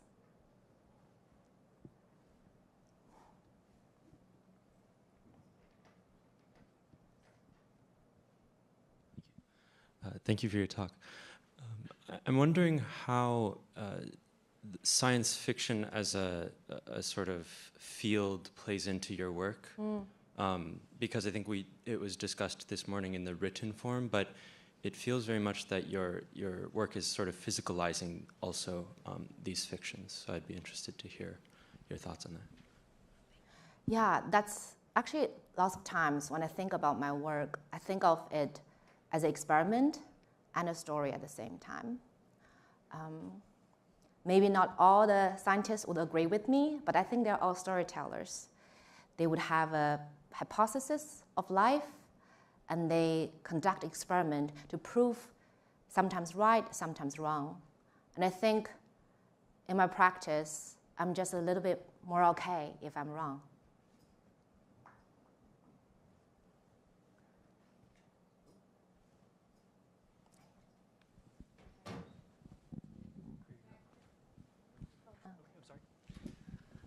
So I'm curious, we have lots of space architects in the room and lots of ideas of things that want to get built in space. How do we incorporate culture? Or if we incorporate culture into architectural design, do you think we will have more success at encouraging public appreciation and enjoyment of the great works that are being done? Okay, I'm gonna go a little bit superstitious here. You know, in quantum, we talk about how everything is probability. And I think that in macro scale, that's how we operate, or the world itself operates too. Right now, when we think about something can be realized or not, it is almost like a collective decision that we voted that one thing would happen. The likelihood of it existing would just be higher. However, if we have more modes of life, modes of value, I do believe there are many opportunities to have a diverse outlook for the future. And this is not trying to be politically correct here. I think it is to be more rigorous in terms of what we're trying to create. One of the reasons I end up working in the arts is that, you know, when I was in engineering, it's very easy to know whether I'm doing a good job or not. If my work is better looking in terms of numbers, in terms of efficiency, in terms of how much I can get done within the limited amount of time. It's just very straightforward. I was a very, very good student in terms of exams. But then when I first entered the art school and the teacher said, do something. And I was completely blank. For about 6 months, I have no idea what to do, and I just ended up reading books in the library. And it was very interesting this morning when the keynote speaker was asked, if there's no constraints, what would you do? And I think that was one of the few questions he was not able to answer on stage. So stepping back, I think right now we are having a few value systems that really pushed science and engineering in one or two directions. But I really believe that there's so much creativity and innovation possibilities, and if we open up the space, we will see amazing things out there.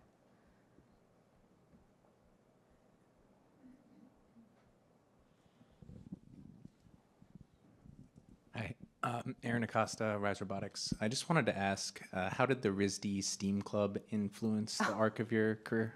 Yeah, I was a vice president, so yeah.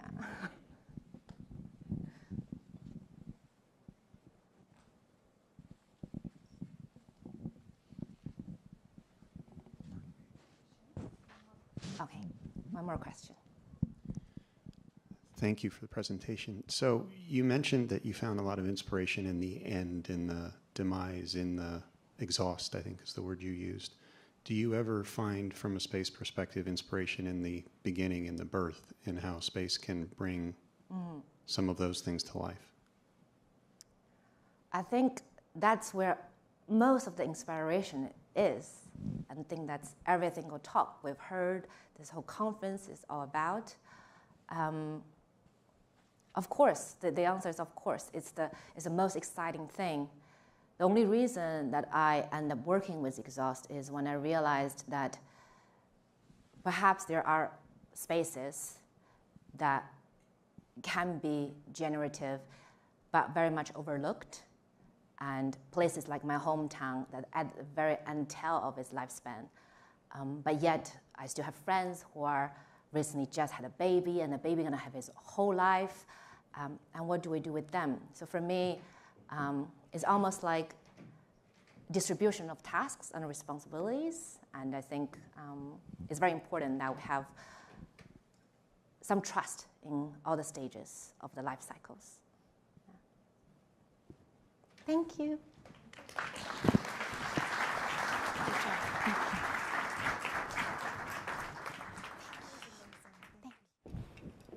Thank you very much to that keynote. Hard act to follow, but we're going to try. One of my favorite things about Beyond the Cradle is that every panel could be its own conference in itself. So we are going to cover the incredibly vast topic of biotech in space and orbital biolabs in space with an absolutely fantastic panel of individuals, absolutely starstruck up here. I am going to introduce everyone by name and by title, and then I'm going to ask them each a question in order to introduce themselves. And I am, well, for those of you who may know MIT MBA graduates, we're a big fan of Slido for Q&A. So not necessarily running mics, but throughout the panel, there will be a QR code up on the screen, and I'll be able to monitor your questions live, and we'll do Q&A towards the end. So with that, what a cast. I'm going to start at the end, and I'm going to go forward towards me, starting with Kate Rubens, former NASA astronaut, microbiologist, current director of the Trivedi Institute for Space and Global Biomedicine, where she is absolutely pioneering human health through space-driven innovation. Next to her, we've got Nicole. Nicole Wagner is the co-founder and CEO of Lambda Vision, where she is building protein-based retinal implants in microgravity that will one day help people on Earth regain their vision. Then we've got George Church, I'd say one of the most famous geneticists of all time, in my opinion, if I had to say so. Currently a professor both at Harvard and at MIT, a serial entrepreneur, just an absolute pioneer within synthetic biology. So really excited to hear his thoughts today. And then we've got Will Bruey, the co-founder and CEO of Varda. Varda is one of the only manufacturing platforms for space, specifically focusing on biotech and medicine. And I'm Stephanie. I am VP of Strategy for Aurelia Institute. And I'm going to start by asking a question to all of our panelists in one sentence, or two if you're feeling frisky, it's fine. What are you building, studying, or want to study in space? And why is it so important? And we'll start with Kate. All right, so we're very interested in making the connection between what we discover in space and human health on Earth, which is not in NASA's really mission set. So we want to take space technology and help that with human health on Earth. So thank you for having me here today. I think Stephanie did a great job with her one-liner introducing me. But Nicole Wagner, what we're doing is manufacturing retinal implants on the International Space Station. So we're really leveraging that unique environment on the ISS, that microgravity environment, to manufacture these retinal implants that were very, very difficult to manufacture here on Earth. And so to date, we've done 9 missions to the ISS that we're really excited about. We have at least 2 more flights this year, and we're excited to talk a little bit more about that during the panel. So I teach a course here at MIT called How to Grow Almost Anything, and we would like to be able to grow from carbon dioxide waste and other wastes, tasty foods, and other things that you might want to recycle on a regular basis, like clothing and so forth. Great. Hey, Will Bruey, co-founder and CEO of Varda Space Industries, and what we're doing is we're trying to develop new formulations in microgravity in a completely commercially, vertically integrated way. So we make spacecraft that you can see outside that go into orbit, provide a microgravity environment, and the real goal of Varda is to get microgravity-enabled formulations into patients economically as quickly as possible. And when Will said you can see it outside, he literally means one of the capsules is outside in the exhibit hall. So make sure that you check that out at some point during a break. And I'm going to take the opportunity to answer the question myself, because at Aurelia, we do some incredible R&D work. And one of my favorite projects is something that we're working on called our Orbital BioLab concept. This is taking our underlying tech that fuels everything that Aurelia does, which is self-assembling tile technology in orbit that allows us to build great, grand infrastructure, larger than anything that you could fit into a rocket fairing. And we want to use that technology to build real estate in orbit, things like orbital biolabs that will enable large throughput biomanufacturing and microgravity research in space, because we think that work is incredibly important, and we're aware that there isn't enough real estate right now in orbit to enable that. So with that, we're going to jump right into questions. I'm going to give questions to the different panelists, but everyone's welcome to jump in. But I'm going to start with the basics here, because I think that biotech and medicine in space is a very complicated, vast topic. So I know that there's folks across various industries in the audience. And so Kate, if we start with you, I wanted to ask you to give some examples of why biomedical research is so unique in microgravity, and especially building off of the work that you've done on the International Space Station. Yeah, so we find microgravity effects on everything from the genomic to the cellular, tissue, and organismal physiology level. Essentially, if you think about it, every experiment that we've done so far in our human history on Earth has just had a constant 1G field in it. And so what you get with microgravity is we essentially reduce that to very, very small numbers. And the effects are that you have a lack of buoyancy-driven convection. So for example, cells can come together and organize in different ways. Tissues are different. We see a lot of alterations in gene expression. I don't think we have all of this figured out yet. What we have is the opportunity to look at a new phenotype that we haven't figured out how to do on Earth. What we see with the human physiology side on it is a lot of things that we see in space, I will say, replicate some phenotypes of aging. I don't want to say we replicate aging. I'm really careful about that.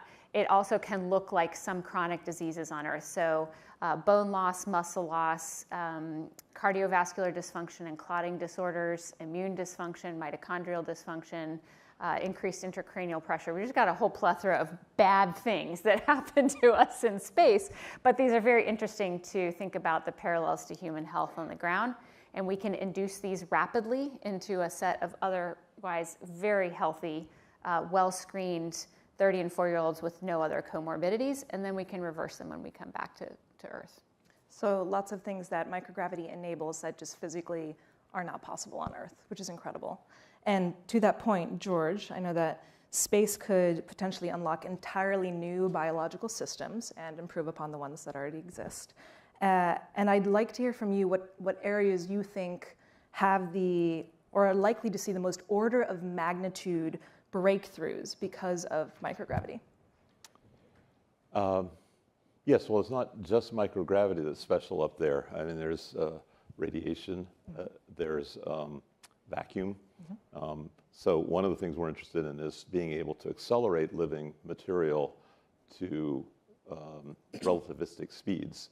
And since living material can survive 400,000 times gravity, you can accelerate it to relativistic speeds over interplanetary distances. That kind of straight line on Earth is hard to come up with. Back to microgravity, I think we're interested in its threat long term, not just its benefits to people here on Earth, although I realize that's a bigger market now. But even the Moon and Mars have considerably lower gravity, and we just didn't evolve for that. And I think we've collected examples of exceptional animals and humans that do interesting things, short sleep, that are resistant to radiation. We can change that by 4 orders of magnitude with a small number of genes. So we're interested in these things, what we can learn from the variation that occurs already and synthetic biology to increase that variation. Mm-hmm. We could talk for hours about that particular topic, and I'm sure there are many more questions about that exact conversation, but we're going to leave the basics for now and travel into the world of commercialization, because obviously in order to have an ecosystem, we're going to need all of the different companies and players to make that happen. And so we're fortunate that we've got incredible scientists on the panel, and then we're also joined by incredible founders who are pioneers in creating this ecosystem for biotech in space. And so, Nicole, I know you've already talked a little bit about Lambda Vision, but I would like to understand from you the story of how you figured out that microgravity enabled you to do different things than what you could do on Earth, and how there are things that you can do in your work that just Earth-based labs are incapable of doing. Sure. So I'm a microbiologist by training, And we started this company, Lamb Division, out of my graduate thesis work at the University of Connecticut. And so we started off as a pure biotech company, right? Our goal was to help these patients with retinitis pigmentosa, macular degeneration, be able to see. And as a graduate student coming out of an academic lab, one of the very first things is like, how do you learn to be an entrepreneur, right? So we started, and we joined a program called Mass Challenge. So many of you are probably familiar with that program. It was at this time in the Seaport, and our goal was really to think about how we're going to commercialize the technology. But when we were there, one of the sponsors of Mass Challenge was CASIS, which is the Center of Advancement for Science and Space, and Boeing. And the story I tell is literally, I was looking at my watch, wondering when I was going to be able to miss traffic. And there happened to be a meeting down the hall. And I said, okay, I got an hour to kill before I have to head home. And so I went to learn what CASIS and Boeing were doing at this program. My goal was to think about ways that we can improve our manufacturing process that we were using to manufacture this retinal implant on Earth. And so during the program, I was expecting to hear about the moon and Mars because that's what I was thinking for NASA. But what ISS National Labs does is they are focused on using microgravity to really benefit humanity and life on Earth. And so I learned a little bit about some of the biomanufacturing that's going on the International Space Station. And I left that meeting with sort of an aha moment. How might we be able to use the microgravity environment of the ISS to improve the manufacturing process that we're doing for the retinal implant? So to give you a sense of the way that we manufacture this retinal implant right now, we do it through a process called layer-by-layer deposition. Essentially, imagine that you have 6 glasses of solution in front of you, and we're floating a tightly woven piece of gauze, that's our substrate material, on the surface of whatever's in that first glass or solution. We go from solution 1 to 2, 3, 4, 5, 6, 200 times. Every single thing in that glass is going to be subject to the effects of gravity. So sedimentation, convection, surface tension are all going to play a role, and how whatever's in that glass is going to bind to my scaffold. Not such a big deal when you're doing this 5, 10, even 20 layers, but when you do this 200 times, any imperfection at an earlier layer really will start to compound, and it becomes a very inefficient process and a very difficult process to scale terrestrially, which sounds like such a funny word when I talk about terrestrial manufacturing or space-based manufacturing. So long story short, we ended up winning that Mass Challenge prize. We flew our first mission in 2018 with Space Tango, which is our implementation partner, to be able to demonstrate that we could do this on the International Space Station. We got some very promising results from that first experiment, which allowed us to secure additional financing and support from NASA, as well as some independent investors as well. And we have since flown 9 missions to the ISS, where we've been able to manufacture multiple 200-layer thin films and be able to do that with high homogeneity. These thin films are very, very stable. We've also been able to test the protein to make sure that we're maintaining that function and structural stability as well. So what's next for us is kind of thinking, how do we leverage what's the remaining lifetime of the ISS and think about transition to other platforms? Thanks. That's great. And I know that you're currently manufacturing, and so speaking to the 2 folks who are currently manufacturing things in space, there are potentially pharma and biotech folks here in the audience who either are curious about putting their products into space or have never heard about the concept. And so I'd love to hear from you what you communicate to be the most valuable thing for these folks to know when it comes to the potential of manufacturing in space and how you have that conversation. Yeah, it's actually a great segue from how do we go off of the ISS, not because the ISS doesn't have tremendous value, but to make it commercially sustainable. The goal of Varda is ultimately to make of all the awesome things we can do with microgravity or space in general, that it's a fundamental force of physics that we can now turn the knob of. So what's the first thing that makes an actual business? And so that's what investors in Varda are saying, well, what is the first thing? And so for us, we believe it's biologics crystallization for going from an IV bag to a shot, as well as new polymorphs. And and polymorph screening in microgravity for a more thorough polymorph screen. So a very, very narrow aspect of all the awesome things that I hope that Varda will ignite by creating a consumable product in space and therefore driving global launch demand, because right now launch demand, everyone who launches thinks about their mission as either a one-off or a capital investment like Sirius Satellite Radio, DirecTV, and whomever. But if we make a consumable product that causes perpetual demand for launch, then we can continue to drive launch costs down. So where I think the value is in the very immediate near term, or I'll answer the question of where the value is in the immediate near term for the pharma folks in the audience, is what most of the pharmaceutical industry is just now realizing is that shipping to space is just shipping. Everyone has this historical cultural intuition of between 2000 and 2010, the most frequently launched rocket in the United States was the Delta II. It launched 5 times per year at $50 million a pop. We launched 167 Falcon 9s last year, and we at Varda can launch a capsule, the one that's outside, for example, that is capable of jettisoning from the vehicle, manufacturing pharmaceuticals, and flying them home for $2.2 million. Now, $2.2 million is still expensive, but if you can count on that and the unit economics work, then shipping to space is fundamentally now just shipping instead of the historical intuition of hitchhiking. And so the most valuable thing to think about is that what Varda is really doing is introducing a gravity knob to the pharmaceutical industry in the same way refrigeration introduced a temperature knob, because cold doesn't make drugs better per se, and neither does microgravity, but by being able to do both of those, you can open up the envelope of which formulations are possible. So the way to think about Varda is, if I could ship my drug to Milwaukee and they have a magical anti-gravity machine there for $2.2 million, what would I use that gravity machine for? And we're focused on the specific drugs and formulations that the answer is yes, actually it is worth the cost. That's a great answer. I like that compared to refrigerator. Yeah, temperature knob, great. I wish we could turn gravity down on Earth. That'd be cool. Yeah. A great case study that we use all the time is we talk about Keytruda, which is the most profitable cancer drug on the market ever.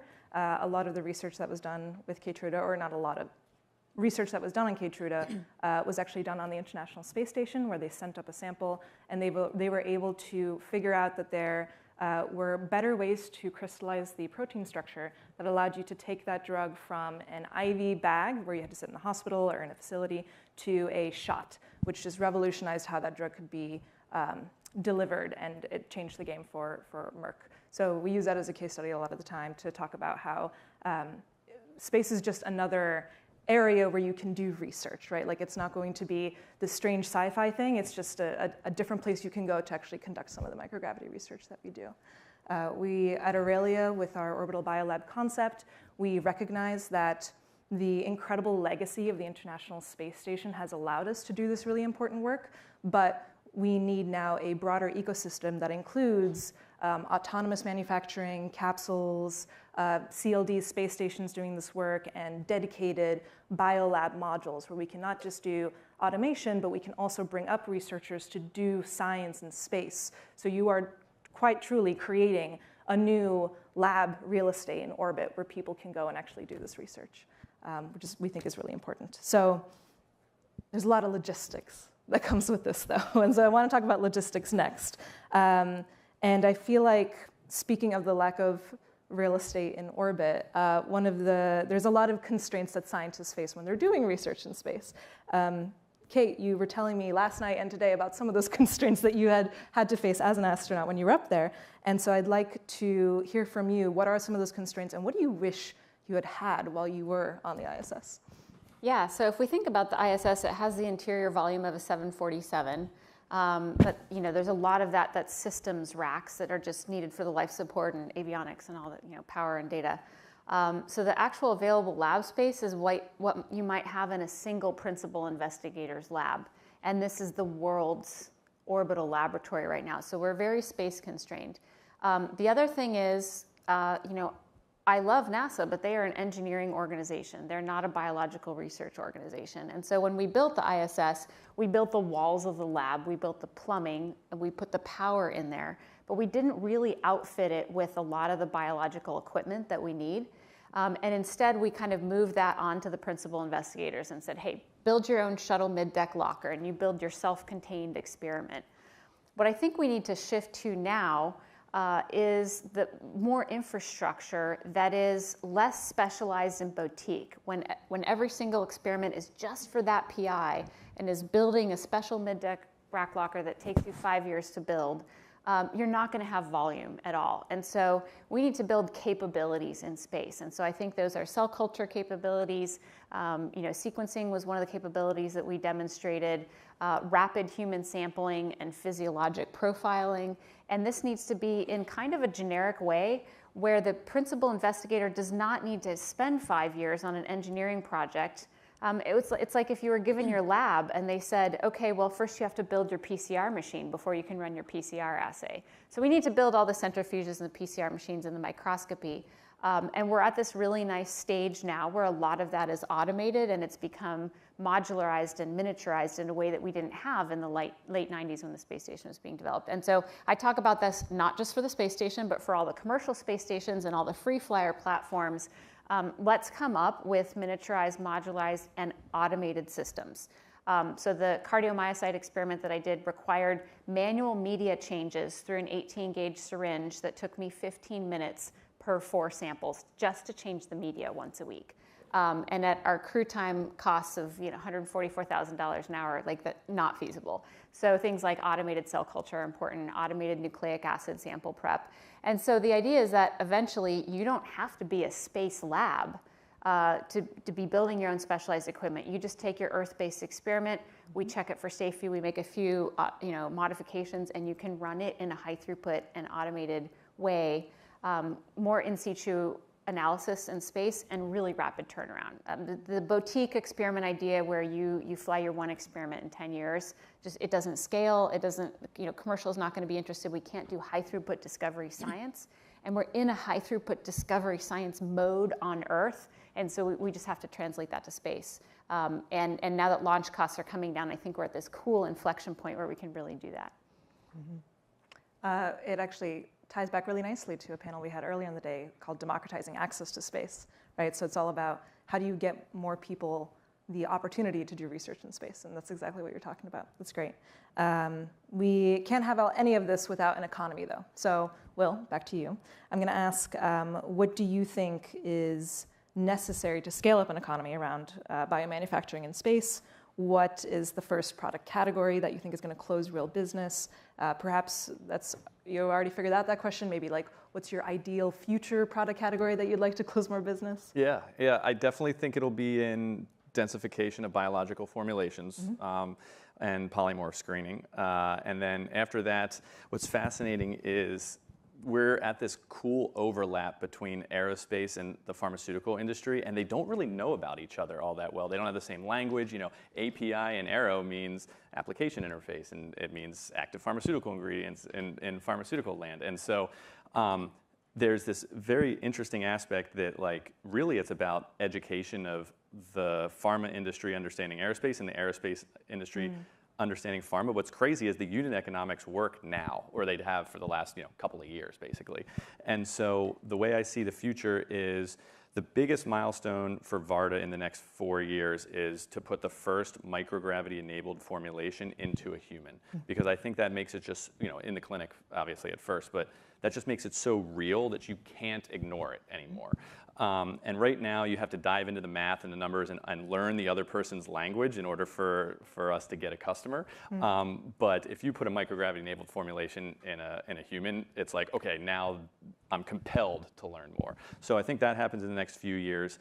And then it's really just more and more drugs. What's interesting is, since the unit economics work now for the high dollar per kilogram drugs with small patient populations where our capacity fits naturally, it kicks off this awesome positive feedback loop such that the more drugs we make means we can expand our fleet now to serve those patient populations. Well, with a larger fleet, we can now serve larger patient populations and at better unit economics because of economies of scale, which means now the drugs we can make are larger, and so now we'll go develop those drug formulations. And so you all of a sudden are kicking off this positive feedback loop. And because you're already seeing elasticity in the launch market, like SpaceX added extra rideshare missions in 2028, which we gobbled up immediately, but because there was demand from us.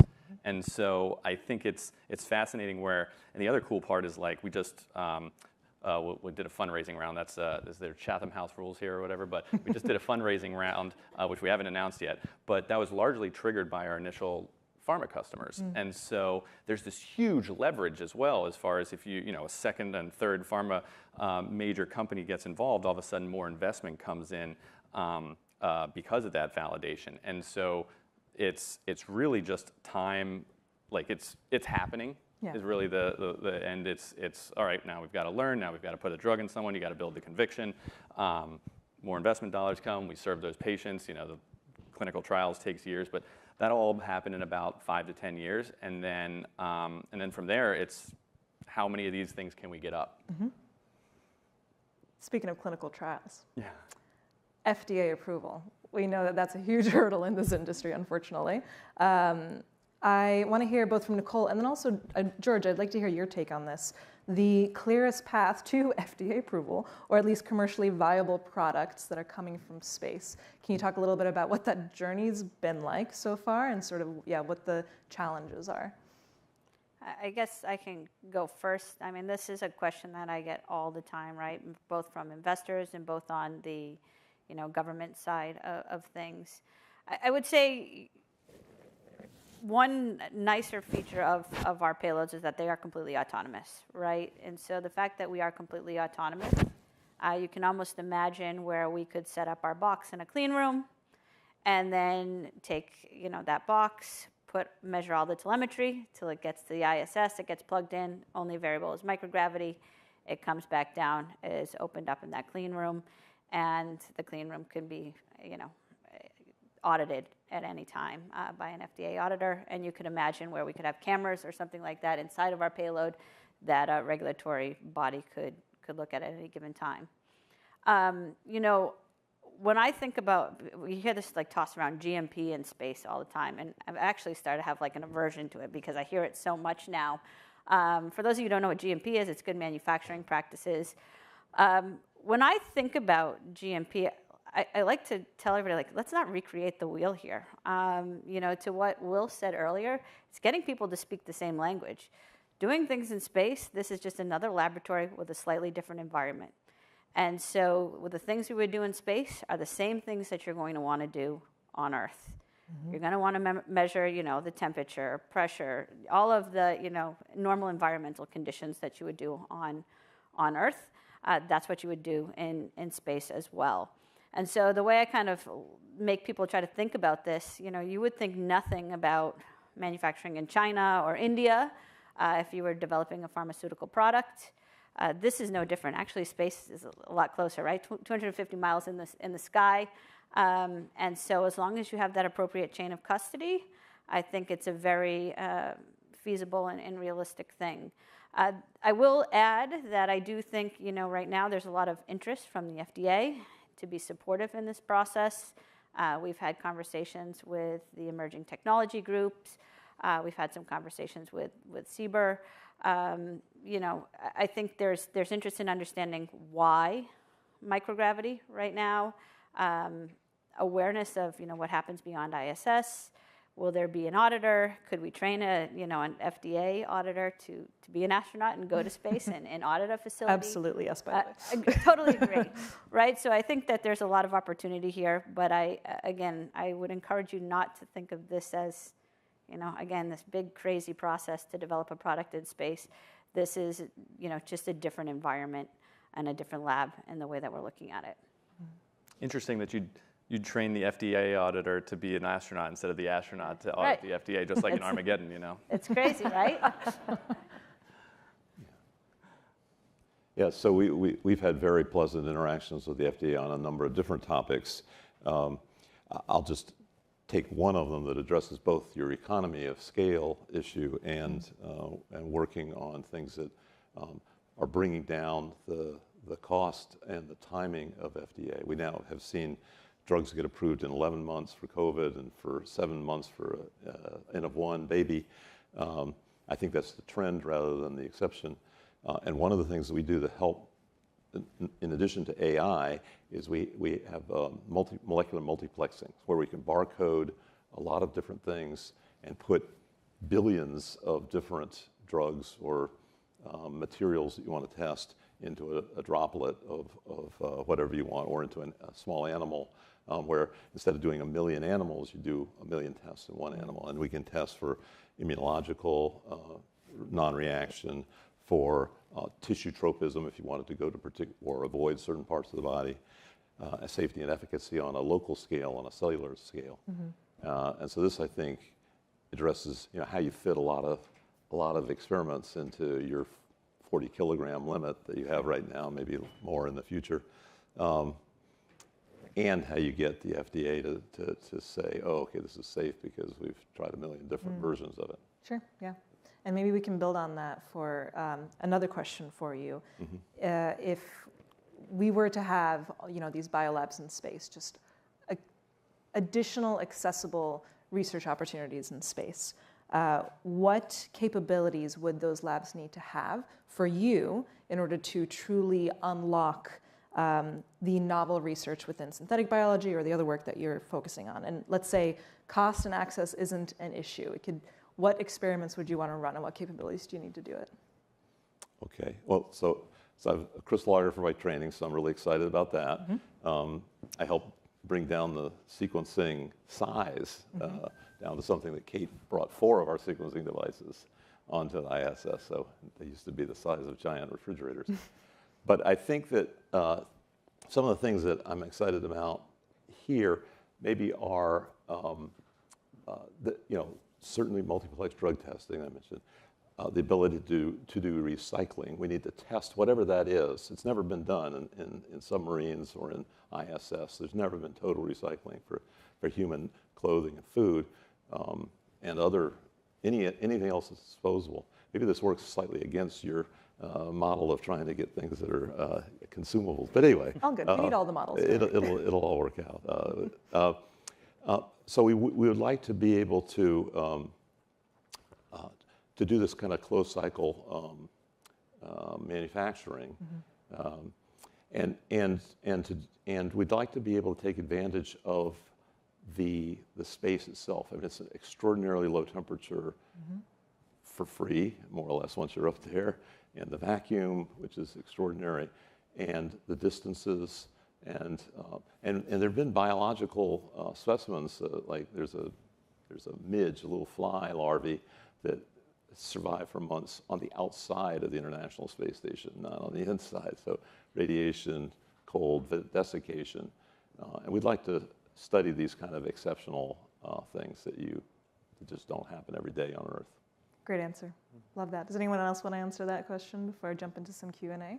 And also, if you have questions, please put your little QR code up on your phone. Okay, that's okay. I'll jump straight into Q&A. Okay, so I think it'd be fun to hear from all of you. And I asked at the very beginning, what are you studying, building, or want to study in space? Why is it important?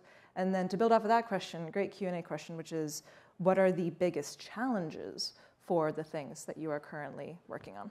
So maybe we'll start on this end and then work our way down. Sure. The thing I want to build in space is the first shipment, if you will, to space and back that creates $1 more of value than it costs to do the trip. And if we can do that, then the invisible hand of the market takes care of the rest of microgravity manufacturing and ultimately lifts us off of our home planet. I think that's like the plan. What's the toughest part of building that is what is right now 20% of Varda's capital allocation goes to just pharma, our own, our pharma lab, and to ultimately answer the question of what makes the most sense to go up from customers' portfolios from a tech perspective and an economics perspective. And I wish, so that the hardest thing to build is what is that first molecule? And so I think about it from like a 20 questions perspective. The most efficient way to play 20 questions is you cut the remaining possibilities in half every time.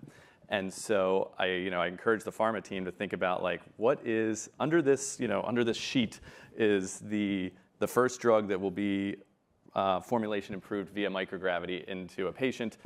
what questions would you ask, and have those be the hypotheses that we then test in the lab? Is it a biologic? Is it a small molecule? If so, what type? What's our customer profile? You know, that sort of thing. It's funny because the hardest thing to build that is not necessarily the space hardware. Mm-hmm. Great answer. George, biggest challenge? So, even more challenging than what I was talking about earlier, it would be, and limiting to us, is we've suddenly got tons of real estate out there from which we can mine, and that's and I think one of the things that stops us is we'd like to be able to build big instruments rather than ship them from Earth, Earth-moving devices and so forth, and so or von Neumann probes where the device can make copies of itself, and so far the only thing that can make copies of itself are living things, but they're hybrids that are in the offing. The living things take care of the replication, and then the inorganic materials take care of special properties. So that would be my big challenge, would be to get things that can replicate safely and harvest what we need, and then send it to Earth, some of it at least. Very cool. Is that something you're already working on, any of your teams? A little bit, yeah. We're working on how to integrate inorganic materials with replicating systems. That's very cool. Okay. For us, I mean, there's obviously a number of technical challenges of getting anything to space. I will say I feel all the technical challenges they're very solvable problems. I think some of the challenges that we face as a biotech company in space right now is market adoption and getting investors to understand why a bio company is doing anything in space and the importance of doing that in space. So a lot of it is an educational awareness piece. I mean, you heard Will talk earlier about, once we have that first product and it's in, then people have to listen, right? So I think, I've heard, people talk about access to space, up mass, down mass. Again, we're going to see greater cadence going back and forth to space. That's solvable. But getting a biotech investor and getting biotech to buy into this market more, it's getting us all to kind of speak that same language and educational awareness. So that's been a challenge, at least for us. I'm going to be a little more prosaic and say that it's actually requirements and the history that we have of building these unique devices where every single device has to go through the NASA safety process. I will say at the same time, I'm a huge believer in the NASA safety process. I live in the same lab as these experiments, right? And you can't have, hazardous materials that are coming into my airspace. But if you have this regulatory environment where it's like Memento, you wake up every morning and you can't remember what you've done before. And I've even asked NASA, like, hey, is there a master book of all the reagents that you've certified so I can just go pick? And I don't have to recertify. And it kind of gets into the, oh no, each unique experiment is proprietary. Bring us a rock and we will tell you if that's a good rock or not. And so I think that's a huge challenge. And if we could move to something where, whether it's the government agency or the commercial space stations, just have pre-approved infrastructure and pre-approved consumables, so that I open up like a Fisher VWR catalog and say, here, I want to do these things. If there's anything special I want to do, that needs to go through safety regulation. But putting every single experiment through its own safety review process just is adding like a year plus to every experiment, and we're making every investigator reinvent the wheel. So I'd like to start having some memory instead of memento. Sure, yeah. And I think answering from Aurelia's perspective, we talk about this all the time, and Will mentioned it, a couple of other folks have mentioned it, that with the dramatic drop in launch costs, the barrier to space is no longer, rockets or the cost of rockets, but for us, we see it as now being real estate, right? If we want to do this incredible work, we need more real estate in orbit, which is why we're so excited about CLDs. I mean, you heard Ariel do her panel on the space stations earlier. So from our perspective, that's the biggest challenge for us to be able to do the incredible research that we're doing. I've got a fun question from the audience. Where did it go? Here we are. How is the risk of an unprecedentedly deadly pathogen that has evolved during spaceflight and returned to the Earth being mitigated? So how are potential deadly pathogens being? Can I please take this one? Of course you can. Yeah, go for it, Kate. We do have these discussions a lot.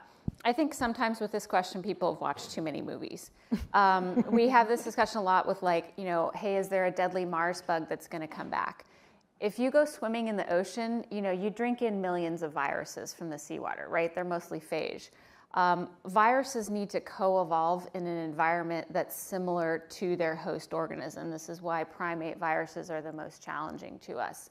I don't want to discount the fact that we do need to be safe about things, but this idea that we're going to magically evolve a space bug because it gets zapped with radiation, you know, and is like the spider in Spider-Man, right? And then it comes back and it kills everybody on Earth. It's just, that's not how viral and bacterial evolution work. I think what we do need to think about is we have seen gene expression changes in bacteria on orbit, and we do see reactivation of endogenous viruses, so that the crews that are up there are probably at higher risk. We did an interesting survey of the built environment microbiome of the space capsule recently. We didn't see anything really concerning, but we do need to watch what those crews are exposed to. But, you know, and I'd like to hear George's opinion on this too. I think the actual risk of something that we evolve in space being highly pathogenic to humans on Earth is low.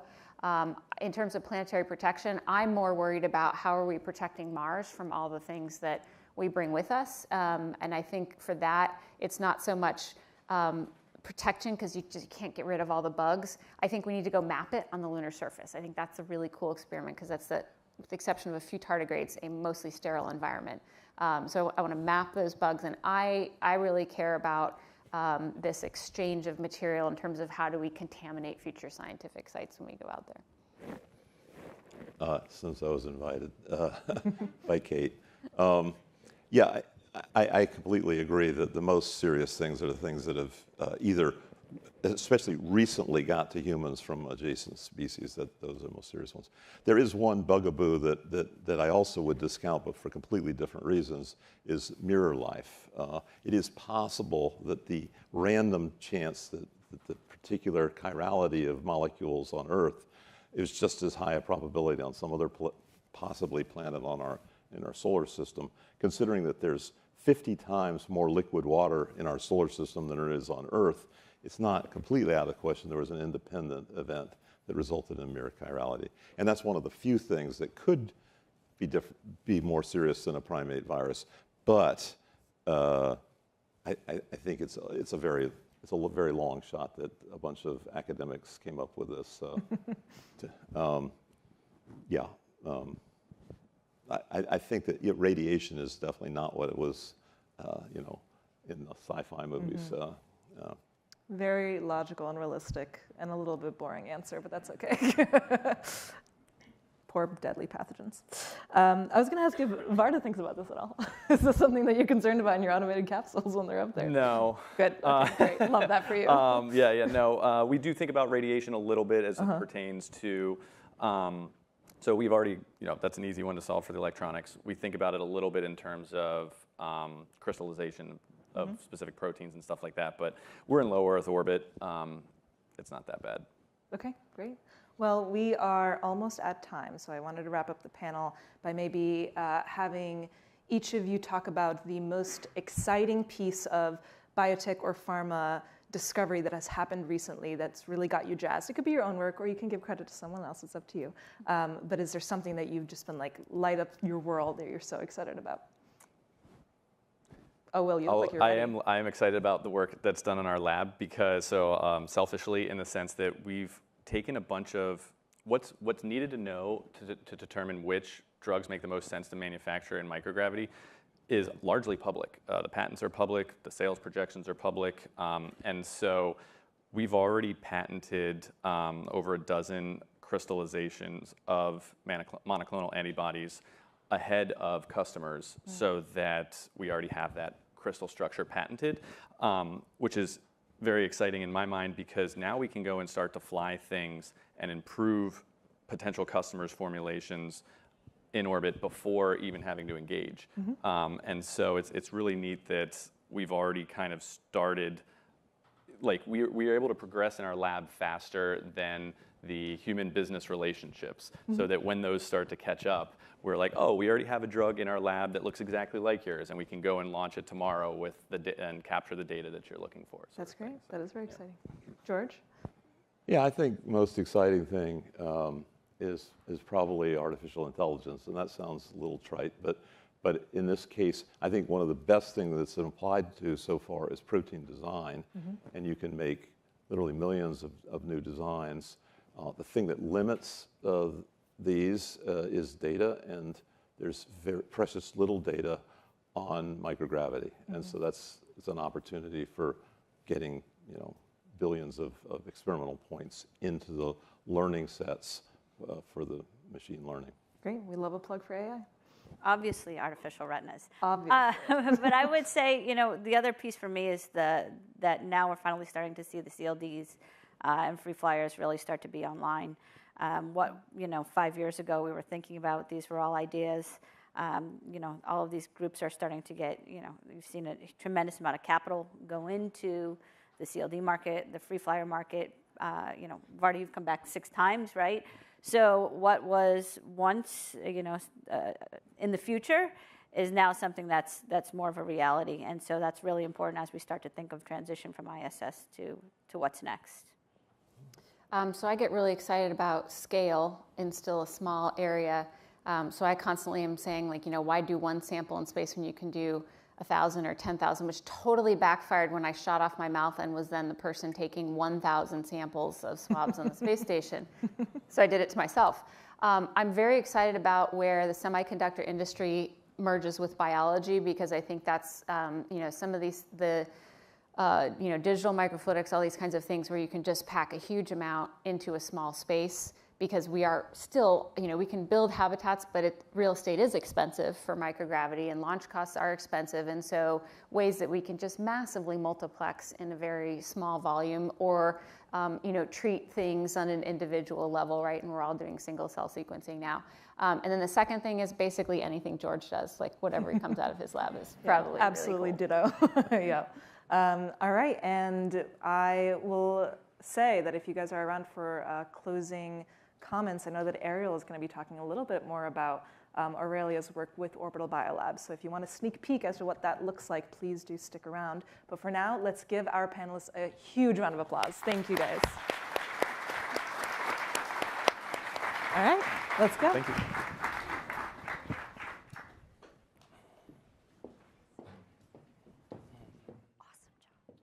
Super great. Yeah. Go back. Thank you, George. Amazing. Thank you, Nicole. Thank you, Kate. All right, don't go anywhere just yet.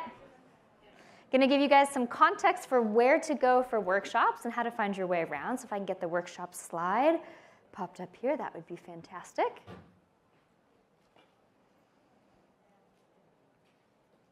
There we go. Okay, so we have 4 sessions this afternoon. I'm going to take a bit of a longer moment to explain the first one, but I'll come back to that. Aurelia Prize in Design for Space Urbanism. You guys got to meet the honorable mentions and hear from Will briefly, so if you'd like to learn more about the prize, you want to head to E14514B. Expanding the Drake Equation, led by David Newman. And then lightning talks will actually be here in the multipurpose room. So after I finish this announcement, you have a break until 3:30, so about 30 minutes. And then please come back, really start your workshops on time. And then most importantly, be back in here at 4:45 p.m. for the event finale, which is the astronaut panel. And to just explain briefly what's so special about that first workshop, Perfecting Air in Space, this is hosted by our main event sponsor for the entire day, Daikin. Daikin is a really interesting company. They're one of the biggest, in fact, worldwide, the biggest HVAC provider. So they're thinking about conditioning and quality of air in your homes all throughout the world. They've been around for over 100 years. Last year was their 100-year anniversary, which I think is a wonderful aspiration for some of the newer space companies in the audience today, hoping that we can be this relevant and stick around for this long. I first met them 8 years ago when they came to MIT. They actually came to CIC to do an innovation session, and I was really impressed by their passion for technical excellence, and their interest in new ideas. I think it's not every day that you see a very traditional company that's been around for 100 years also be so innovative and be so ready to think about space as an emerging market. So it's been an absolute pleasure to have the opportunity to collaborate with them. We recently together did an exhibit at the Venice Architecture Biennale. So they also support architecture and art with Thomas Heatherwick's team focused on a space garden.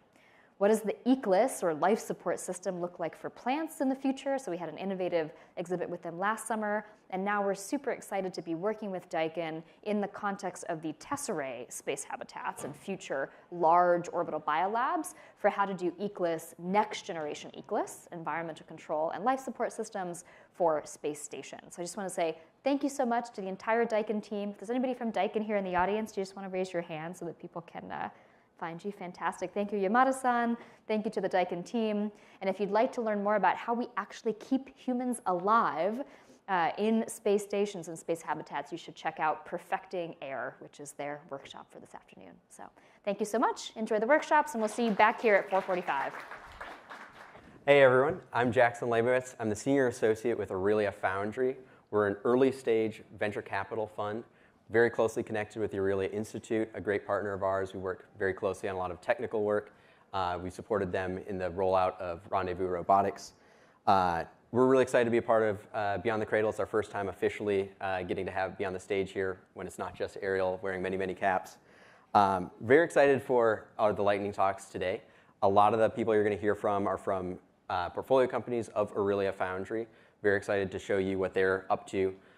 They're all really good friends of the Aurelia ecosystem, and we're very grateful for them to be here. With that, I'm going to keep it quick. Our first up is Dr. Paul Jaffe. Pleasure to have him here. He is the VP of Systems Engineering at Overview Energy. I'm sure he'll get to tell you a lot more about it, but a super exciting company. He's also a long-time engineer at DARPA, brings an enormous wealth of knowledge to Overview. So with that, Dr. Jaffe, I'd like to welcome you to the stage.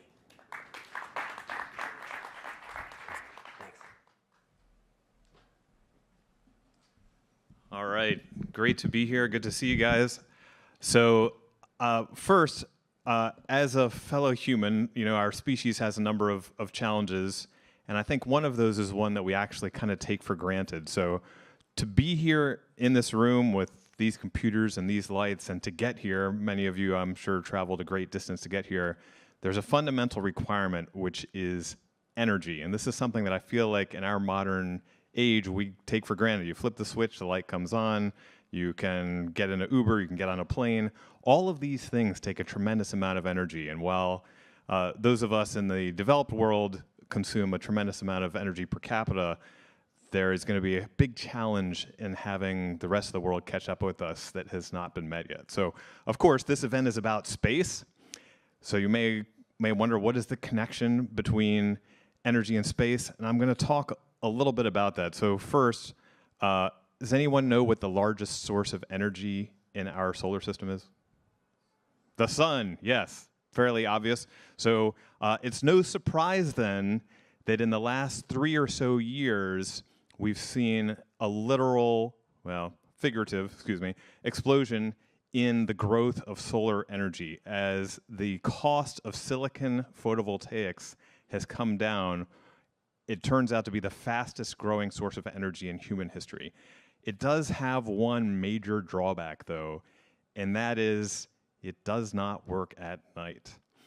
So if you think about the literally thousands of gigawatts of solar that we have around the world, zero of those operate at night. So what Overview Energy is seeking to do is to change this and to turn solar from this miraculous source of amazing energy into one that we can actually count on all the time. So with that said, we are going to power lasers using solar panels in space and send that energy to existing solar farms. Here's the rough sketch of what it looks like. Couple key things that you should realize. I'm going to get a little bit technical, but I think you guys can handle it. So you may know that solar farms today use silicon photovoltaics, and while they're great at converting sunlight, they actually do it relatively inefficiently, and that is because the band gap for silicon solar cells is actually closer to the near infrared than it is to the visible light. So if you look at if you've ever seen the solar spectrum, you'll see that most of the sunlight that gets to us is actually in the visible spectrum. So there's a mismatch there, but it's okay because the solar energy is basically free. So what we're doing at Overview Energy is we're taking advantage of the fact that these silicon solar cells are actually better at converting near infrared light. And we are taking advantage of that to have the satellite transmit near infrared light to the existing solar farm. It will convert it more efficiently. And because we're doing this from space, and specifically geosynchronous orbit, the satellite is in sunlight better than 99% of the time. And that means that we can send energy to these solar farms essentially all the time. Now, an additional advantage is because we're in geosynchronous orbit, we can address a huge part of the Earth. Now, for those of you that pay an electric bill, you're probably used to seeing once a month, you get your bill and it has some number of cents per kilowatt hour that you're paying. This obscures the tremendous dynamism that happens every day, in fact, every minute, in the bulk energy market. So you're used to paying cents per kilowatt hour. The utility pays in terms of dollars per megawatt hour. And that can range from as low as, say, $20 a megawatt hour to as much as $200 a megawatt hour within the span of like an hour. Now, because we have the ability to do something that no other energy source, not ground solar, not coal, not fusion, not nuclear, nothing, is we can change where we send the energy to a huge span of places on the Earth in a matter of seconds. So if it turns out that in South America there's a spike and grid prices are $150 a megawatt hour, we can send energy there instead of somewhere else where it might only be $40 a megawatt hour. This is something that is unique to space solar energy that is a huge boon for our company and for our approach. Now, you may say, well, how are you doing this? Like, this sounds like futuristic science fiction. It sounds a little scary because you're beaming energy from space. A couple of reasons why we could do this and why it makes sense. We are exploiting technologies that already largely exist. This is largely an integration exercise. And one of the advantages of using existing solar farms is because they tend to be pretty large to collect as much solar energy as possible, we can spread our transmission over this large area, making it completely safe within existing regulatory schemes. So there's no need for us to create new safety standards. The safety standards already exist. And we've made a lot of progress. This video you can see here is from this past November. We did a demonstration from an airplane with all of the functional elements of the technology that showed that we can do the tracking, that we can actually illuminate existing photovoltaics on the ground from a distance to generate energy. This is what it looks like when we change an existing solar farm that can only get energy from the sun during the day today to being able to produce energy basically all the time. Now, it's not completely flat because you do occasionally, of course, have clouds. This isn't a showstopper because, as you probably realize, power grids are larger than any given cloud or cloud system. And because we can address basically a third of the Earth from any given satellite, and we'll have a constellation of satellites, we can always get the energy somewhere where it is not cloudy and somewhere where the cost will be competitive for us to do this. So I've got 45 seconds left here. I'll just show you this. This is a little bit what you might look like. These are merely some of the many, many existing solar farms that are literally thousands around the Earth that we could send energy to, and demonstrating where we have the ability to transcend grid interconnects in order to deliver energy at a planetary scale. Here's our plan. We did the airborne demonstration I mentioned this past November. We have a launch slated for early 2028 to demonstrate this technology in low Earth orbit. We'll then proceed to GEO by 2030 before deploying at scale. So 7 seconds left. Thank you for listening.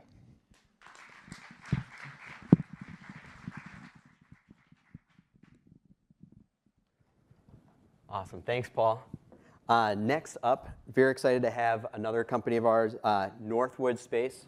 Luthra is the co-founder of Northwood and a venture partner at Also Capital. Northwood, as many of you know, probably has a great MIT story, but I'll let Shaur take it from there.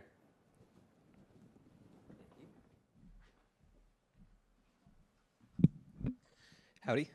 Thank you for taking the time, and also thank you for inviting me to this awesome event. So I know we spent a lot of the day talking about what's on orbit or in our solar system or outside of the solar system.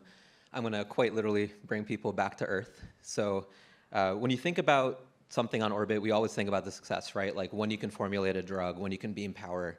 But really what happens when something goes wrong?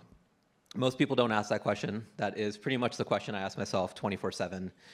You know, Apollo had Houston, Major Tom had ground control. The world of space has Northwood is really the way I see it.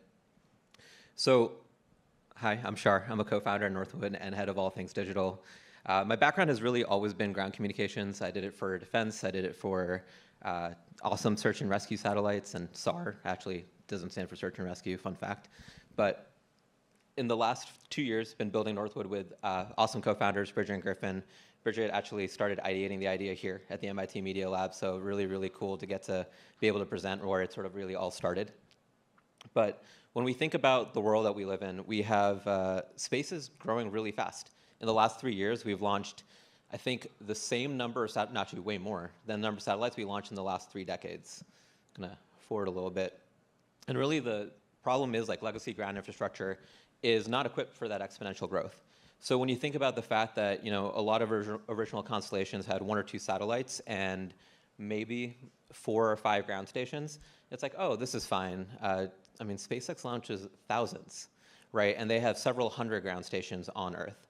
A fun fact most people probably don't know is like Starlink is not actually limited by their ability to launch. It's limited by their ability to serve communications on the ground side. So that's what Northwood is here to fix. We are establishing the future of scalable, resilient ground communications and actually doing it in multiple different ways.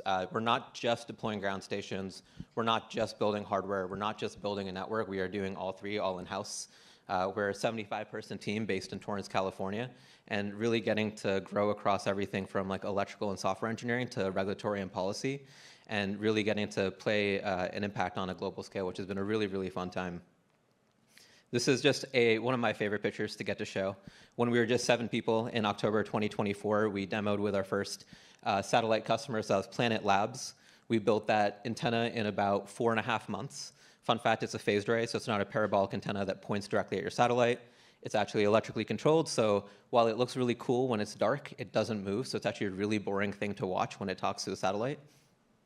But that was really what kicked off a lot of what we're trying to build out. Over the next few years, we're going to be building out a global ground network for critical missions at scale. Like this means everything from, you know, overview energy to the next NASA mission. We do that in 2 ways. One is our parabolic apertures. Everyone's super used to seeing that. And then Portal, someone commented yesterday that it looks a little bit like a coffin. But overall, I think it looks pretty cool. But both of these are meant to talk to satellites not only in low Earth orbit, but also MEO and GEO, and ideally one day even beyond that. We have our first production site online. It's been super cool to get to build really fast. But really the end goal is a global network of satellite operations. And while I really love talking about Northwood and what we do, I think we should talk a little bit about the event. We're talking about Beyond the Cradle, right? So what happens when we actually get beyond Earth, right? Like we are just one node in a very, very large graph. Today, we have a massive communication bottleneck, being able to support the missions, to support commercialization, and Northwood is really trying to fix that. But the idea is not to stop there. What happens when we get to L2 points normally? Like when do we start having moon-based landers going there all the time? What happens when we get outside of the solar system? Comms becomes the biggest bottleneck, and Northwood is not just solving that today, but really for all of the future decades to come. I won't lie, this is pretty much all I actually had to talk about. It was supposed to be 5 minutes, and now it's 7 minutes, and I thought I timed 5 minutes really well. But if you guys have any questions, I would love to answer them. Ooh, question over there.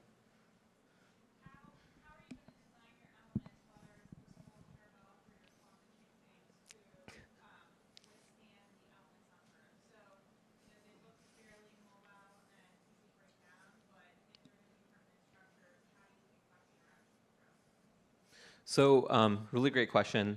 The way that we actually design it is actually meant to be a little bit attritable. So the idea is that we can build and deploy many of these so that if something goes wrong, they're actually very cheap to replace. So instead of having to worry about originally bespoke, million-dollar, multi-million-dollar foundation installations and concrete pouring. The idea is you pour them off the back of a truck. They are meant to survive, you know, in the elements like your IP67 ratings and so on and so forth. But if, say, something goes wrong, the idea is only a node in the network goes down, and then the rest of our network can take over for that. As we get to more hostile environments, you know, like I said, Earth is just beginning. We will obviously have to relook at that, but I will say being on the ground is way nicer than having to deal with things on orbit.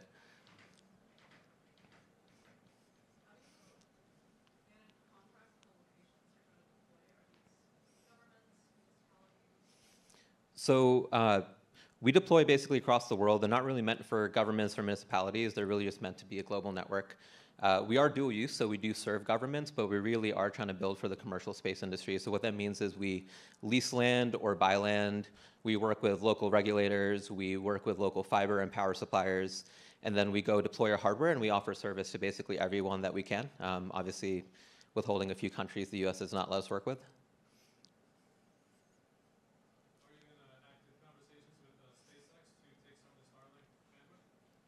Great question. I can't share a lot about who we talk to and when, but we have been trying to work with many, many comms constellations because we do have an internal belief that the third-party provider is the best scaled solution, right? When you look at folks like AT&T and Verizon, they all used to own their own cell towers. Now you have like aggregators like Crown Castle or Digital Realty really merging things together. So that is where we see the space industry going, but it really just mandates scale, right? And that's why ground is really looking for like rising tide floats all boats. The more people that go on orbit, the more they need ground, and the more that we believe that we need to exist.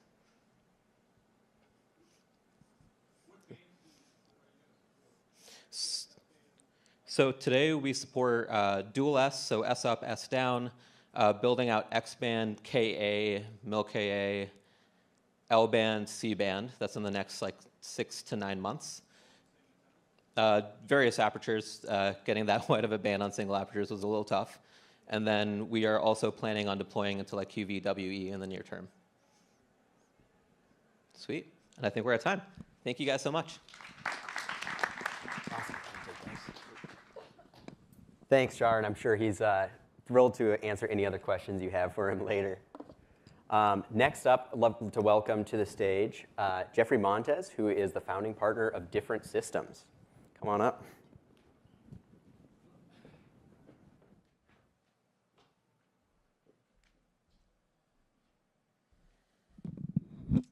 Amazing. I purposely named the company something that you can never guess what we do until I get on stage and explain it. So I'm a space architect, and my first encounter with this topic occurred in grad school when I heard that there was a space studio being offered. And as a prospective, student for this particular studio, I attended a session where the professors all gave pitches to the students, and they all got to do a ranked choice vote of which studio they'd get. And when it was the turn for this studio, the TA showed this picture and uttered these words: "This is your site." And to an architecture student, you're just like, whoa, that's a site, you know? And it was one of those moments where you realize that space is a place. It's not a program, you know.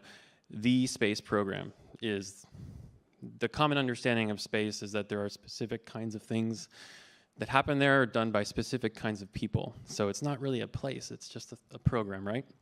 But this really changed for me.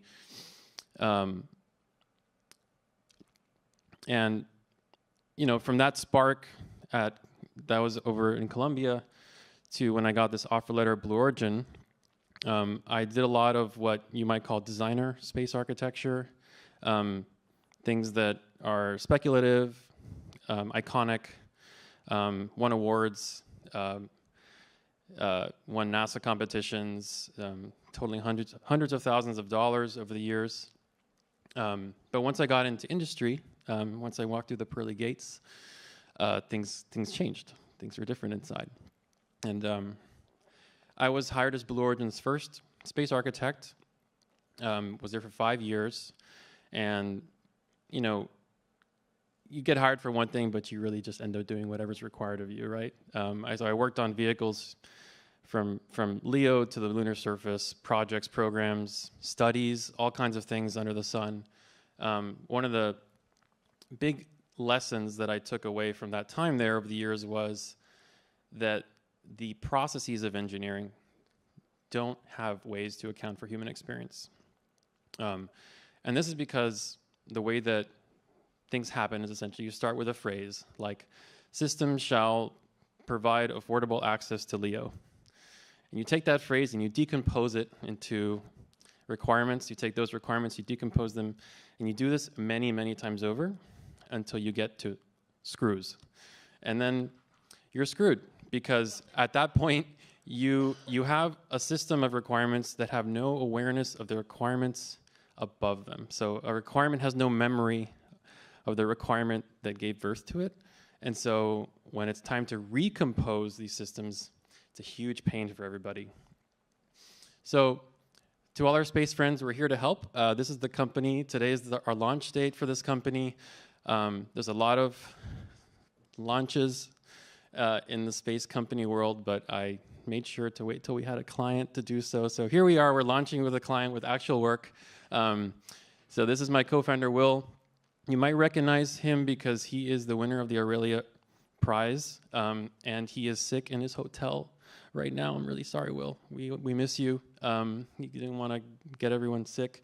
But this is a little bit of a synopsis for us. You know, design scope is hard to justify bringing into an aerospace environment. It's hard to make that native to the space environment. But it is essential scope if you care about things that are the marriage between beautiful and economical.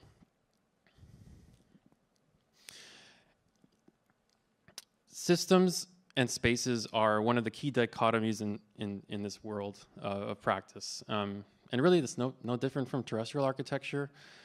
And that is that systems exist to serve space.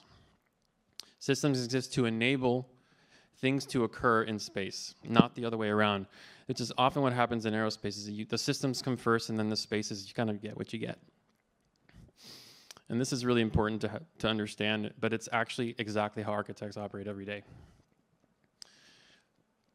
I hope people have been tuning in to the Artemis feeds, because one of the things that I learned in the industry as well is that the workforce of the space industry operates kind of like a religion. It's like a community of faith where people are essentially kind of coming to the same conclusion. It changes in its wording over the years, but it's basically that space is the answer, right? But what was the question? What was the question? I think when you hear the astronauts speak, what you're really hearing, and you know, it could be the overview effect, but what you're really hearing is that they don't have the words for the sense of belonging to Earth. And I think it is a sense of awe from leaving, of seeing it rather, but it's also a sense of separation, I think. And you know, this conference is called Beyond the Cradle, but the Earth is not only a cradle, it's also a mother, right? It's you know, what would happen if the conference was called Beyond the Mother? It wouldn't work, would it? You know, but it's true, right? So we believe that Earth and space are different systems that form a single connected frontier. It's really important to remember that Earth has within it essentially everything we need already, and if we really do hope to expand outwards, we should assume that Earth is a constant in that, and it's not. There's no concept of sort of space or Earth. I think these are one connected thing, and I think the reason that different systems is doing this is because architecture is one of those forms of technology that can engage with, you know, it's been engaging with our raw planetary environments for millennia, and it has the ability, not unique, but a potent ability to model a future. I really wanted to stay a student, and my best way of doing that was to teach, and so I started an online space architecture studio that teach remotely. Applications are open. Find me later if I can talk to you more about it. And to close, this is everything, every human spacecraft that has ever flown on one slide. I had the honor of adding Orion to it a few days ago because it had not actually taken people yet. So what's the point? The point is, it's early. So come find us. Thank you.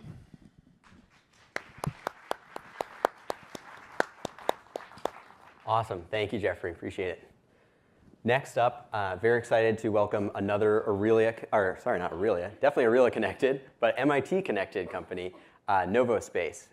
Their CEO, Rodrigo Diaz. Please welcome Rodrigo. Thanks. Hi everyone. I'm going to tell you about Novospace. Novospace develops high-performance computers for space systems. We are not designing a computer in particular. We are not targeting a specific missions.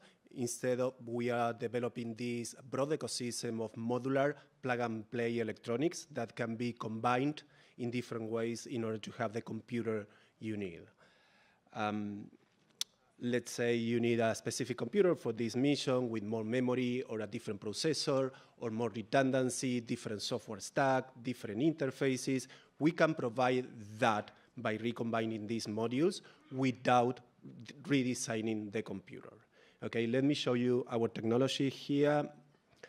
All you can see here in this video has been designed by ourselves, the mechanical parts, the electronics, and the embedded software.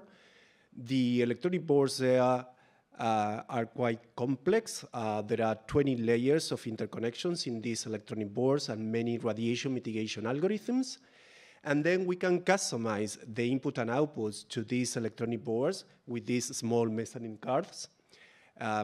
We can customize the electrical levels in every single pin. Then you can add additional electronic boards to add extra functionality, to add extra redundancy, and you are done. You have your tailored computer without the need to redesign, without the need to spend the next 5 years developing that computer.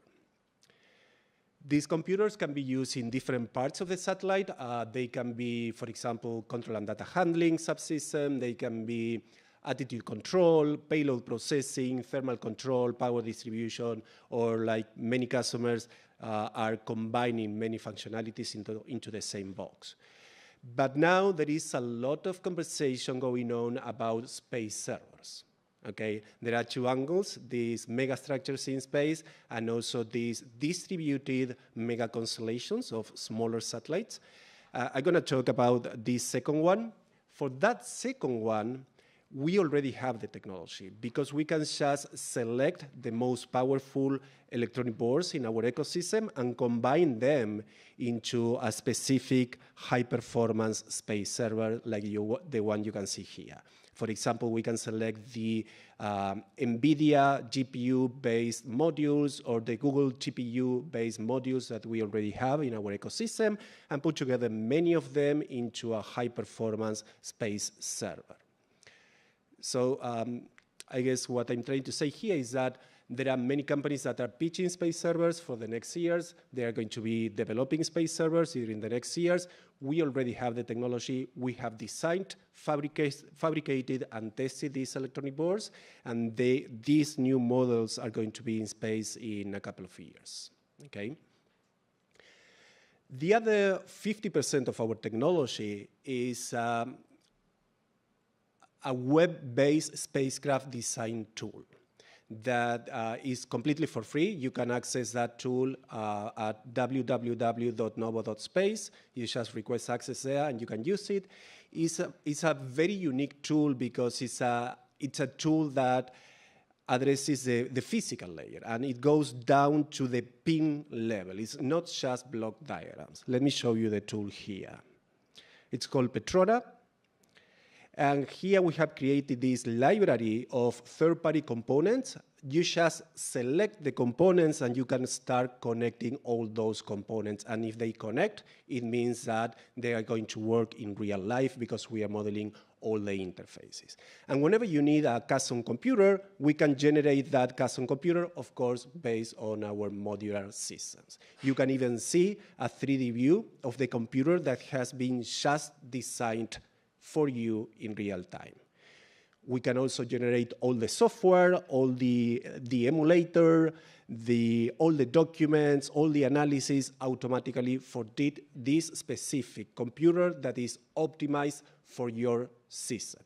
This is not AI. This is 6 years of hard work designing all the software pieces, all the mechanical parts, all the electronics, and we are just dynamically recombining those pieces to have the perfect solution optimized for your satellite, so you don't need to spend $20 million and 5 years designing that computer. Okay, and in 2 months, we are going to launch Petrona at system level for you to design the full satellite. Okay. This is my last slide. We are very proud of the impact we are having in the world. We already have 200,000 hours in space operation without a single failure. And we are flying in several missions. In particular, I cannot mention the companies because of NDAs, but we are supporting global connectivity. We are providing one of the computers for some of these massive satellites that are doing direct-to-phone communications. We are also going to the moon with NASA, to the south pole of the moon. And we are going to be providing the computer for a massive orbital telescope soon. So yeah, this is just the beginning. We started 6 years ago, but this is space hardware, so it takes a lot of time to develop. We are very, very proud of the impact. And yep, that's all I have. I have 1 extra minute if anyone has any questions. Yep.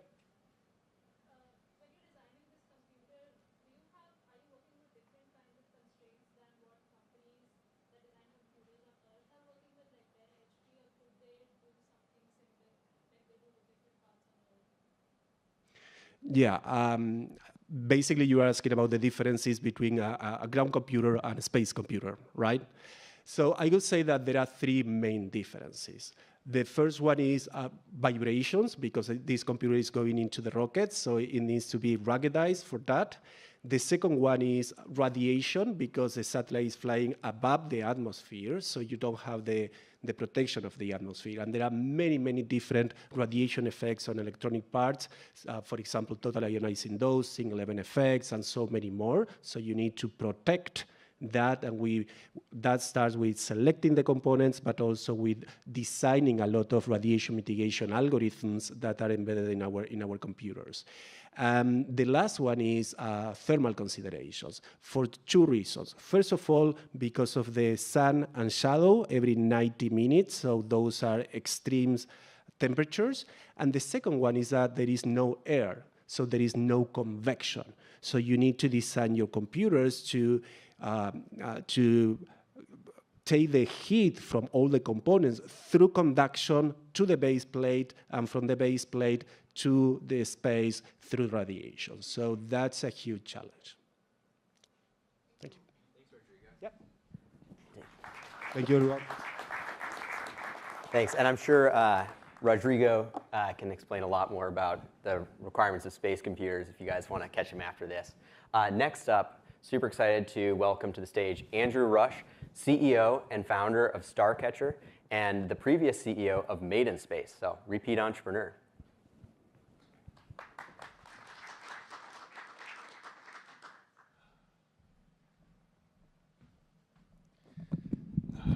All right, hey everybody.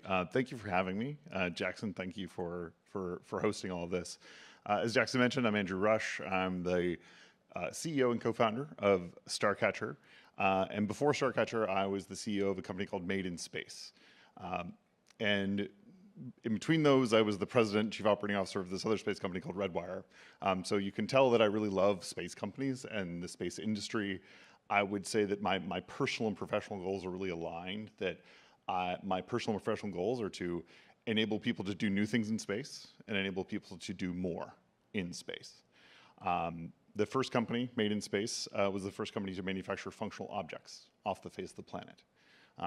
Founded in 2010, did a lot of really amazing work for NASA, national security customers, commercial customers, and grew up in a different era of space, where if you were a new space company, a commercial space company, there really wasn't meaningful venture capital in the market. Unless your name was Elon Musk or you were building a remote sensing company, it was pretty hard to raise capital. So you just kind of had to grow organically, grow by your customers. And so we ended up doing that main space. We're very proud of that.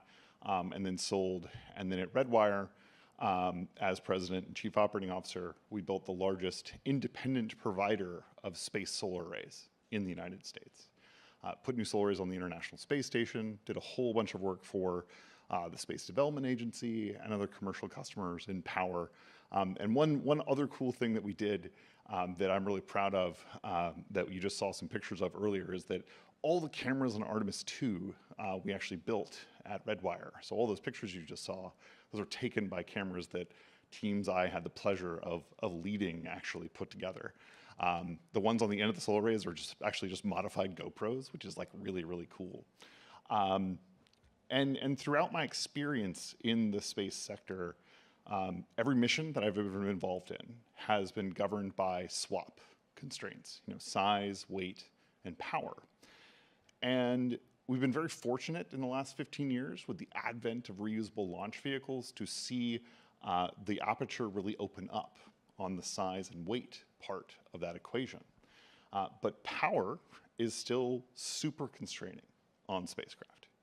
The average spacecraft in low Earth orbit today, which is where the vast majority of the satellites we send to space are, has about 1,500 watts of power generation on board. For context, that's how much my kid's gaming computer uses, or like 2 NVIDIA H100s if you're like really into AI. But as we've heard today, we're doing really amazing things in space, and we're expanding the utilization of space. We are putting cell phone towers in space right now. Almost everybody in this room that has a phone that's like 2 or 3 years old or less, that phone can talk to a satellite in some form or fashion. And that is where the future is going, is that anywhere you can see the sky or the roof over your head isn't particularly opaque to radio waves, more and more you're going to be using cell phone towers in space rather than cell phone towers on the ground. But cell phone towers are really power hungry. We also live in a world now where we're doing more and more compute on orbit. And compute is a power intense and power dense operation. And whether or not you believe that it's going to be cheaper to put data centers in space than to put them in Virginia in the next couple of years, that's where things are going. But that again is a power demanding market. Same thing for synthetic aperture radar, same thing for our national security friends who want to maneuver without regret, maneuver while they sense, or overcome brute force jamming. And all of that means that today we live in a world where there's 10 or 12,000 satellites in space, maybe 50 megawatts of power generation on orbit, and by the end of the decade we're going to have 50,000 satellites in space that need 1,000 megawatts of power generation. So a huge demand, a huge upswing, and we need new solutions to provide that energy for those spacecraft. And kind of going back to my personal and professional motivations, our goal at Starcatcher is to enable us to operate in space as easily as it is for us to operate on the ground.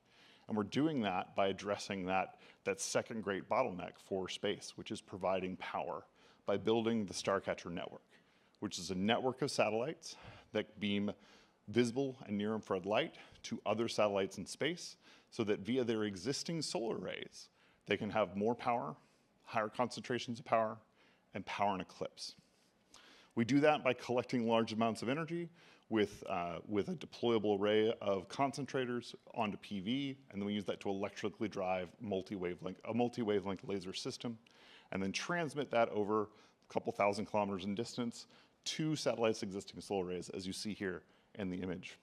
We're focused on low Earth orbit because, as I mentioned earlier, that's where most satellites are today and where the vast majority of satellites will be, and that have this power constraint and that are providing all these amazing new services now and in the future. We also are changing the way that satellites operate in space and shifting from buying the power plant up front to buying power by the drink like you do in your business or in your home.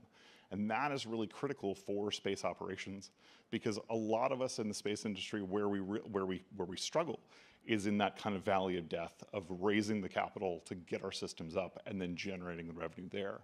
And at Starcatcher, by enabling folks to shift the cost of the power system even a little bit from upfront into, from upfront CapEx into OpEx, means that we can lower that cost of capital and lower that barrier to entry and grow the space sector. At Starcatcher, we're about a 2-year-old company, and we take a very hardware-rich and very crawl, walk, run approach to technology development.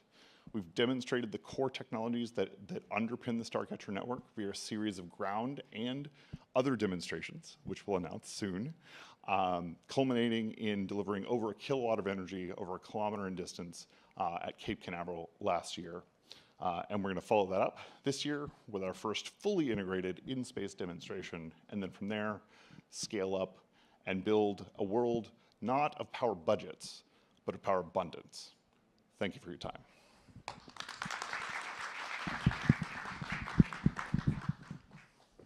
Thank you, Andrew.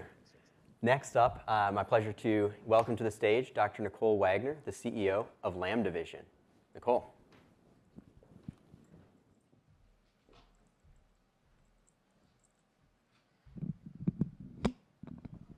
So thank you very much for having me here today. I'm Dr. Nicole Wagner. I am the president and CEO of Lambda Vision. And at Lambda Vision, what we are doing is we are leveraging the unique environment of the International Space Station to manufacture a protein-based artificial retina to help patients that are blinded by diseases like retinitis pigmentosa and macular degeneration.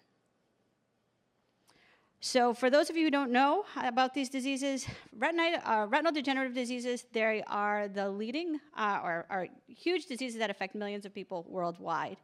You can see on your left-hand side a picture of somebody that has retinitis pigmentosa. That disease is the leading cause of heritable blindness, and it tends to affect your peripheral vision first, and over time that'll start to narrow until a patient is completely blind. This disease affects about 1.5 million people globally and about 100,000 people in the United States.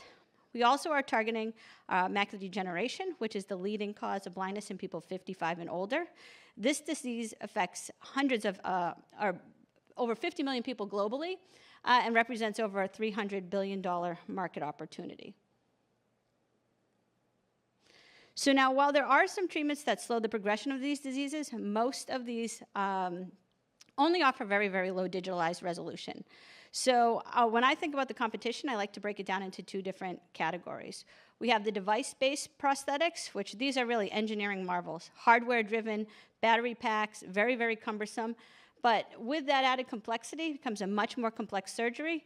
And unfortunately, these people who have these technologies inserted can barely, sort socks, right? So it's very, very low digitalized resolution. When you look at our other competitors on the therapeutic side, most of these are unproven, invasive, and one of the biggest things is that they are only targeting a very limited patient population. So in the case of retinitis pigmentosa, it affects, I mentioned, about 100,000 people in the US, and it is also impacted by over 100 genes, which represents about 1,000 patients per gene. So it's very difficult to develop a therapy that can treat that entire patient population. Lambda Vision's technology is gene agnostic, so we're looking at that entire group of patients. So what is our solution? Our solution is a small, simple, flexible implant that can be placed in the back of the eye through a very simple surgical procedure, something very similar to a retinal detachment procedure, which increases the adoption potential of this technology by retinal surgeons. Our implant is patent protected, and it offers very high resolution. And again, this has been demonstrated in multiple preclinical studies. Now, what's important about the retinal implant and why we're here even at a space conference is because this retinal implant is comprised of 200 layers of bacteriorhodopsin, which is coated onto a scaffold. And those layers of that protein need to be oriented in a very, very specific and precise way. And that is enabled by research in microgravity. So to date, we have flown 9 missions to the International Space Station to look at how we can manufacture this thin film, retinal thin film in space. So what you'll see here on the top image is this distorted array, which happens when you manufacture things on Earth, because we don't get that high precision and that ordering that you would get in space. On the bottom image, you can see the proteins starting to be stacked very, very nicely. And what's nice about the work that we're doing in space is we are completely autonomous, so we do not need astronaut time. Our product is, or the box itself that we use is very, very low mass. So again, that supports some of the unit economics of doing this in space. And then ultimately, we're reducing the amount of waste in terms of our product, right? So we're not needing to have any of those inefficiencies that you would have on Earth. So where are we today? So right now, we are leveraging the International Space Station to manufacture these thin films. Over the next several years, our goals are really to start to transition from ISS to some of those other platforms that you learned about today. So these could be commercial LEO destinations, groups like VAST, you've heard of Starlab, Axiom also has a platform, or a free flyer like a Varda capsule. Concurrently, while we're doing that, we are also focusing on the development of the product on the ground, right? So this still needs to go through a preclinical pathway. We're doing some of our preclinical trials right now, focusing on good manufacturing practices for the protein component of this, with the goal of filing an IND in the next year or so, and then initiating our phase 1 clinical trials in 2028. We have just closed the seed round, which I'll talk about in a second. And we are also now looking towards raising a $30 million Series A to support us through getting through some of those clinical trials. Now, in addition to the work that we're doing for the retinal implant, we are also focused on some other applications which leverage the protein bacteriorhodopsin that we use in the retinal implant. So my work as a PhD graduate student focused on using this protein in optical data storage, neural processing, photovoltaics, which we can think right now can be enabled by some of the findings that we've achieved in space. We have a strong team. Both Jordan and I were graduate students in the Burge Lab, helped to found the technology. We have 7 full-time employees, and then we also have a number of advisors that are supporting us on the regulatory side, and then also on the development of some of the other applications. I just mentioned we closed the $7 million seed round. We are very fortunate to have the Aurelia Foundry Fund participate in that, 776 Ventures, Earth to Mars Capital. You've heard Raphael speak this morning. And the focus of that capital is to really support a lot of the work that we've been doing on the ground right now, in addition to some of the government funding that we've received to support more space flights. So I'll leave you with this. Through the development of the first protein-based artificial retina, Lambda Vision is pioneering solutions in space that'll pave the way for the future of many technologies. Thank you.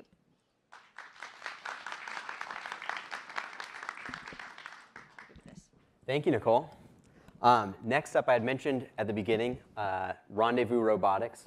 It's our pleasure to have that become our first incubated company out of the Aurelia Institute and Aurelia Foundry. I'd like to introduce Phil Frank, the CEO of Rendezvous Robotics.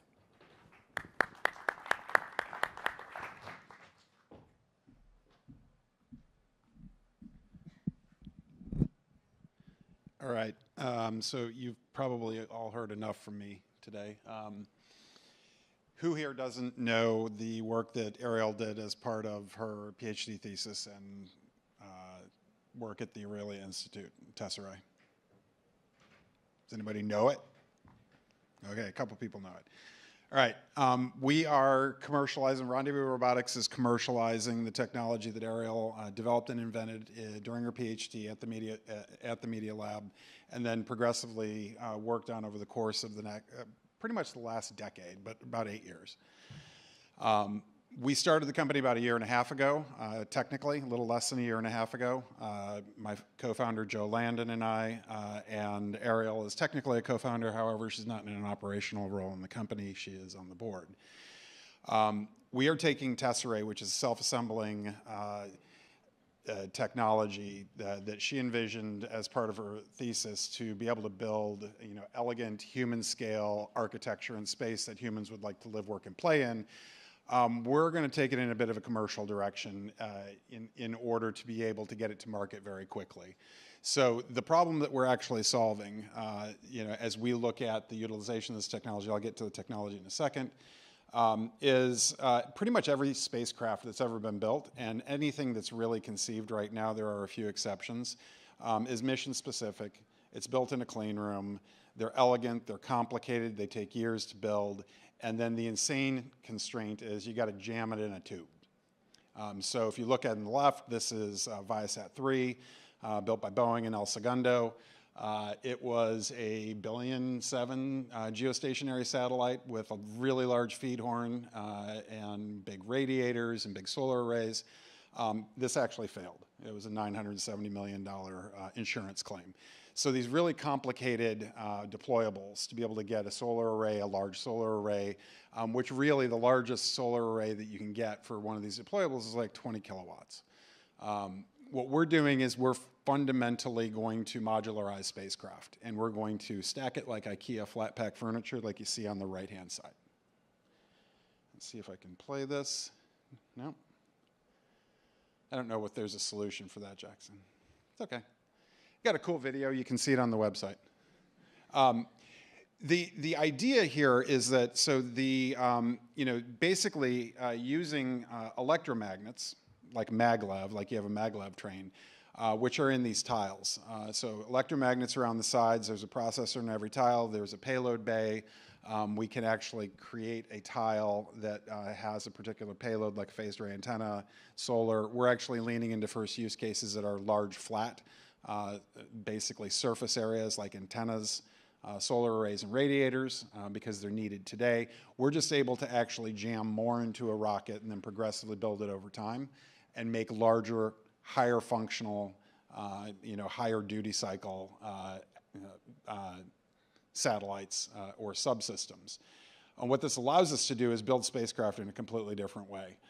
You're basically sending up pieces. So I think the great analogy is today you don't build a skyscraper in a factory in Arizona and fold it up, take it to Manhattan and unfold it, and there you go. You build it on site. We're building on site in space. We're sending the materials to space, and then we're using autonomous in-space electromagnetic self-assembly without an agent, without a robotic arm, without a person with a joystick, and just letting the state machine actually assemble this using electromagnets. Doing that is super efficient, and each of these tiles has a base operating cost sub $100,000 and a linear scaling from a cost perspective. So today a deployable, if you want to think about like our first market, they have a hard ceiling in terms of the size, about 18 meters, and once you get up to that size, it's exponential in terms of the cost. We will be able to build a kilometer scale array with a linear cost curve. We're going to mass manufacture these tiles in an automotive manufacturing sense so that we can get a basic scale and then use them for these are the type of applications. The primary applications that we're actually working on today are national security applications. So think of very, very large and sensitive antennas. And very large solar arrays that for missions that require high duty cycle power.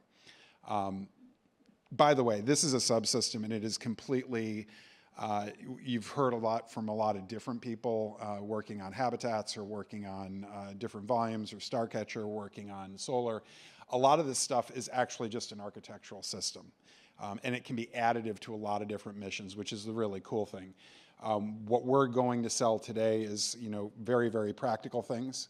And then on the right is a very crazy thing. And this is a request from Space Systems Command to figure out whether we can actually encapsulate and shroud a national security asset on demand. So think of it as a transformer deployable shield. Like I said in the beginning, there's about 8 years of heritage behind this. Flown to space 3 times already. Gen 5 is flying in July to the International Space Station, which is the last trip to the International Space Station. That's on the left. Those are built, and thanks to a lot of the Aurelia team that worked on that, Evan and others. Those are built, shipped, and on their way to Japan right now. They went through testing in Houston with NASA. That's funded partially by NASA. And then what we're working on right now is essentially our first free flyer, which is going to be at the beginning of 2027. I'm trying to get it to the end of 2026 this year. We're doing a 2-dimensional dynamic assembly with station keeping using electromagnets. This has never been done before, using electromagnets for actually positive control over a space structure in 0 gravity. And then the LEO assembly mission will raise our TRL level to the point where we can actually contract with funded programs within the national security apparatus, and then we will be flying a functional payload, which will be an RF antenna quickly after that. I'll show you a gratuitous slide of the team. Joe has been in aerospace and defense all his life, was VP of Advanced Programs at Lockheed Martin. And then we've got a really talented team of engineers that are working on really complicated problems. They got bored of building things that are scaling at SpaceX and other places, but really excited, very early in the journey.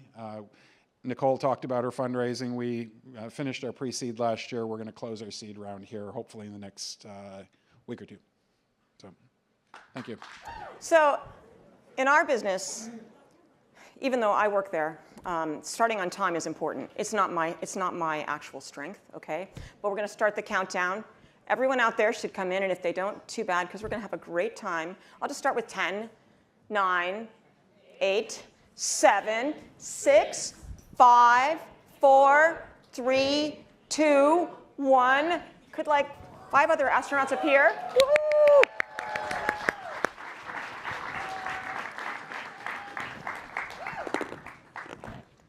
You can sit. Okay. I don't know if I should let you guys sit with each other, but it's okay. Okay.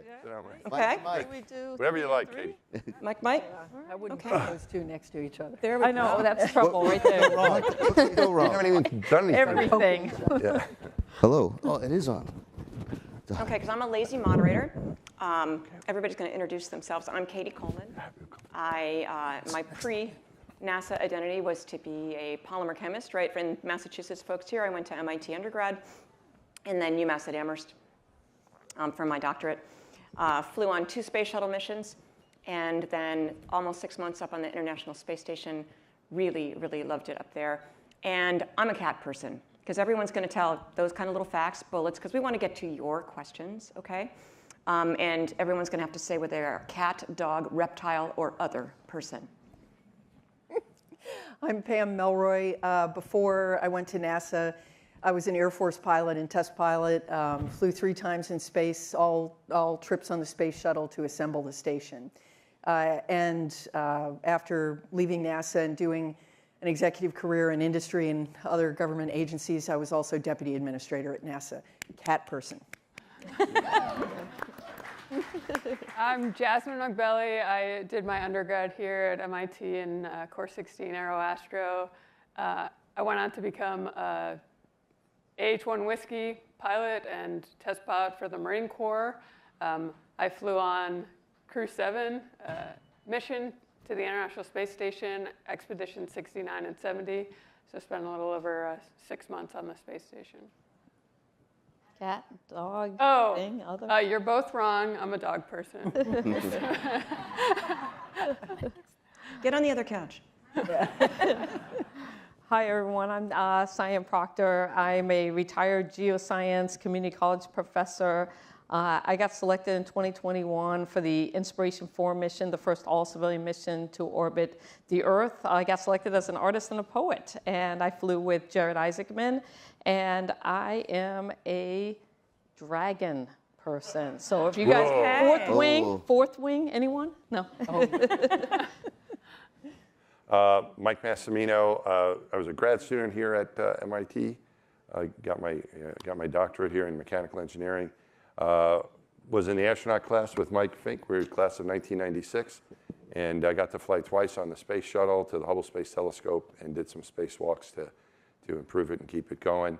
And now I am a professor of practice at mechanical engineering at Columbia. Good afternoon. Mike Fink. I just came back from a long duration mission to the International Space Station. I started out here at the Massachusetts Institute of Technology, courses 12 and 16. If you don't know what those translate to, just ask. but no, that's Earth Atmospheric Planetary Science and Aeronautics and Astronautics. And then in the Air Force, I was a flight test engineer, worked with F-15s, F-16s, and in Japan with the XF-2.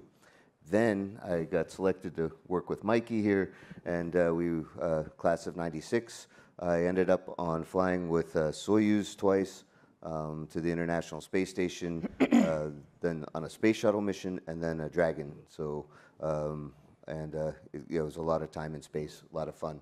30 years goes by fast. So, real quick, I am a cat person. I'm only saying that because when I was up there, I realized I missed my cats.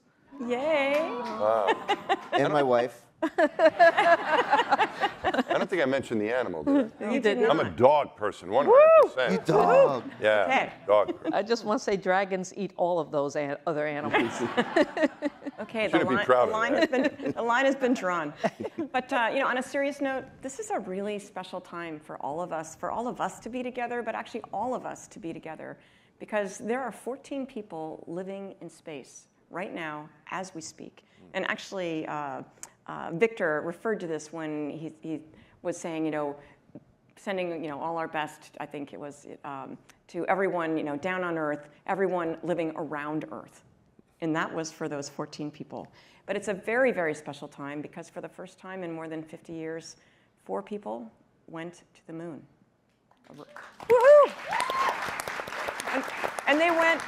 And they went further than anybody's gone. And I've gotten that question a lot where people go, what does that mean that they went further? Like, what does that milestone mean? I'm like, we're about exploring. So when you go further, that's another step. And this was a really, really big one.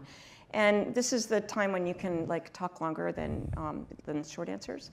What is having Artemis fly, having those 4 folks up there? What does it mean to you? And this is where we will actually, for the one time, go all the way around, all the way down the line.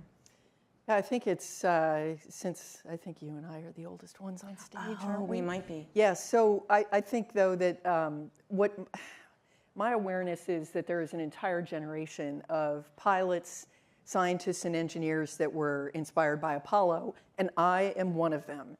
And so even when I was selected as an astronaut, I always had that dream, the wish that I could go to the moon.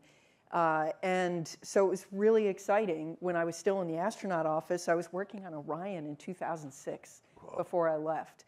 And so plus having 4 years at the agency, seeing Artemis 1 fly, and working through all the things that had to happen for Artemis 2 to be safe, let's put it this way, it's pretty darn emotional.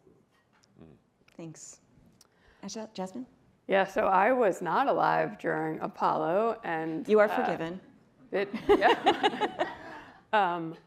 But just for me to watch that and see, human spaceflight is such a grand endeavor that takes so many things to get to that point, and seeing us, and we've had this same vision and focus now for several administrations in a row that's enabled us to proceed and go onto the moon and then eventually further. But seeing the way in which we're doing it now, because I do think the fact that we're doing it with other nations, I think we should be leading in space, but we should be taking others along with us, because it matters for future generations. When you see something you can relate to, it makes a difference. And to see Christina on that flight, and to see Victor on that flight, and to see Jeremy on that flight matters for our future, and I truly believe that. So it's been very emotional, I think, for all of us to watch, and it's been really inspiring. And I think for those of you that heard the storytellers earlier today, they were saying that you have to set that sort of what is the norm. And the norm, the norm being we go together. And I loved when Christina said that we choose each other and we choose Earth. So, Cyan? I was born 8.5 months after Neil Armstrong stepped foot on the moon, so I'm a moon celebration baby.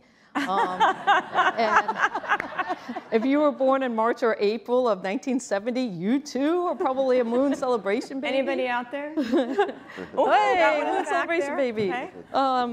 But my family was on Guam from 1966 to 1970 because my dad was working at the NASA tracking station during the Apollo missions.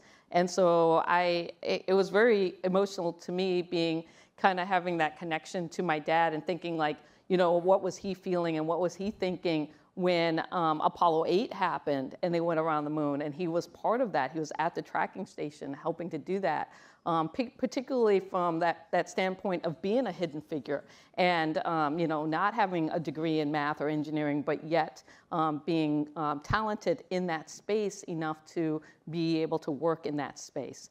And so then you see a crew like the Artemis 2 going around the moon, and the message and the hope and the inspiration that they carry, and seeing Earth set. And to me, I just keep thinking about, you know, the way I feel and how proud I am, and the way my dad might have felt at that same time in history, and knowing that a whole new generation of explorers are you know, getting inspired right now as a result of this.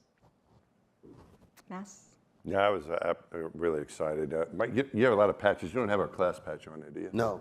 So Mike and I were in the same class. But you remember on our class patch, we make a class patch when you become an astronaut, and you put things that you think one of your classmates are going to do. Yeah, you still have a chance. You're still in there. Aspirational. Yeah, aspirational. So we had the space shuttle and the space station. Then we had Moon and Mars on there. And Mars. We thought maybe one of us was going to get a chance to go there, and you know that maybe you still have a chance. Mike's still active, so who knows? But we never got. You know, our class didn't get there, no. right? So when they were assigned, when the Artemis 2 crew was assigned, I think it's like almost exactly 3 years ago. I think it was like April 3 years ago.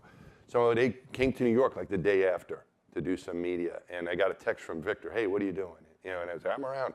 So I ended up having dinner with the four of them that evening. And I remember waiting for them outside the restaurant, because it's New York City, and didn't want them to get lost, right? So I'm waiting outside, and I saw them coming down the street, and I kind of just walked really fast toward them and gave Reed a big hug, and I said, I don't know what it is, but I was more excited for you guys getting assigned to this than I was when I got assigned to any of my flights. And he said, Mass, I understand, because I'm going to be more excited for the crew that gets to land than I am for what we're going to get a chance to do. And so this is something I think all of us were hoping to see happen. And then it's almost surreal that it's happened. I can't believe they actually got there. And at the launch last week, I was down there with my son, and I wasn't sure. He said, what other astronauts are going to be there? I'm like, I don't know, maybe Charlie Duke, you know, someone like that. So I had no expectation of who was going to be there. I didn't know if there even was a way to look up the guest list. But then I saw you, Pam, and I saw Scott Altman and Rick Mastracchio, and Scorch was there, and all these. And it was like we all were somehow drawn to really want to be there. You know, I think more than any other launch, because we all felt like it was something that we were hoping for. Maybe in some ways what we were doing hopefully contributed to it in some way. But just so happy for them, and to hear them speak about what they're seeing, they're so eloquent. I think they've done a great job representing what all of us would like to have an opportunity to see. But if we all can't get there, I'm really glad that they did and shared it in such a beautiful way. I agree. Mikey, well said. Oh, thanks, Mike. No, yeah. Thank you. I was going to say an offshoot of that was that there were a lot of former astronauts down there, and Mike and Jasmine are the people who are still active in the Corps. But a lot of our kids got to meet each other down at the launch who'd not seen each other in a long time since they were young. And it so was that was really pretty cool. Because everyone they really loved it. Yeah, and every time I saw like one of my astronaut friends, I hadn't seen my son in a long time, right? It was a memory that came up of when I was telling you about that earlier. Yeah. I can remember, Mike going around like with Willie McCool, yeah. With Willie McCool giving Daniel a ride when he was 1 year old in one of those rolly chairs, that kind of thing.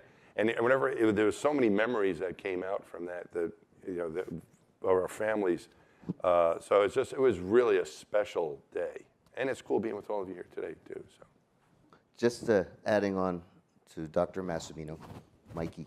So we not only are we excited, and that was well said, but the whole planet's excited. Yeah. And we now got a really cool space vibe going again, and maybe, just maybe, with all the troubles here that we got going on planet Earth, we can put aside those differences. I know, Pollyanna. It's just optimistic, perhaps, but maybe we can start to focus on not fighting down here and working together to go fly in space together. And that's what the International Space Station is symbolizing. So we talk about the Artemis and Artemis generation. Well, we're all Artemis generation now, and let's go do good things. Well said. Let's talk about either training or, well, a few of you just share some things about training, about what you learned in training and what it meant to you. If you didn't learn anything in training, don't raise your hand. Okay. Mikey, you trained quite a while because you represented us for Commercial Crew for a long, long time. So Mike knew all the vehicles, and so he's done a lot of training. You start. All right. So I think what you're trying to say is I'm a slow student. No, I am not. I had to serve as backup crew, I don't know, 6 times, 7 times. They're very trusted. It was a joy, yes, but it was a privilege. So one of the superpowers of being an astronaut, and whether it's a NASA astronaut or a private space explorer, is you got to learn a lot of stuff really fast, and you got to know it well. And what's really cool, and one of the things I learned is that I didn't have to know everything. My call sign is not "I know everything," Ike. It's really that you have your friends to help you, and that when we work together as a crew on board, whether it's on Soyuz in Russian language, on the flight deck of space shuttle, speaking whatever the shuttle-ese, or flying on Dragon, where we don't have to talk too much and just sit back and look cool. It is really that it's not when you fly, it's who you fly with. And I learned to count on my friends, and I think that's a great life lesson too as we go forward with everything, that we should all just keep working with each other and doing well together. Amen. Cyan, you had to learn basically in 6 months. You went from 0 to 6 to 6 months, right, for your flight. What was that like? It was pretty intense. You know, I won a Twitter contest to space, and when I found out that I was selected, the next thing that my commander, Jared, said was, "I want you to be my mission pilot." And I just, you know, in my brain, I was like, does he know I flew a Cessna 172? What does that mean? I had no idea. Because I'd never worked in the space industry. I've been a geoscience professor my entire life, and then we flew to Hawthorne and we just began training with a 6-month deadline. And SpaceX was like, you know, if you don't qualify for this seat, you do not fly. And so it was pretty intense because I'm not an engineer, and I had to learn all of the systems for the Falcon 9 and the Dragon capsule and all the emergencies and contingencies. And we were having this conversation that you can't even begin to learn how to apply this until you know the terms. And so all the acronyms and the terms and all of that, and having flashcards and just studying and then getting to that point where you're like, okay, I can do this, and not let your crew down, right? Who you over time become a family with. But with modern technology, you know, to be able to be part of that first all-civilian mission to go to orbit for 3 days, because of the automation that has been built into these systems, is pretty incredible. And so my training, even though it was intense, I loved every minute of it, because I never would have imagined that I would have had that opportunity, you know, just coming out of COVID. I remember being there when Bob and Doug returned to flight with Demo 2 in May. And I was training for my own space flight less than a year later. And that just, again, shows you where we're going and how fast we're moving. Pam, you were the second woman to command the space shuttle and test pilot in the military for a really long time. And then you went on to become, after some different jobs, the deputy administrator of NASA, which means the number 2 person at NASA. And actually somebody who, at least from what I could see, just you made a team of the front office there. I mean, in that you are this person that just always sees all the people on the team and makes them into one crew as opposed to more hierarchical. So what did you learn getting to be up there that you think astronauts should know, okay? And what you think people should know about what NASA is or what we do? You can answer any aspect of that I just Yeah, covered. I think actually I was listening to you guys talk about training, and I realized that on my first flight I was all about the flashcards and the memorization and all that other stuff. But by my second flight, where I realized I was preparing to become the commander, that's when I realized, so good job on you, Mike, for getting it. Training is actually about teaching you how to work together as a team. And that's really, really, really important. Because you're right, no one person has the full sight picture. You never know who on the crew is going to have the perspective that will help you solve a problem, or the expertise or the background or whatever. And so to me, that was the purpose of training, was team building. And so unsurprisingly, when I was the deputy administrator at NASA, the administrator had flown on the space shuttle. He was a senator and a representative from Florida. But as a part of an early initiative, flew Senator Jake Garn and Bill Nelson when he was a representative. So he'd flown in space and had a very, very clear picture of how a crew operates together. And then our senior career was Bob Cabana, who was in the office with us, another space shuttle commander.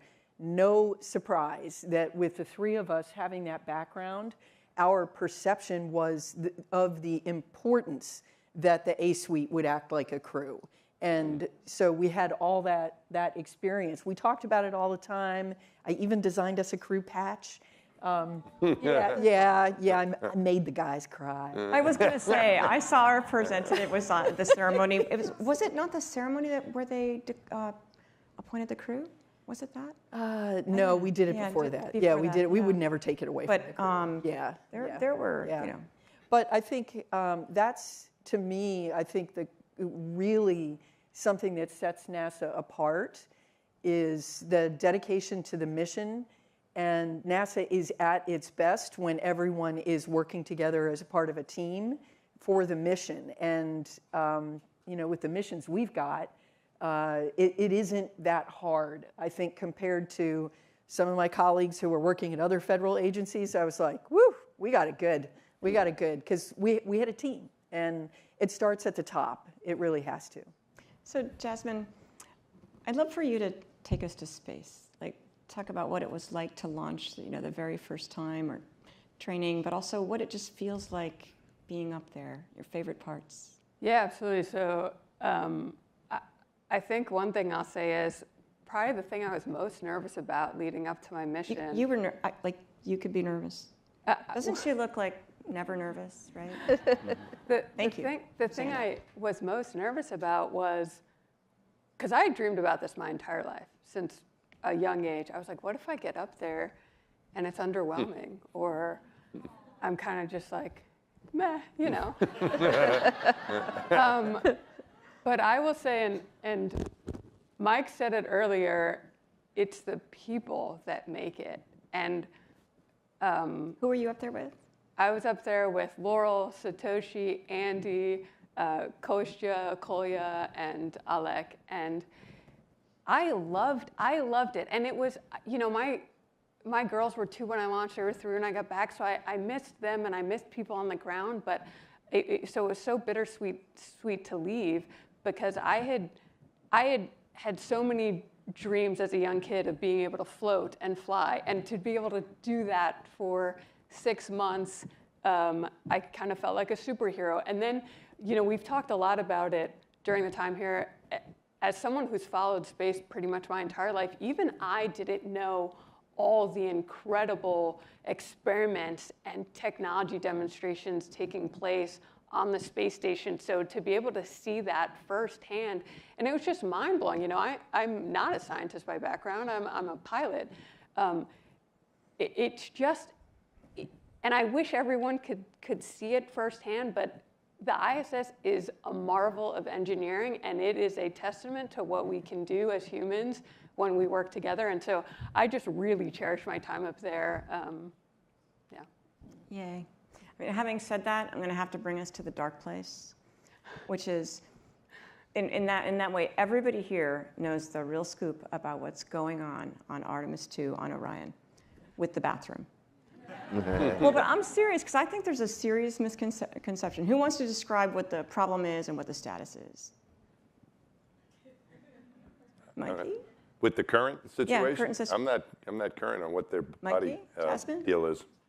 Okay, so, you know, go for it. Going to the bathroom, obviously, a very important aspect. And people can jump in with their favorite aspects or worst favorite aspects after she's done. Okay. This is another thing I realized being on the space station is to have humans living and working in space, there are so many little things and little problems that need to be dealt with every single day. And simple things down here, like going to the bathroom, can become very complicated. So anyway, when the urine basically vents out, in the vacuum of space, it froze and it Well, so like the actual going to the bathroom, the part that might be messy in either case, right? That part is going fine.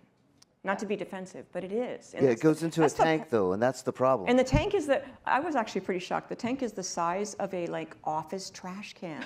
I was like, whoa.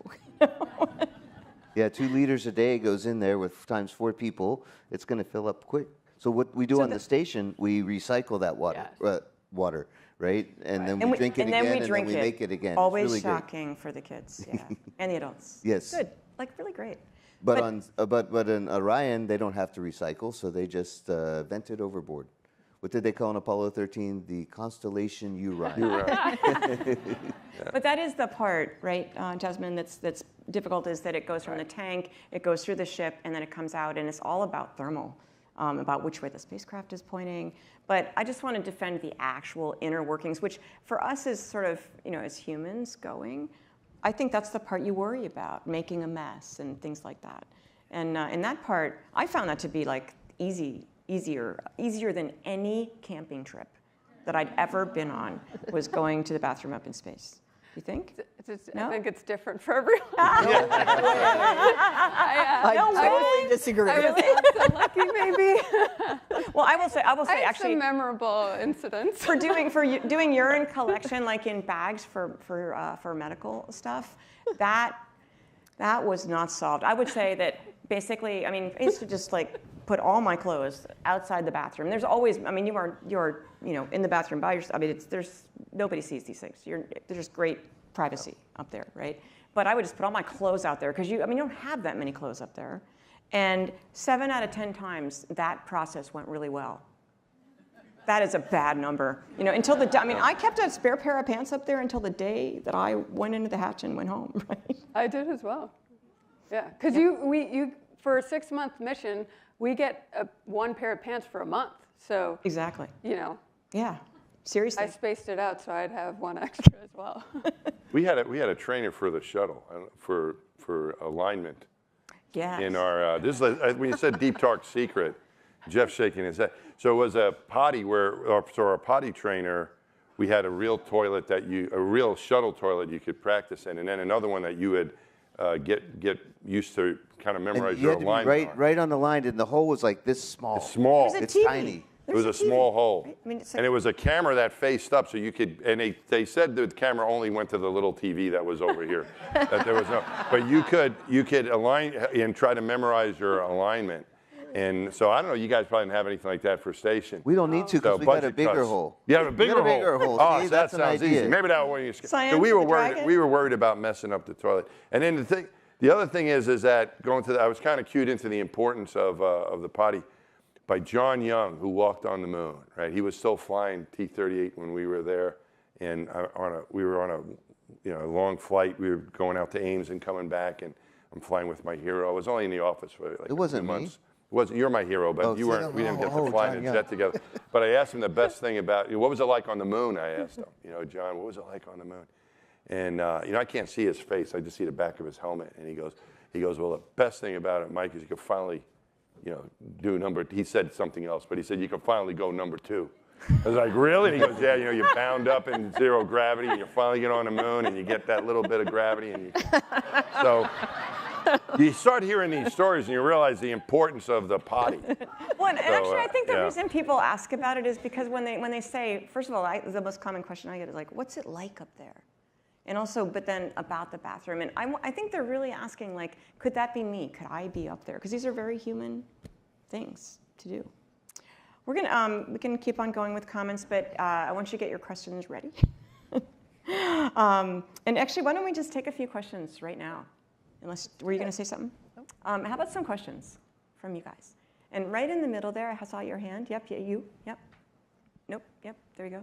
Over there. And then whoever's next. Yeah. Hi, my name's Sarah. I'm an engineer at Draper. Yay. I'm a test engineer, and I know a lot of you guys test new technology as astronauts. So how have you, honed and decided when to trust your intuition and your knowledge and experience in a system versus the system level monitoring or ground control expertise, or even in the future an AI algorithm that could be telling you something different? Speak up, whoever wants to. Situational awareness, that's the trick to be a human and flying in space. And when we build new spacecraft, we try to build the tools, even if the automation is flying, that we keep our situational awareness. We work very hard with both Dragon and Starliner to give the pilots and commander the situational awareness, so that in case the automation wasn't working or whatever model wasn't helping, we had enough to know to step in and take over manually. And that's, I think, critical, and just maintaining situational awareness in general is key to spaceflight. I was going to think problem solving too, because a lot of our training was to do a specific task, but I think was also to learn how to troubleshoot as a team. So when things aren't going like you expect, you might get a new problem that you don't have on the flight that you haven't encountered before, but because you've practiced all your problem solving and you have all those tools, you know how to engage it. I just want to add, it's in a complex system. You can have a single failure that is related to a different failure, and if the AI system doesn't have enough variables in the equation, that's always been one of the difficulties with automation in aircraft and in spacecraft, is how many branching things do you have to have those things go on? So you're right on, it's about situational awareness to know, oh, well, I got this failure mode, but that thing is actually broken, and that's why. The power system went down or something like that. You really have to understand the whole system. And I think just to add to that also having an understanding of where you fit in that system and what pieces of the puzzle you have or don't have, and understanding when you need, because there are sometimes, as the astronaut, you might have the best information, or sometimes you've got a piece of the information, and that's tied with other humans on the ground and also with the automated systems or AI systems. So knowing where you fit into that puzzle is really important as well. And in the front row here. Yeah, Jill Tarter, the SETI Institute. I got to spend some time with Bill Anders, and one thing he mentioned was that your intense job is really hell on the families. Is there anything that can be done to make it easier for the family unit and maybe the career more appealing to more people? You answer that, Katie. Well, actually, there's a very cool documentary on PBS called Space, The Longest Goodbye, and it features Kayla Barron, who's an astronaut right now, she and her family, and my family. And then also, it's basically looking at what happens when we're going further, as Jill, who's the head of SETI, and also the co-founder of SETI, when we go further and further away, and we're gone for longer. And, when you look at the Artemis mission right now, those people, the 4 people on the crew, their families have really done great service for the country as well. But I would also ask you to look at mission control, look at the launch team, look at the whole team that is supporting this mission, and they all have families that they are not home with either. And it's hard on everyone, and I like the way Pam brought up mission, in that mission is really, I think it's what brings a crew together and helps you, say, listen, I am part of this mission, and this is who Jamie's mom is a person going to space. And it's hard to do, and at the same time, it feels like the right thing to do. There is a pretty famous picture in our family where it's really clear from looking at this video picture of one of our video conferences on a Sunday that I'm saying, so I heard you've been rude to your grandma, to my 10-year-old. So it's very hard, and I think not enough people do ask everybody, not just the women, actually. It's hard on the guys to be without their families. Anybody else? I think it's a good point. No. It's hard on everybody. Yep. And I remember I was, our support team from Hubble used to spend 2 weeks at a time down getting ready for the NBL and then supporting us. And that weekend over, I remember having one of the guys over, having the whole team over. And one of the engineers from Goddard was just kind of moping around. I go, what's up? And he said, today's my daughter's first birthday. I'm missing it. Because he was there to support our mission. So people, you identify with the astronauts given, yeah, but I think because people recognize it might be hard on our families, I think there was a lot of support for us. And I think the engineers, the people that supported us in the control center, all the late shifts and missing holidays, I mean, I think it's more than just us. And I think maybe more so than what we had. And there's a true fellowship with the training team, with the mission control team. This on Artemis, one of the something they did 3 hours after launch was a control of the spacecraft with the upper stage. They just ejected, and that gave them an object to come closer to, move away, test the capsule's actual capabilities, not just the ones that were in theory, and most importantly, how it compared to the simulator. And the mission control team was on fire about this. And I know from just some of my days, some of the rendezvous team, and I mean, because this was exactly their thing, and they're getting data that is so important for future missions. And so it's a real fellowship with the training team. Somebody else, and unless we may beg for forgiveness, we're gonna do questions until you come on this stage and tell us we have to stop, Jess. Okay. Victoria, right there. And then we'll come over here, I promise. You're not like getting left out over there. And we'll be faster with our answers, okay? Yes, ma'am. Well, that was me too. I will stop answering. Okay. Hello. I'm Victoria, and I was lucky enough to be an artist and researcher on the Aurelia first zero-G flight. I share your love for weightlessness. It's wonderful. I want to say thank you for being so brave and risking so much for like the thirst that you have, because it's amazing. Like, you have gone out there and you have done things that you make seem so easy, but it's not. And I wanted to ask you, there's a lot of theme today around being inspired by Apollo, right? And going to the moon. And we are about to approach a time where there is nothing to relive. Like, we've done it again, I'm sure soon. What do you hope for the next inspiration of this type of thing when it comes to human and space flight? And I'm thinking not science fiction, but something that's based on, like, building upon our reality right now. Anybody? Well, can I just say real quick that we're going back to the moon, but we're not repeating what we did, right? With Space Shuttle, we learned how to visit space, or in the earlier ones, but then with Space Station, we learned how to live in space. Now we're going to go to the moon and live on the moon, and that is not derivative. Yeah, and I think the other thing I was going to say is just, someone said it in one of the panels earlier today, is when we explore in any capacity, there's discovery that comes with that, and we don't know necessarily always what we're going to discover, but every single time we've done it, and we've seen it a lot with the space station, obviously, like, we've had to develop technologies just to keep humans alive in space. Like, we talked about the water is really heavy to send up, so we recycle, 90-something% of it at this point, the humidity, the urine, all that becomes tomorrow's water. And stuff like that, obviously technologies that can help us here on Earth.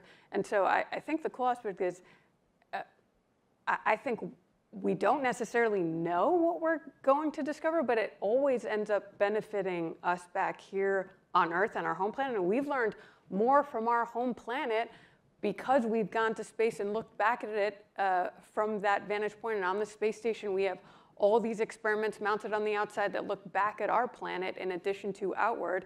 And so I think that's kind of the cool aspect, is it is, I think, a never-ending thing where we will inevitably keep discovering more. And then, like Mike said, this is just Artemis 1 and Artemis 2 are just the beginning to set us up to develop certain technologies, to develop certain operating practices, all those things, so that we then can continue to go further.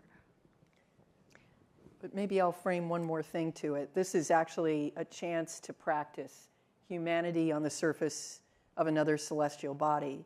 So the purpose of going to the moon and figuring out how to live there is so that we can do science there. To live there means that we're going to get greater return on investment for the science. That's why we built the space station, so that it wasn't just a 2-week trip, that we had all these tantalizing findings about microgravity. Now we're actually unlocking that on ISS. That's actually what this is about. This isn't about boots and flags. It's actually about the science. And I don't know about you, but I am like obsessed with the new pictures that come out from James Webb every day.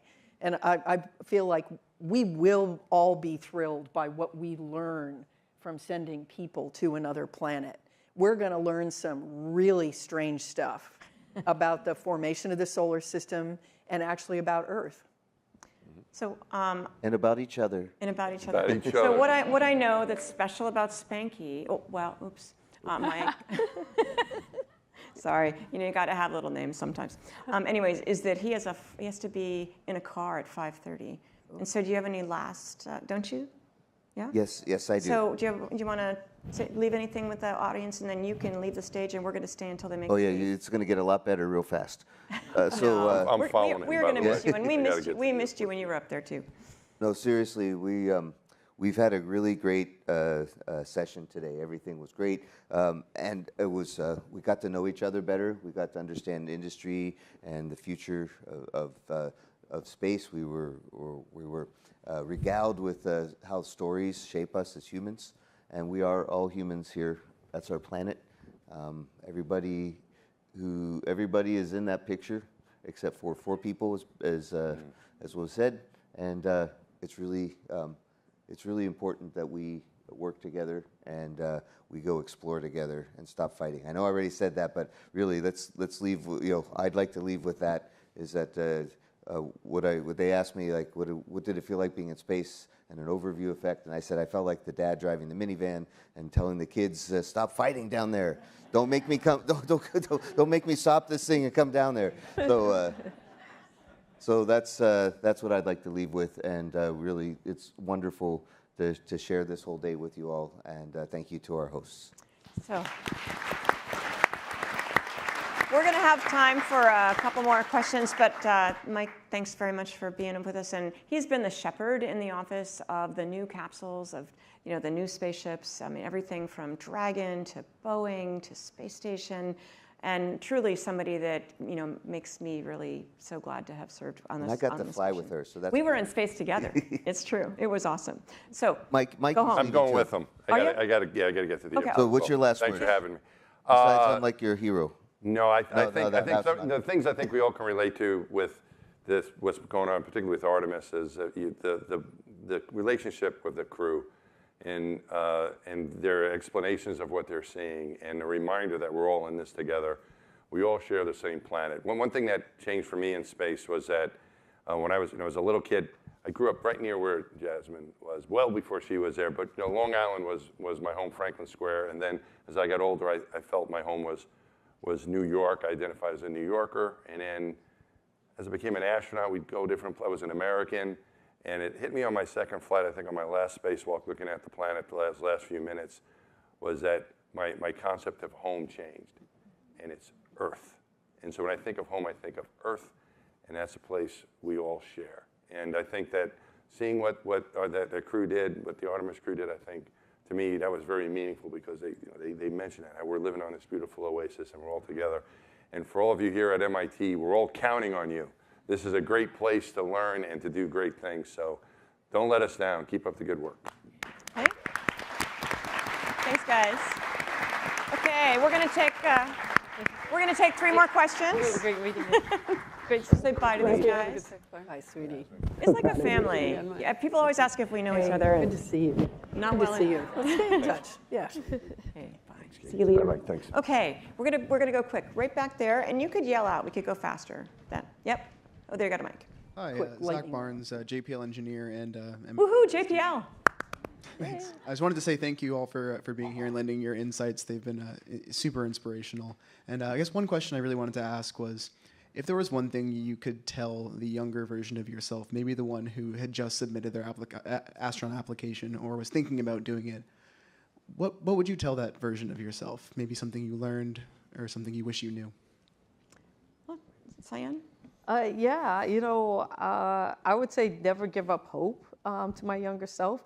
I was fortunate to be a finalist for the 2009 NASA astronaut selection process, so I got down to that yes/no phone call, and it was a heartbreaking no. And you know, you're at a certain age where you think, oh, is this it? I'm never going to be able to fulfill that dream. But I never gave up hope, and I continued to just kind of like evolve and continue to be flight ready for opportunity. And I would tell myself, you know, to just, the journey can be long, but the journey's rewarding. And as I grew and developed into the person I needed to become, the opportunity, I was ready for the opportunity when it came unexpectedly, just like that. I bet a lot of you guys were like, when Inspiration 4, how many of you watched that Super Bowl contest and you were like, wait, what? Right?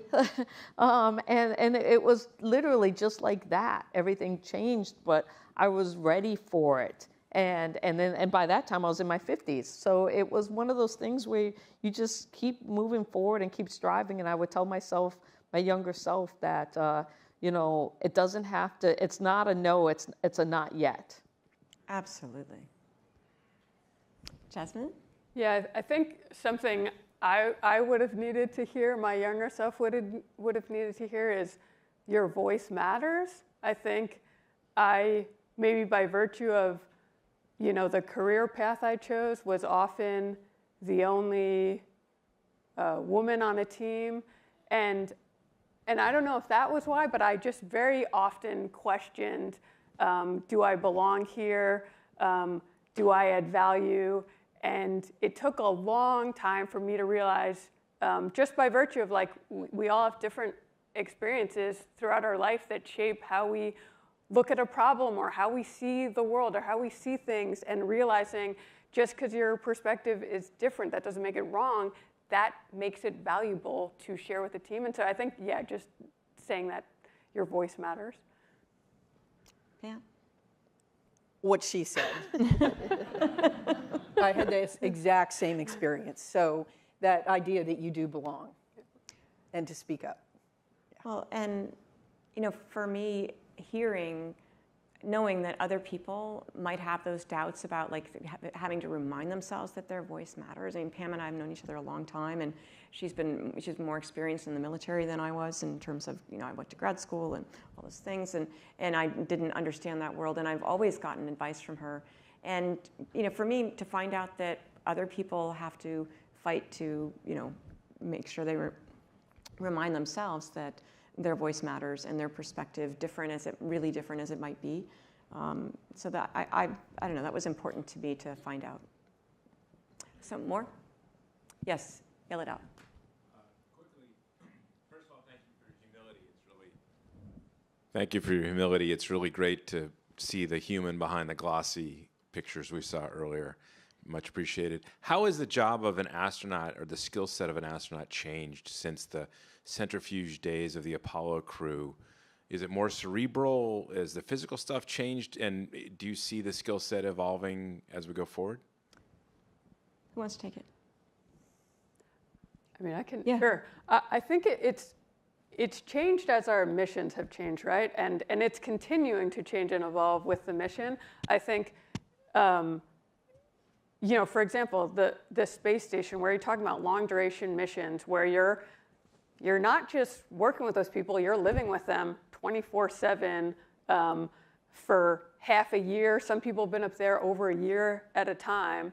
You know, for those missions, you need to be a bit of a jack of all trades, but you also need to be able to live and work with those same people, where you can't, you know, the things I like to do on Earth, if I'm frustrated, go outside. You can't go outside, take a shower, work out. And so you have to, that really emphasizes, in addition to the technical and operational skills, you need to have people skills and the ability to work in this team and compromise and lead when it's your time to lead and follow when it's your time to follow. But as we start going to Artemis, you know, these first missions will be focused on just getting to the surface, right? And then as we expand, build habitats there, it's going to change.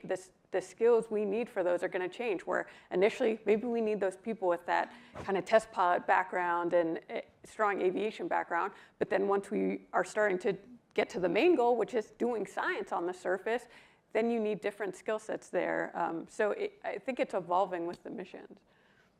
Yeah, and I would say that, you know, when we're thinking about low Earth orbit, it's this new space of like these mixed crews, right? When you've got career astronauts going and then people like me, and you've seen it already on the International Space Station with like Anusha, Anasari, and Richard Garriott, and how do you get along and have a mission where you might be different missions, but you figure out how to live in that space. And I think that as we build out more opportunity in LEO for everyday, who wants to be an astronaut, go to space, right, in this room?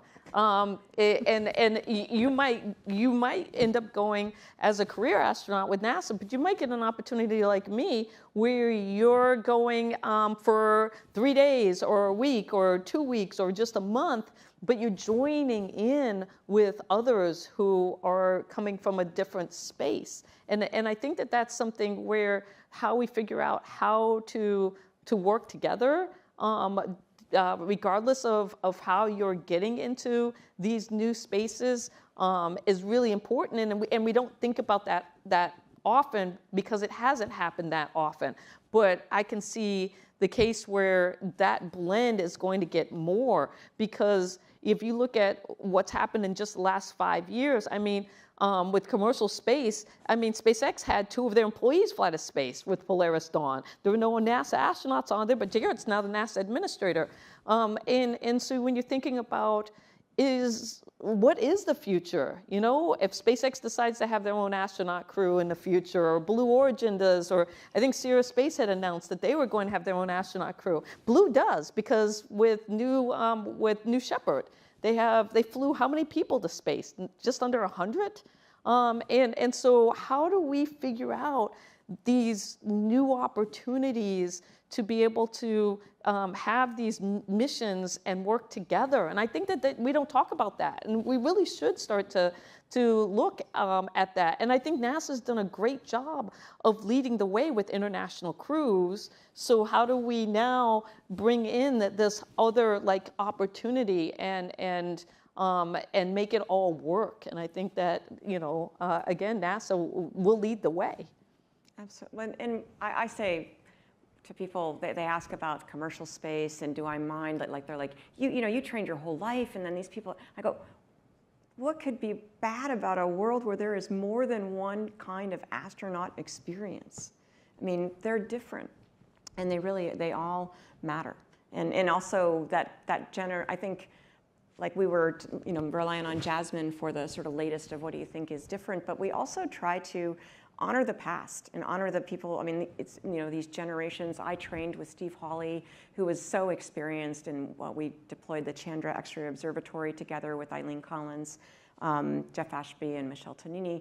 But I mean, Steve taught me that if I didn't know more than the people who were teaching me, I did not know enough. And there's important things to impart to the new generations of, you know, and as MIT folks or folks in school, and in companies finding new ways to do things, don't forget the people who used to do them, because they may have done things differently, but they have things to teach you. And go to the reunions that kind of span generations, like your dorms, right? And we're both from Baker House, right? Yeah. Jasmine and I. NASA had an interesting history in the past with mission specialists who would come in with a payload and would have to integrate in with the team. Mm-hmm. Yep. So questions? Let's see, over there. Yeah, you, yes. Yes, you. Hi, thank you so much. Thank you for this wonderful discussion. My name is Anna Volker, and I'm with a group called Astro Access. And I've had the pleasure of working with many of the great people in this room, Cyan, Katie, Ariel. And one of the things I think a lot about is designing for the future generations going to space and how we can learn from everything that's happened so far. And a thing that we look at a lot is accessibility in the design. And so something I'm just really curious about from all of your different experiences, was there ever a moment in your space journey where you wanted something to either be more accessible or to be more customizable? So something that you could maybe customize or change, or a moment where you wanted something to be, multi-sensory, maybe, if the lights go out, what happens, and how can we design in a way that has redundancy in those systems? And so I'd love to learn from your different experiences, any insights on that area. Thank you so much. Yeah, I'll share a story from Inspiration 4. It's not about me, but it's about my crew member, Haley. Haley was a childhood cancer survivor. She had cancer when she was 10 years old, just above her knee. So St. Jude Children's Research Hospital saved her life. She has a prosthesis from here to here in her leg. And this was a testament really to what I got to see from SpaceX, because I never would have guessed or thought that this would happen and happen so rapidly, is that we were starting to do long sims where we're in a spacesuits, we're there for hours, and your feet are like clicked in at an angle as you're pitched back. And Haley, after that long duration of being in that angle, her leg would be just aching. We didn't know that, and so I remember being in the sim, and her internal calm, she started crying and reached out to Jared and said, "Jared, my leg's really hurting. I don't think I can keep it in this position." And she was terrified that she was going to lose her spot. And she was like, "Don't tell SpaceX." And of course, Jared's like, "SpaceX, get in here right now." And SpaceX came in, and I can't remember exactly where we were, but we flew within 6 months. So it's somewhere after 3 months. We're less than 3 months to taking off. And so Haley's crying, and SpaceX comes in, and they're like, "What's the problem?" She's like, "I can't keep my knee in that position." And instead of being like, "Well, sorry, we can't accommodate you," right? They said, "We're going to figure this out." And if you look at our flight, her leg is at a different angle. One leg is different than the other because SpaceX in a very short period of time found a solution and got it flight certified so that she did not have to, be kicked off our mission. And I think that that's something where, when we're talking about access, how do we not, instead of saying no when something comes up, that idea of like let's see, can we figure this out? And I think we were all like, wow, just rapid response. And I want to see that more, so that we have more people be able to fly when something goes wrong. How do we accommodate that? Mm-hmm. I also worked with Astro Access, and I just want to wrap up here, but I think it actually is a great way to be wrapping up, in that it's about possibilities. When people bring a different perspective, actually flying on the zero-G airplane with 6 mobility challenged people, 4 sight challenged, and 2 hearing impaired.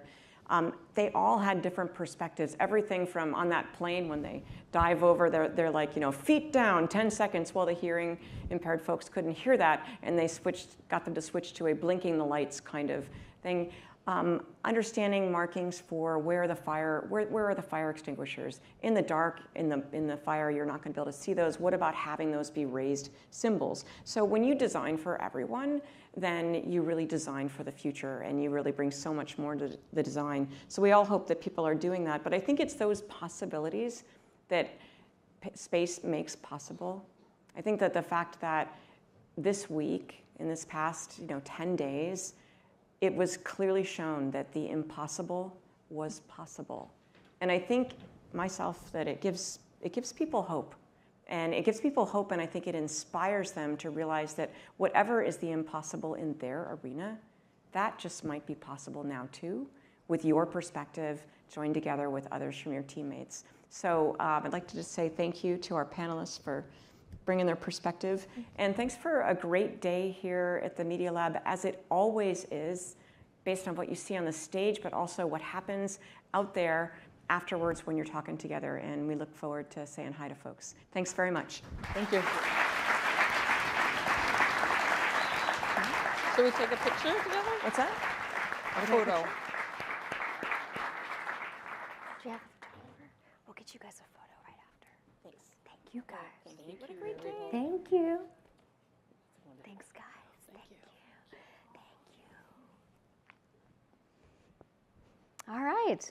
We've made it to the close of the day. Thank you all so much for your rapt attention.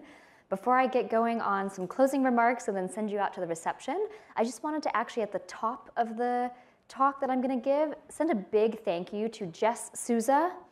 Did she just go back behind? She may have just gone back behind us. Jess, do you want to come out for a hot 30 seconds? Where did Jess go? We'll call her back. Oh, there you are. Okay, you're sorry. I'm like looking in the back. Jess Souza is our event planner extraordinaire. She's the one that I did this event the very first time 10 years ago, and she has helped me pull it off every time. Thank you, Jess. And Steve Sargent, hiding behind Jess. Thank you, Steve.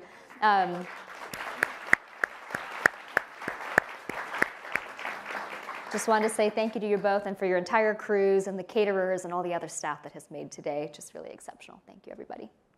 So what we're going to do now is try to connect the dome that you may have seen in the lobby on your way in today, the future of human habitation in space, with a little bit about what you heard from Sally Kornbluth, our president at MIT at the beginning. What does it look like for a university to have research volume, our own lab benches in space, and then how we think we can design this in a near-term future so that many, many more of you can directly participate.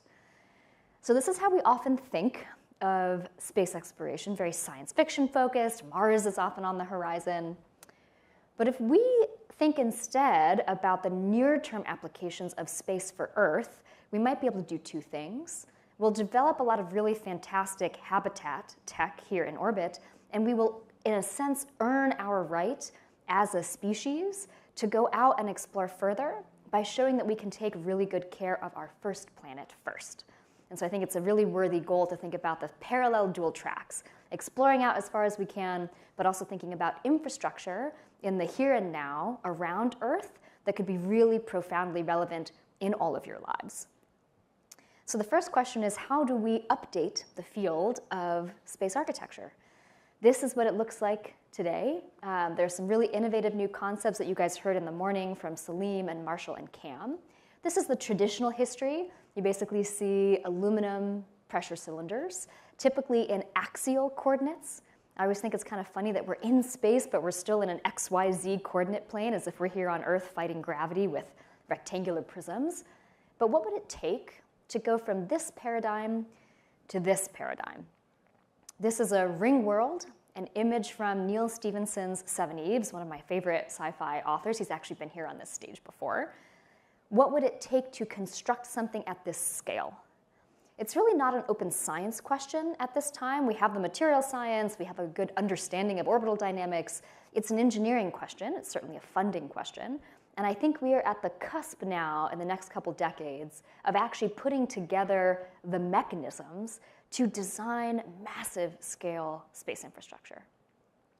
This is how the International Space Station was originally constructed, right? So kind of a blown out diagram of all these really incredible different modules. But the crazy thing is that many of these modules were put together like this, by a human in an EVA suit, sometimes by those humans that you just saw on stage, being incredibly courageous, but also still building some of the most advanced technology known to humankind by hand. So if we're actually going to scale up habitation in space and all the other types of things we want to do, whether it's AI data centers in space or space-based solar power, we need to figure out a technology for in-space construction. So my PhD here at MIT was focused on biological inspirations for self-assembly. There's a wonderful, rich set of examples in biology, from how DNA and proteins assemble in our body to how perovskite self-assembles in different plants, to have some of the logic of a really complex future amalgamation built into the constituent parts. And so we're taking some of that inspiration into the space field. And I love this because it actually comes from fundamental Earth biology, and now we're thinking about how to leverage these ideas of self-assembly at macro scale, really massive scale. Some of you may have seen this video before. This is an idea where the tesserae tiles, or the self-assembling panels that might make up a larger volume in space, can actually be packed flat in a rocket like Pringles in a can, or a Pez dispenser, if anybody remembers those candies from when we were kids. And then once the rocket that's carrying them arrives at the destination, could be in orbit around Earth, could be in orbit around Mars, the tiles are free to autonomously self-assemble.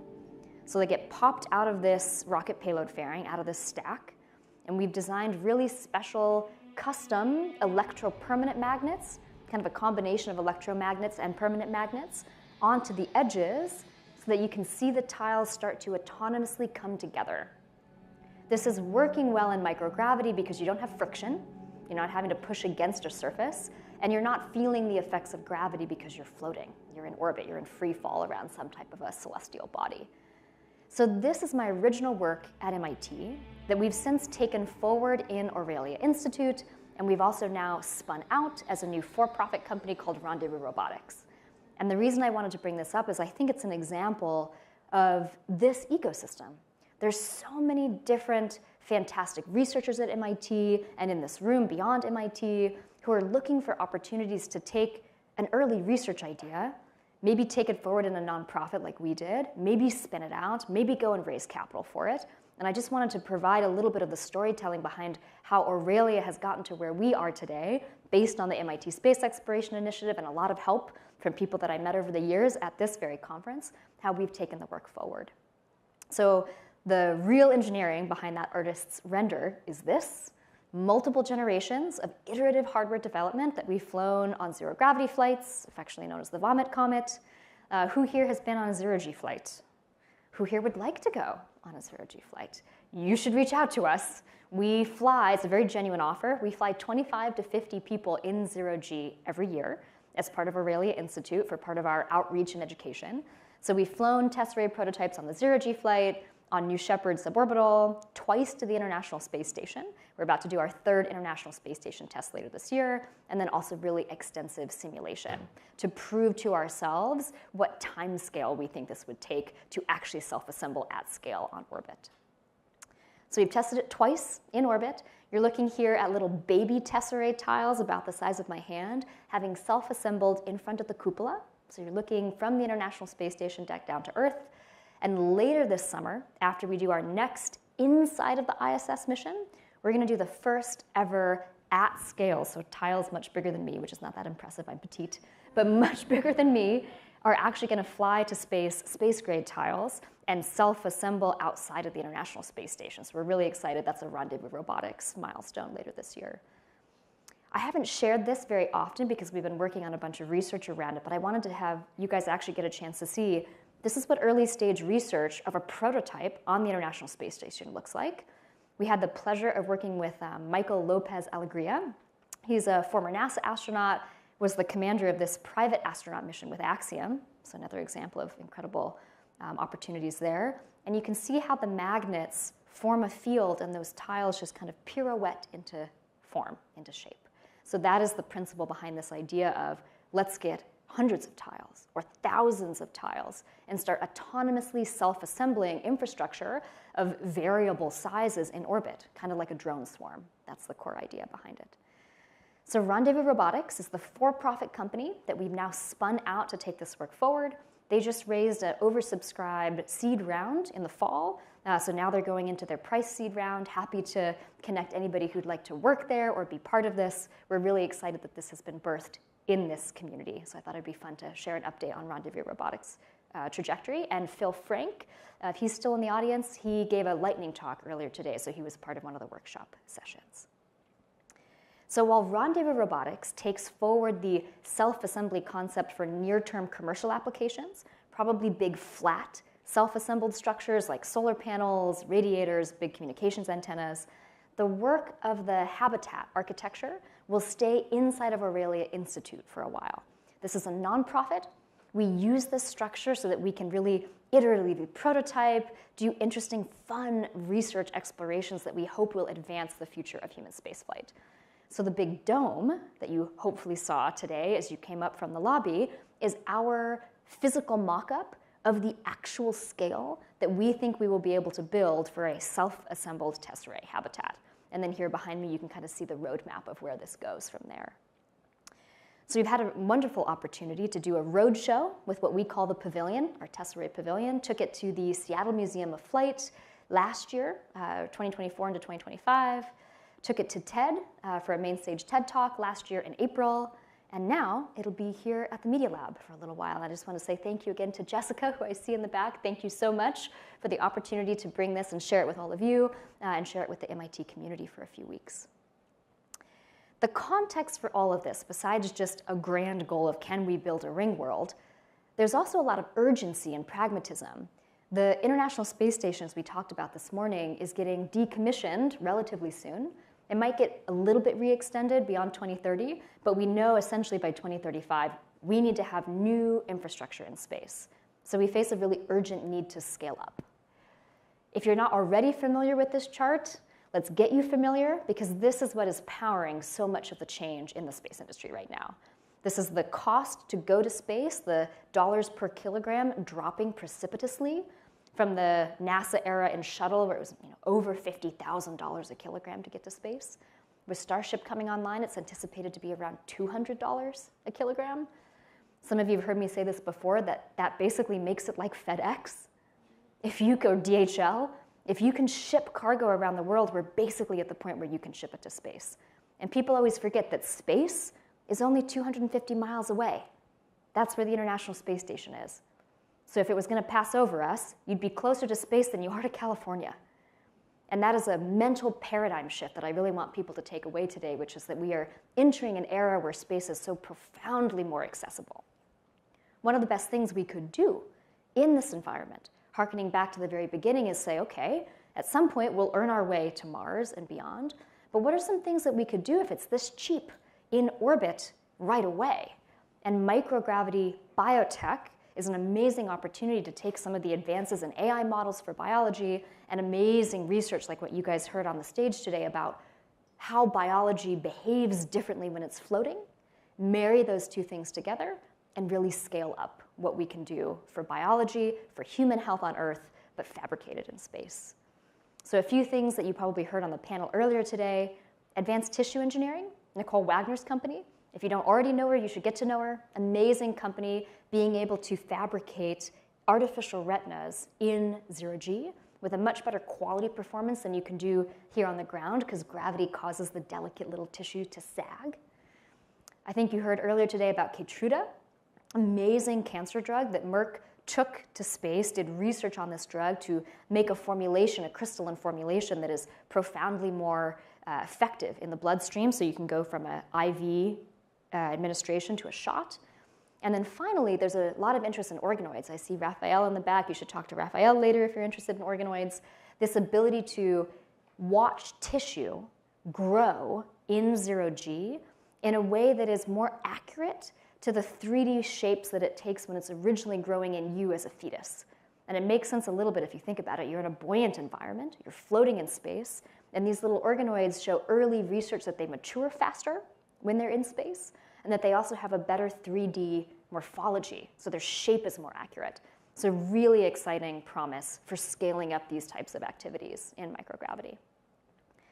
So on our team, we're starting to think about a nonprofit-led, for the benefit of open science module that we would love to attach to Axiom, Vast, Voyager, MaxSpace, all of the different companies that you heard from earlier today. So we want to be compatible with them to actually design a massive scale workspace in orbit, a real benchtop lab space.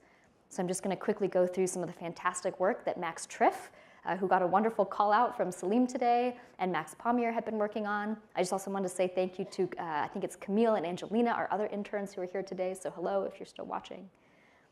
And so we're interested to think about, how do you take a sphere and chunk it up? How do you design for something where there is no floor, ceiling, walls, And although we all think we live in 3D, we really only live in 2D. We walk around in this XY plane of the floor, but what if you could inhabit this room and we were all using the ceiling space as much as we're using the floor? That's the fundamental architectural mind shift that you get an opportunity to think about for the unique design affordances of zero-G. So the team that's pulling all of this work together, we have two teams. We have our nonprofit team, Aurelia Institute. I want to say a big thank you to all of our Institute team because they're really the power behind today's event and all of the work that you've seen previously in these slides. And then a few years ago, I had an amazing opportunity to raise some capital of our own, do a VC fund on top of the nonprofit. And the reason that we're doing that is there are holes to be plugged in the space industry. And I really think a rising tide lifts all boats. We have a perspective from all of the depth of our own expertise in this industry to say, we think this company needs to exist. We know this technology needs to exist to furnish this amazing space economy in this future.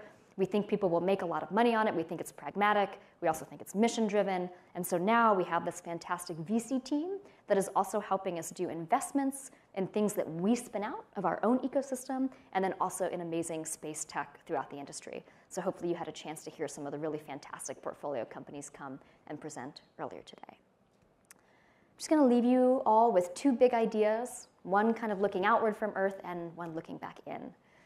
So this is Newton's cenotaph, designed but never built, designed in the late 1800s, a 150-meter span dome. So the tiny, tiny little things at the bottom of the image are the people. This was an idea for a monument to Newton, right, godfather of physics, and try to celebrate his legacy, but it could never be built on Earth. Even today, with things like the Three Gorges Dam, probably still really, really difficult to build an arch of that span. This is the kind of monument to humanity that could uniquely be built in space. And so when we've been constraining ourselves to a very tiny initial set of infrastructure, the tiny little cylindrical tubes for orbit, it's a necessary step. We're building on the shoulders of giants for NASA's work with the International Space Station, but we should be entering an era as a species where we have a grand scale of ambition for what we could actually build in zero gravity. It's just a fundamentally different set of opportunities. And then the final idea that I will leave you with is off-worlding. So if monuments to humanity are us building our legacy scaling out, there's a wonderful concept deeply embedded in science fiction of let's use space for the benefit of Earth. Don't off-world the humans. Earth is the best home we will ever have. We just heard Mike Massimino say that he really has shifted in his understanding of where home is. It's Earth. It's also the only planet where we have co-evolved as a species, so we're really deeply tied to the ecosystem and the biosphere of this planet. So instead of removing the humans, let's remove the heavy industry. Let's get the mining off of the planet, chemical byproduct engineering off of the planet, maybe gain-of-function research off of the planet, and somewhere a little safer up in orbit. And that's the idea of off-worlding. It's another reason why, as a species, it's useful to learn how to do big-scale infrastructure in orbit, because we can begin to take things that are polluting Earth, do them in the vacuum of space, where you're not dealing with a water vapor atmosphere. So you're not going to pollute space, because we obviously don't want to do that. We don't want to go from polluting Earth to polluting space. But there are really responsible ways that you can do this more cleanly in a microgravity vacuum environment than you can do here on Earth, where we do have this water vapor atmosphere. So I'm really excited. Aurelia has this amazing opportunity with the MIT Space Exploration Initiative, with the MIT Media Lab, to think about interplanetary infrastructure for humanity. And I think first step, we want to build lab benches for MIT. We want to learn how we can send some of you, in your young, early lifetimes up to do your own research in orbit. And after that, interplanetary infrastructure. So it's time to build. It's also time for a reception. I have a couple final quick thank yous and reminders for the end of the day. So we're going to have a reception now from about 6 to 7. After 7, we have an after party. Thank you, Boston Space Network and Anthony, who I think I see in the back. After party is at Vester. It's a cafe. I think it's 73 Ames Street. So it's right here on the same street as the Media Lab. We hope you guys enjoy yourselves here. And then first come, first serve for the after party. We can accommodate about 100 people. And then second, I just would like to ask everybody from the Aurelia Institute team and Jess and Steve to raise your hands. Anybody who's here in the audience. Thank you so much to the team that has worked so hard to make the event today happen.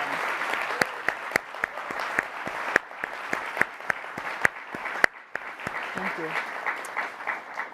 And with that, I leave you to all the wonderful company of yourselves. I hope you guys find some new friends and chat. Thank you so much for coming today.